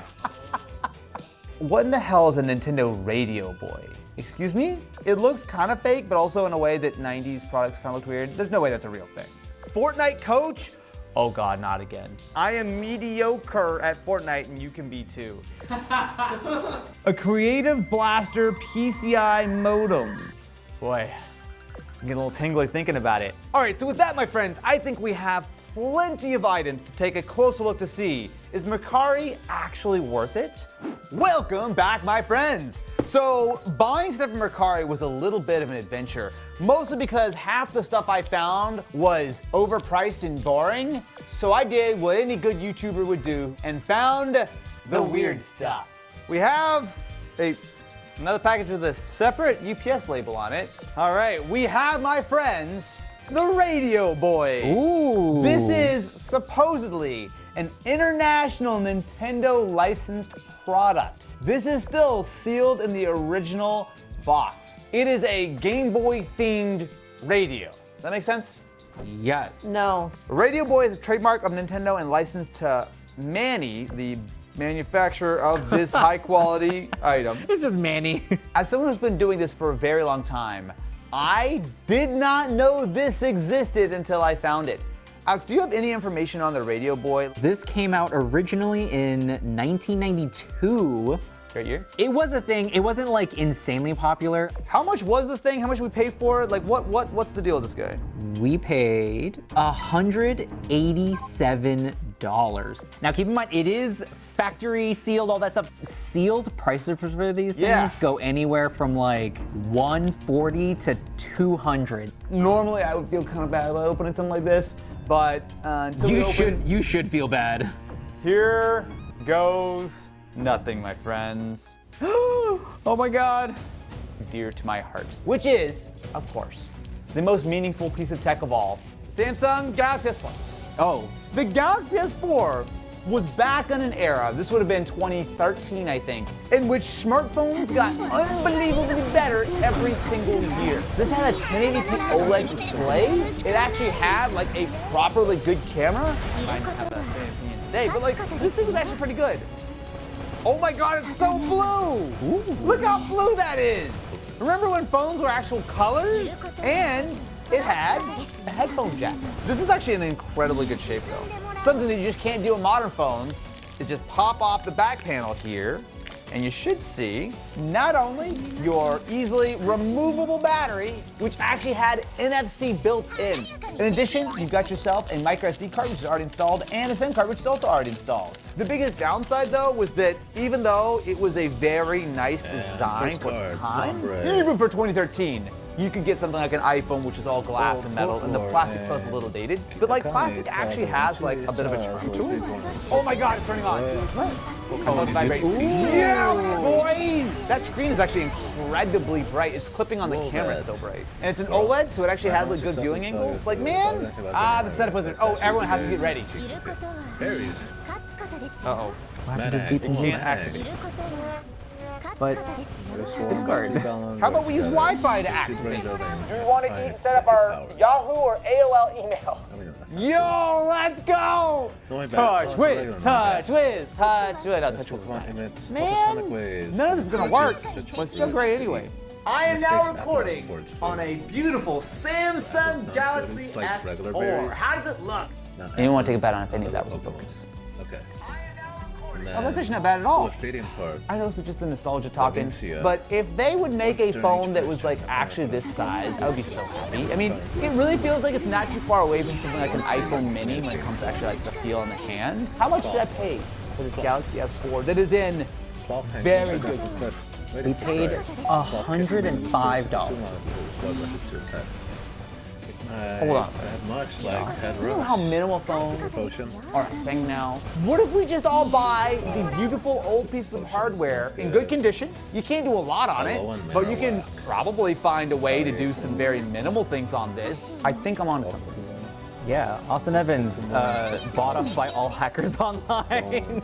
Well, don't do any of those. Okay, yes, that's true. How about we go with... That's the way to mourn its fallen allies.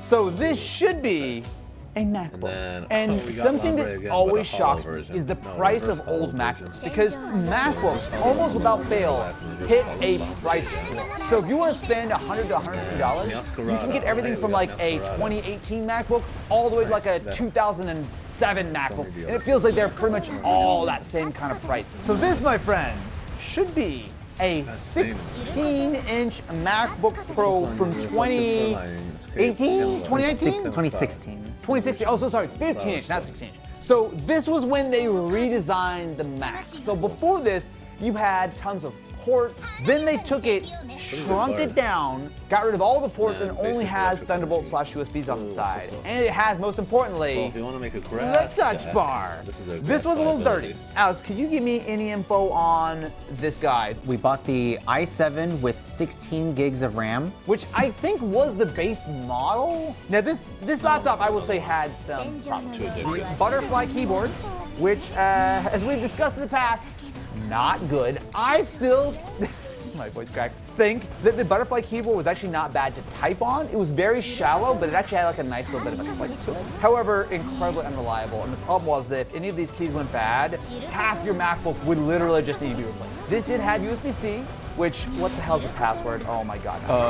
Not again. Not again. What the fuck? What the fuck? It's the best color, and it's everything I ever wanted. Why don't we try the new thing that we learned? Push the enter button. Nope. Is it Apple? It is Apple. What? Okay.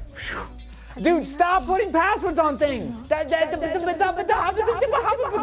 So it is, in fact, a 15-inch 2016 MacBook Pro. Well, also, something's borked here. My system information doesn't work. It doesn't work? That's weird. Oh my God, it finally showed up. Okay. Oh, okay. That's super weird. Okay. So it does have a Radeon Pro 450. It is not very powerful, but it is enough. So it is a 27 cycle count battery. So that's basically brand new. Unfortunately, this is an Intel MacBook Pro, which means that in this era, the early ones actually weren't too bad. Once they got a little bit down the line, these things would run really hot. Now, the concern with any old MacBook, it is no longer supported. Alex, what's the newest version of macOS ever put on scale? High Sierra? High Sierra? Oh yeah, so that's way behind. As you can see, our web browser is a little bit out of date. When did we start trusting Google with our entire lives? At least for Terrific speaker. Great screen. And the touch bar, one of my favorite things of MacBooks of any year. I think what's gonna help me calibrate. How much I pay for this? 200. That number should start with a 2. $16. 216? 216. Oh. The problem is I bought an M1 MacBook Air not that long ago for like 250, 260 bucks, which is just a bajillion times better. Okay, yeah. Okay.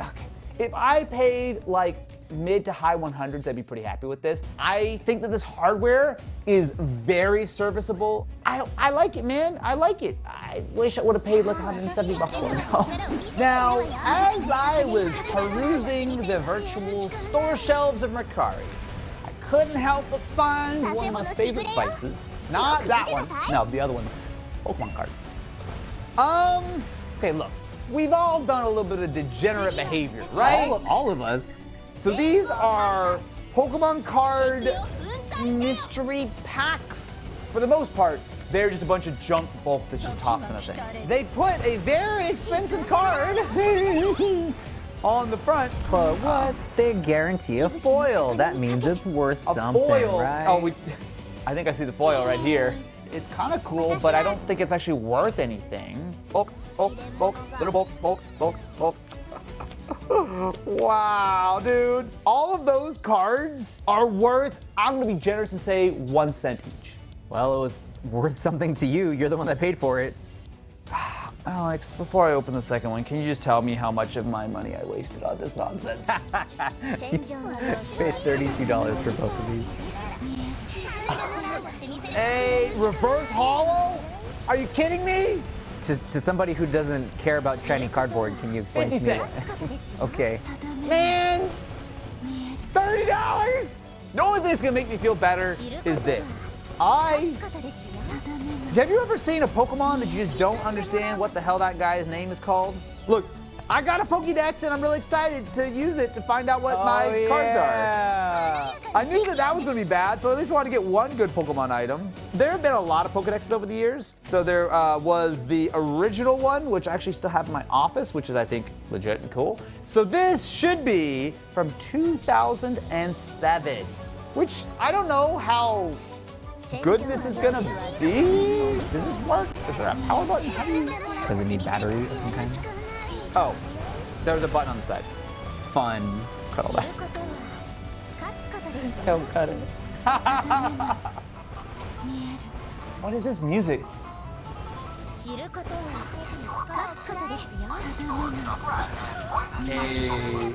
Wait, do I have to scroll through every single Pokemon? Wait, let's give me a number. Yeah. What number Pokemon are we looking for? Let's do 351. Is it just Mew Cast twice? form. Sometimes. 217. Wait, let me guess. What is Pokemon 217? Houndoom. Ursaring. Okay, that was close. How does that? I guess. Give me like, oh here, let's look for Latias. So I type in the word L, it just shows me each L Pokemon. Oh wait, more info. Oh, Lara makes its nest on mountains where iron ore is buried. This is cool but incredibly tedious. Vanette was once a discarded and forgotten plush doll. All of its cursed energy would escape if it ever opened its mouth. Yeah, see, that's the kind of fucked up shit the Pokedex is great for. Who's that Pokemon? Is everyone ready? Let's go. All right, Jumpluff, Jumpluff, Jumpluff, Jumpluff. Oh, Pokemon Master. This is, it makes me forget about all the money I waste on Pokemon cards. Very delightful. How much did we pay for our 2007 Pokemon Pokédex? We paid $37. See? Good use of $30-something. Bad use of $30-something. How do y'all feel about going a little old school? Haven't we been going old school this whole video? 2007? That was yesterday. No, we're talking about back when hair was tall, clothes were great, and Japanese cars were amazing.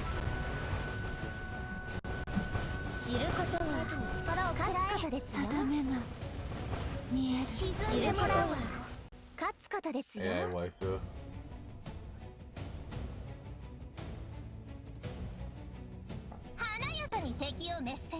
They are.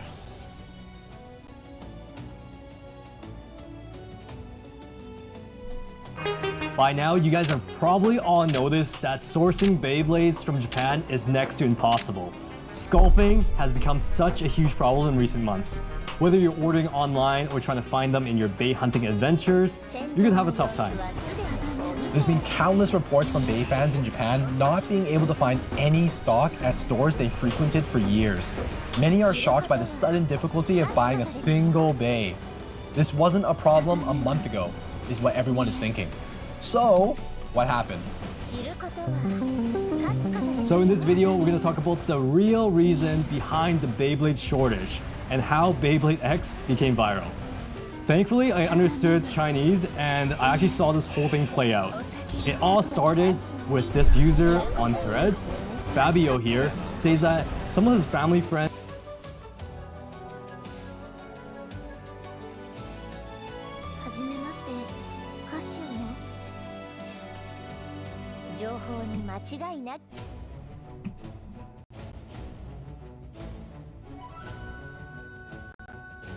Let's go type some.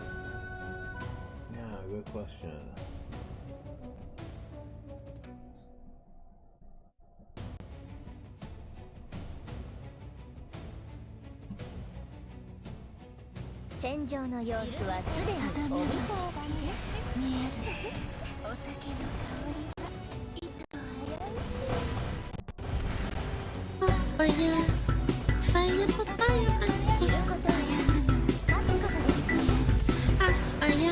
Okay, cousin fucker context, chat. Oh boy. Okay, what is this? Ex-boyfriend of...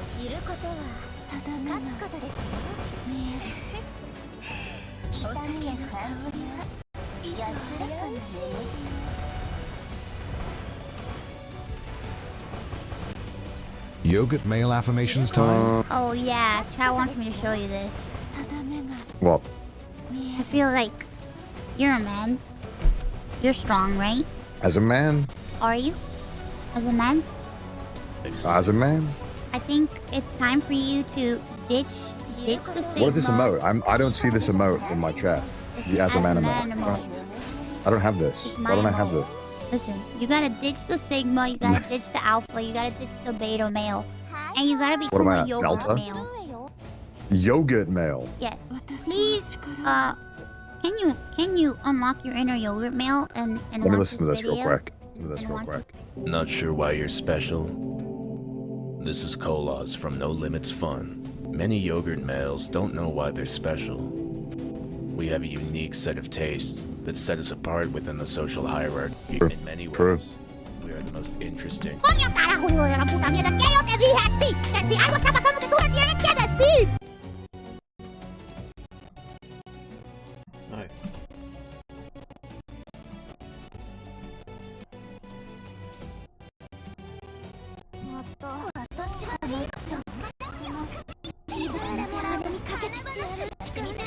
Yes.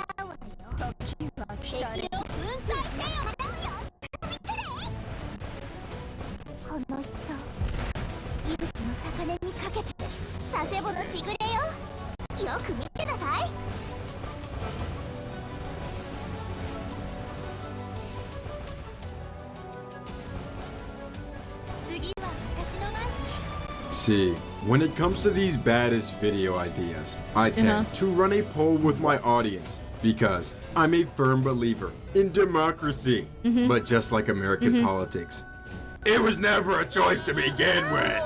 But yeah, you saw the title. Today, I, Xenobus, your very own freaky Dude, his editing style is so fucking crazy. It's so fucking fun. This guy's awesome.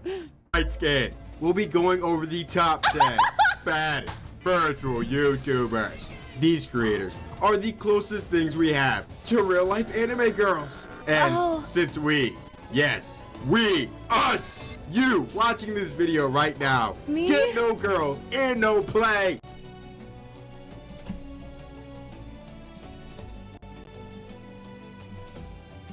I'm in this video, right?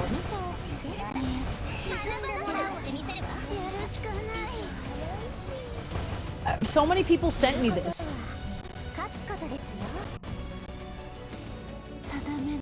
Chibi, why is Chibi here? Chibi's pretty, but I don't know. Bad? I thought baddest meant like, I don't know, thick and shit, you know what I mean? Did I get clickbaited? Huh? I see myself, I see myself, I see myself. Baddest VTuber of all time. Actually, hey Black, editing this video. Give me a drum roll. There we go. The Xenobus Award for the baddest VTuber of all time in the history of ever goes to no one.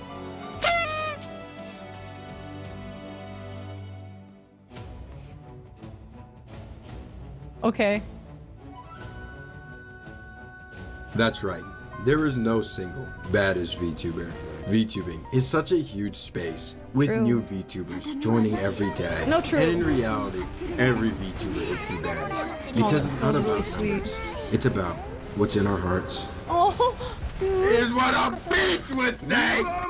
I'm motherfucking Xeno Husk. I don't do that sentimental bullshit unless it's on occasion. The baddest VTuber of all time is Cottontail VA.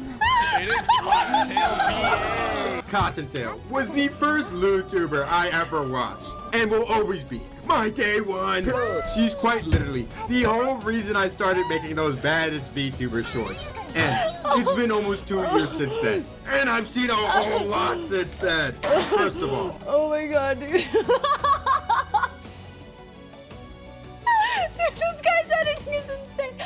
She's quite literally the whole reason I started making those baddest VTuber shorts. And Bitch, really? it's been almost 2 years since then. And I've seen a whole lot since then. First of all, I may sound like a cottontail LARPer for this, but I did not care for her old model.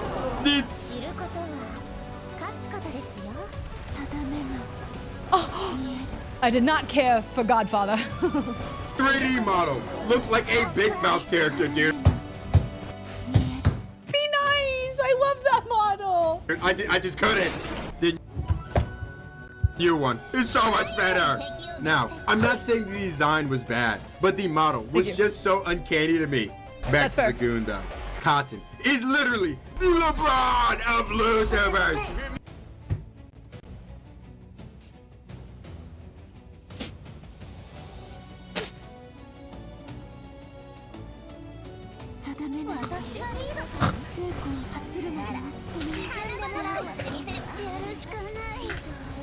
I just spelled his name wrong.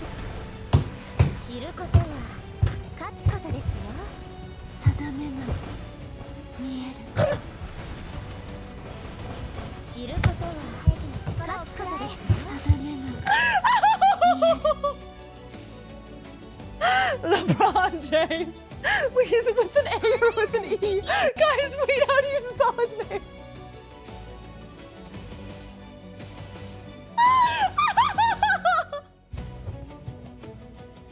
LeBron. Do I do it? Chat. Give me $10 million and I'll do it. I don't think I can actively call myself the LeBron James of YouTubers when Project Melody exists, but thank you. Okay, why did you put this fucking image in here? The new designs, build, and outfit. Thank you. Absolutely big. Her mommy persona and ASMR, straight heat. Thank you. Bro, she's been posting a lot more cosplays and fit pics on Twitter. Bro, this is me tweaking. These are the women guys would go to war for. Not me though. They're like DoorDash, being a fat shut online. Who the fuck is this guy? But I would definitely consider it. And the fan art, yeah, I can't show like any of that shit without this video getting instantly current. But trust me, or don't. It's my video. I don't know. Like, I must be a dog VTuber, cause Shorty has me wanting to bark. Am I right?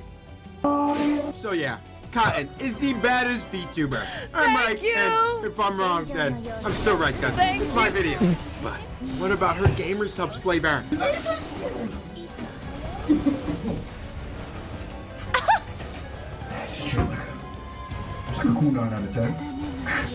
But yeah, Brookies, that What? Did you actually do that? concludes my video on the baddest VTubers. If you disagree with any of my placements, take it up with the comments. I probably won't read them because I'm objectively right. And if you want to try any of their awesome flavors, make sure to use my code DOWNBAD at GamerSub. Dude, this guy's fucking funny. This guy's fucking funny. Can I get him to Dance Monkey Dance for my stream now? I've asked so many people. I've asked Ozzy. I've asked Repose. I tried to ask Beepers. It didn't work. Okay. Literally told Enyo. Yeah, literally. Zeno. How do you spell your name? Husk.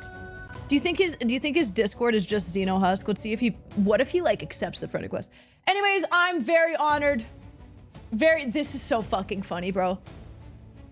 He's funny as fuck, dude.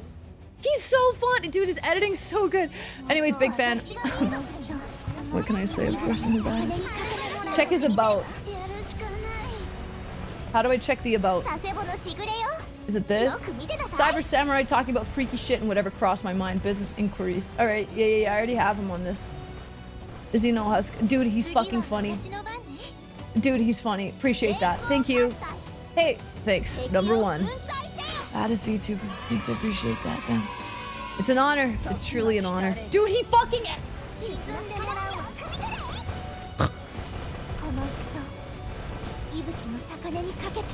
Hey. Hello? What's up? What's good, gang? I'm fucking up Chipotle right now. Dude. Fuck yeah. I liked your video. I'm on stream, by the way. Oh, you said like the whole video or your segment? Nah, just my fucking segment. You think I have the time for that? Hey. Dude, fucking Doki Miki just watched your segment too, and I was like, dude, fuck. I wanted to see their commentary about other people. Shit. Maybe we should watch the whole video later. I think you should. Shit. So what was that about the waterboarding? What was that about? What was that? What was that? Okay. You want me to be 100% honest? Yeah. Or lie? Ooh. Hello? Is it this? Cyber Samurai talking about freaky shit. Literally told Enyo.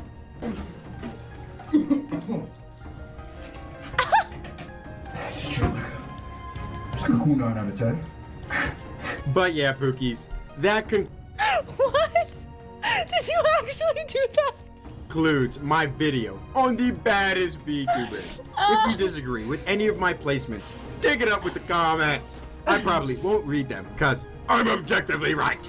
And if you want to try any of their awesome flavors, make sure to use my code DOWNBAD at GamerSoft. Dude, this guy's fucking funny. This guy's fucking funny. Can I get him to Dance Monkey Dance for my stream now? I've asked so many people. I've asked Ozzy. I've asked Repose. I tried to ask Beepers. It didn't work. Okay. Literally told Enyo. Yeah, literally. Zeno. How do you spell your name? Husk? Do you think his Discord is just Zeno Husk? Let's see if what if he like accepts the friend request? Anyways, I'm very honored. This is so fucking funny, bro. He's funny as fuck, dude. He's so funny. Dude, his editing's so good.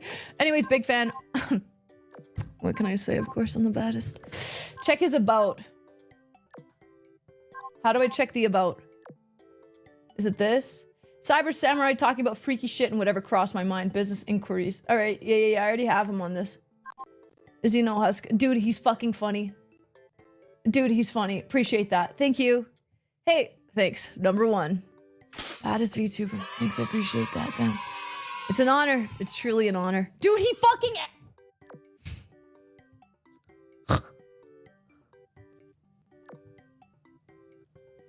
Hey. Hello? What's up? What's good, gang? I'm fucking up Chipotle right now. Dude. Fuck yeah. I liked your video. I'm on stream, by the way. Oh, you said... Like the whole video or your segment? Nah, just my fucking segment. You think I have the time for that? Hey. Dude, fucking Doki Miki just watched your segment too, and I was like, dude, fuck. I wanted to see their commentary about other people. Shit. Maybe we should watch the whole video later. I think you should. Shit. So what was that about the waterboarding? What was that about? What was that? What was that? Okay. You want me to be 100% honest? Yeah. Or lie?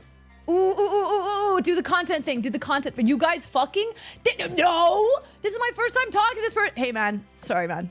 Sorry about that. Dude, what is going on right now? My chat's they're a little freaky, you know? Dude, my boy toy's calling me right now. Dude, Wait, who? What happened? Add him to the My call. boy toy. I'd like to play. No, he's like on my phone. Excuse me.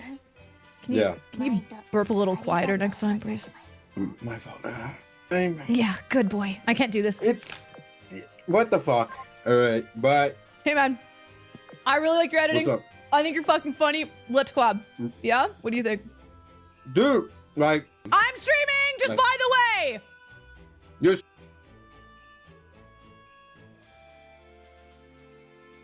Tornado sirens are going off. I have to go out.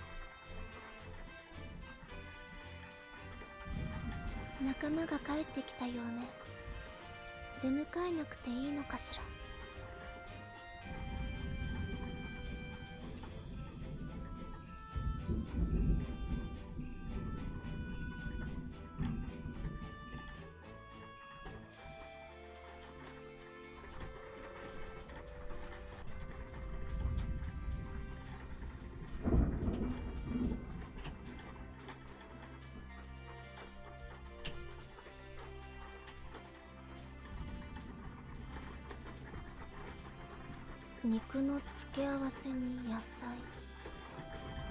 いえ、嫌いなわけではないの。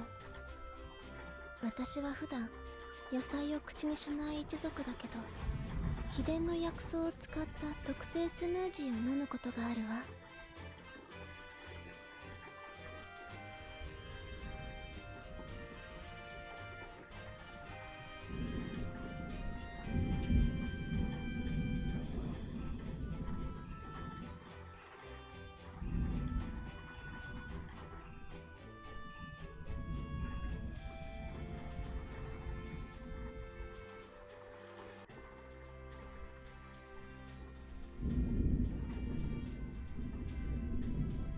仲間が帰ってきたようね。出迎えなくていいのかしら。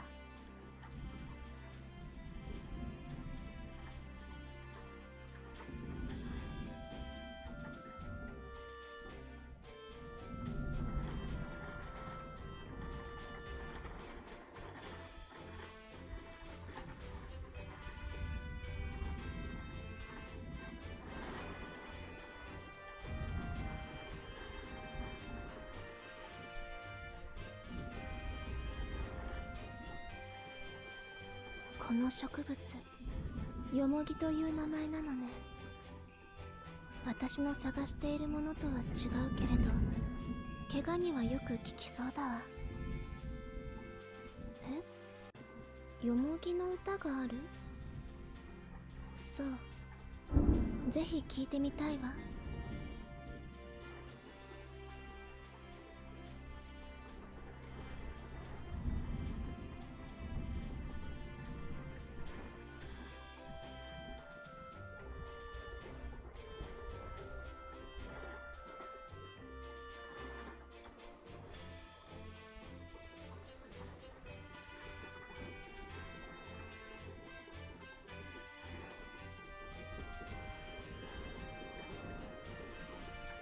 仲間が帰ってきたようね。出迎えなくていいのかしら。 Okay, the cloud has passed. We're safe now.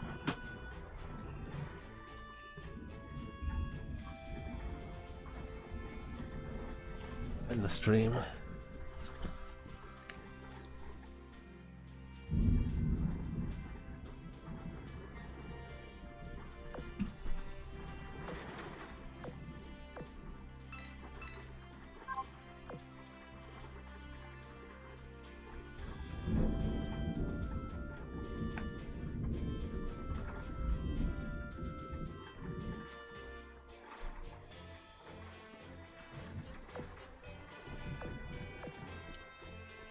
What is a good wife for Tashkat? Unzen. Yeah. Movies. こういう類の修行も確か。指揮官様、雲仙相手に試してみます？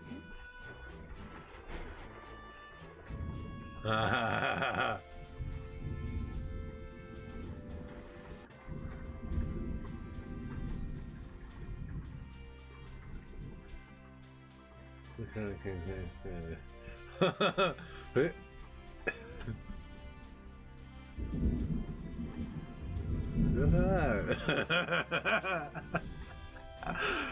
food. 巫女の妹君の質問攻めですか。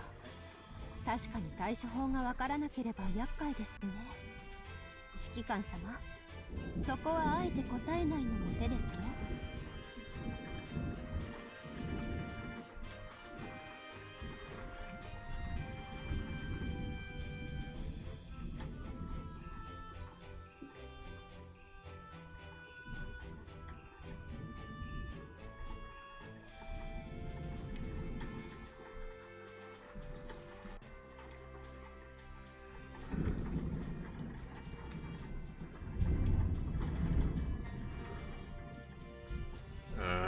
巫女の妹君の質問攻めですか。確かに対処法がわからなければ厄介ですね。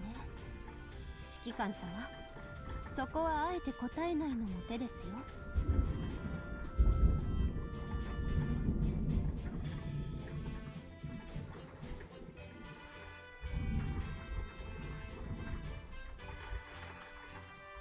Nice, it got dark outside.「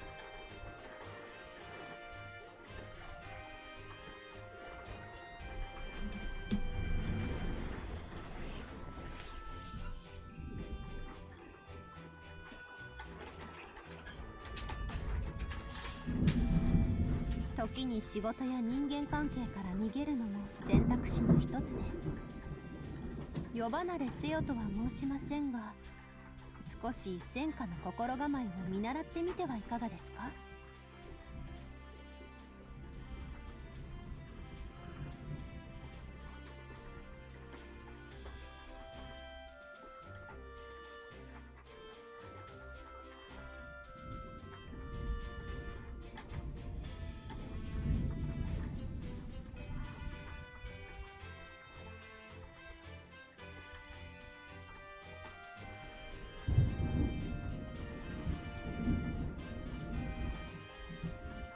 ミコの妹君の質問攻めですか。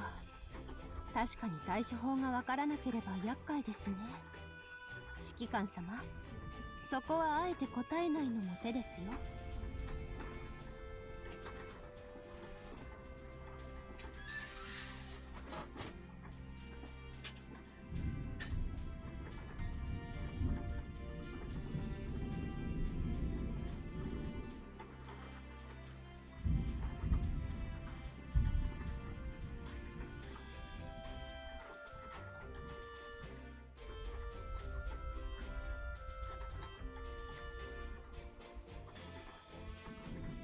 任務が滞っているようですね。いいでしょう。締め切り直前まで動かないのもまた人なので。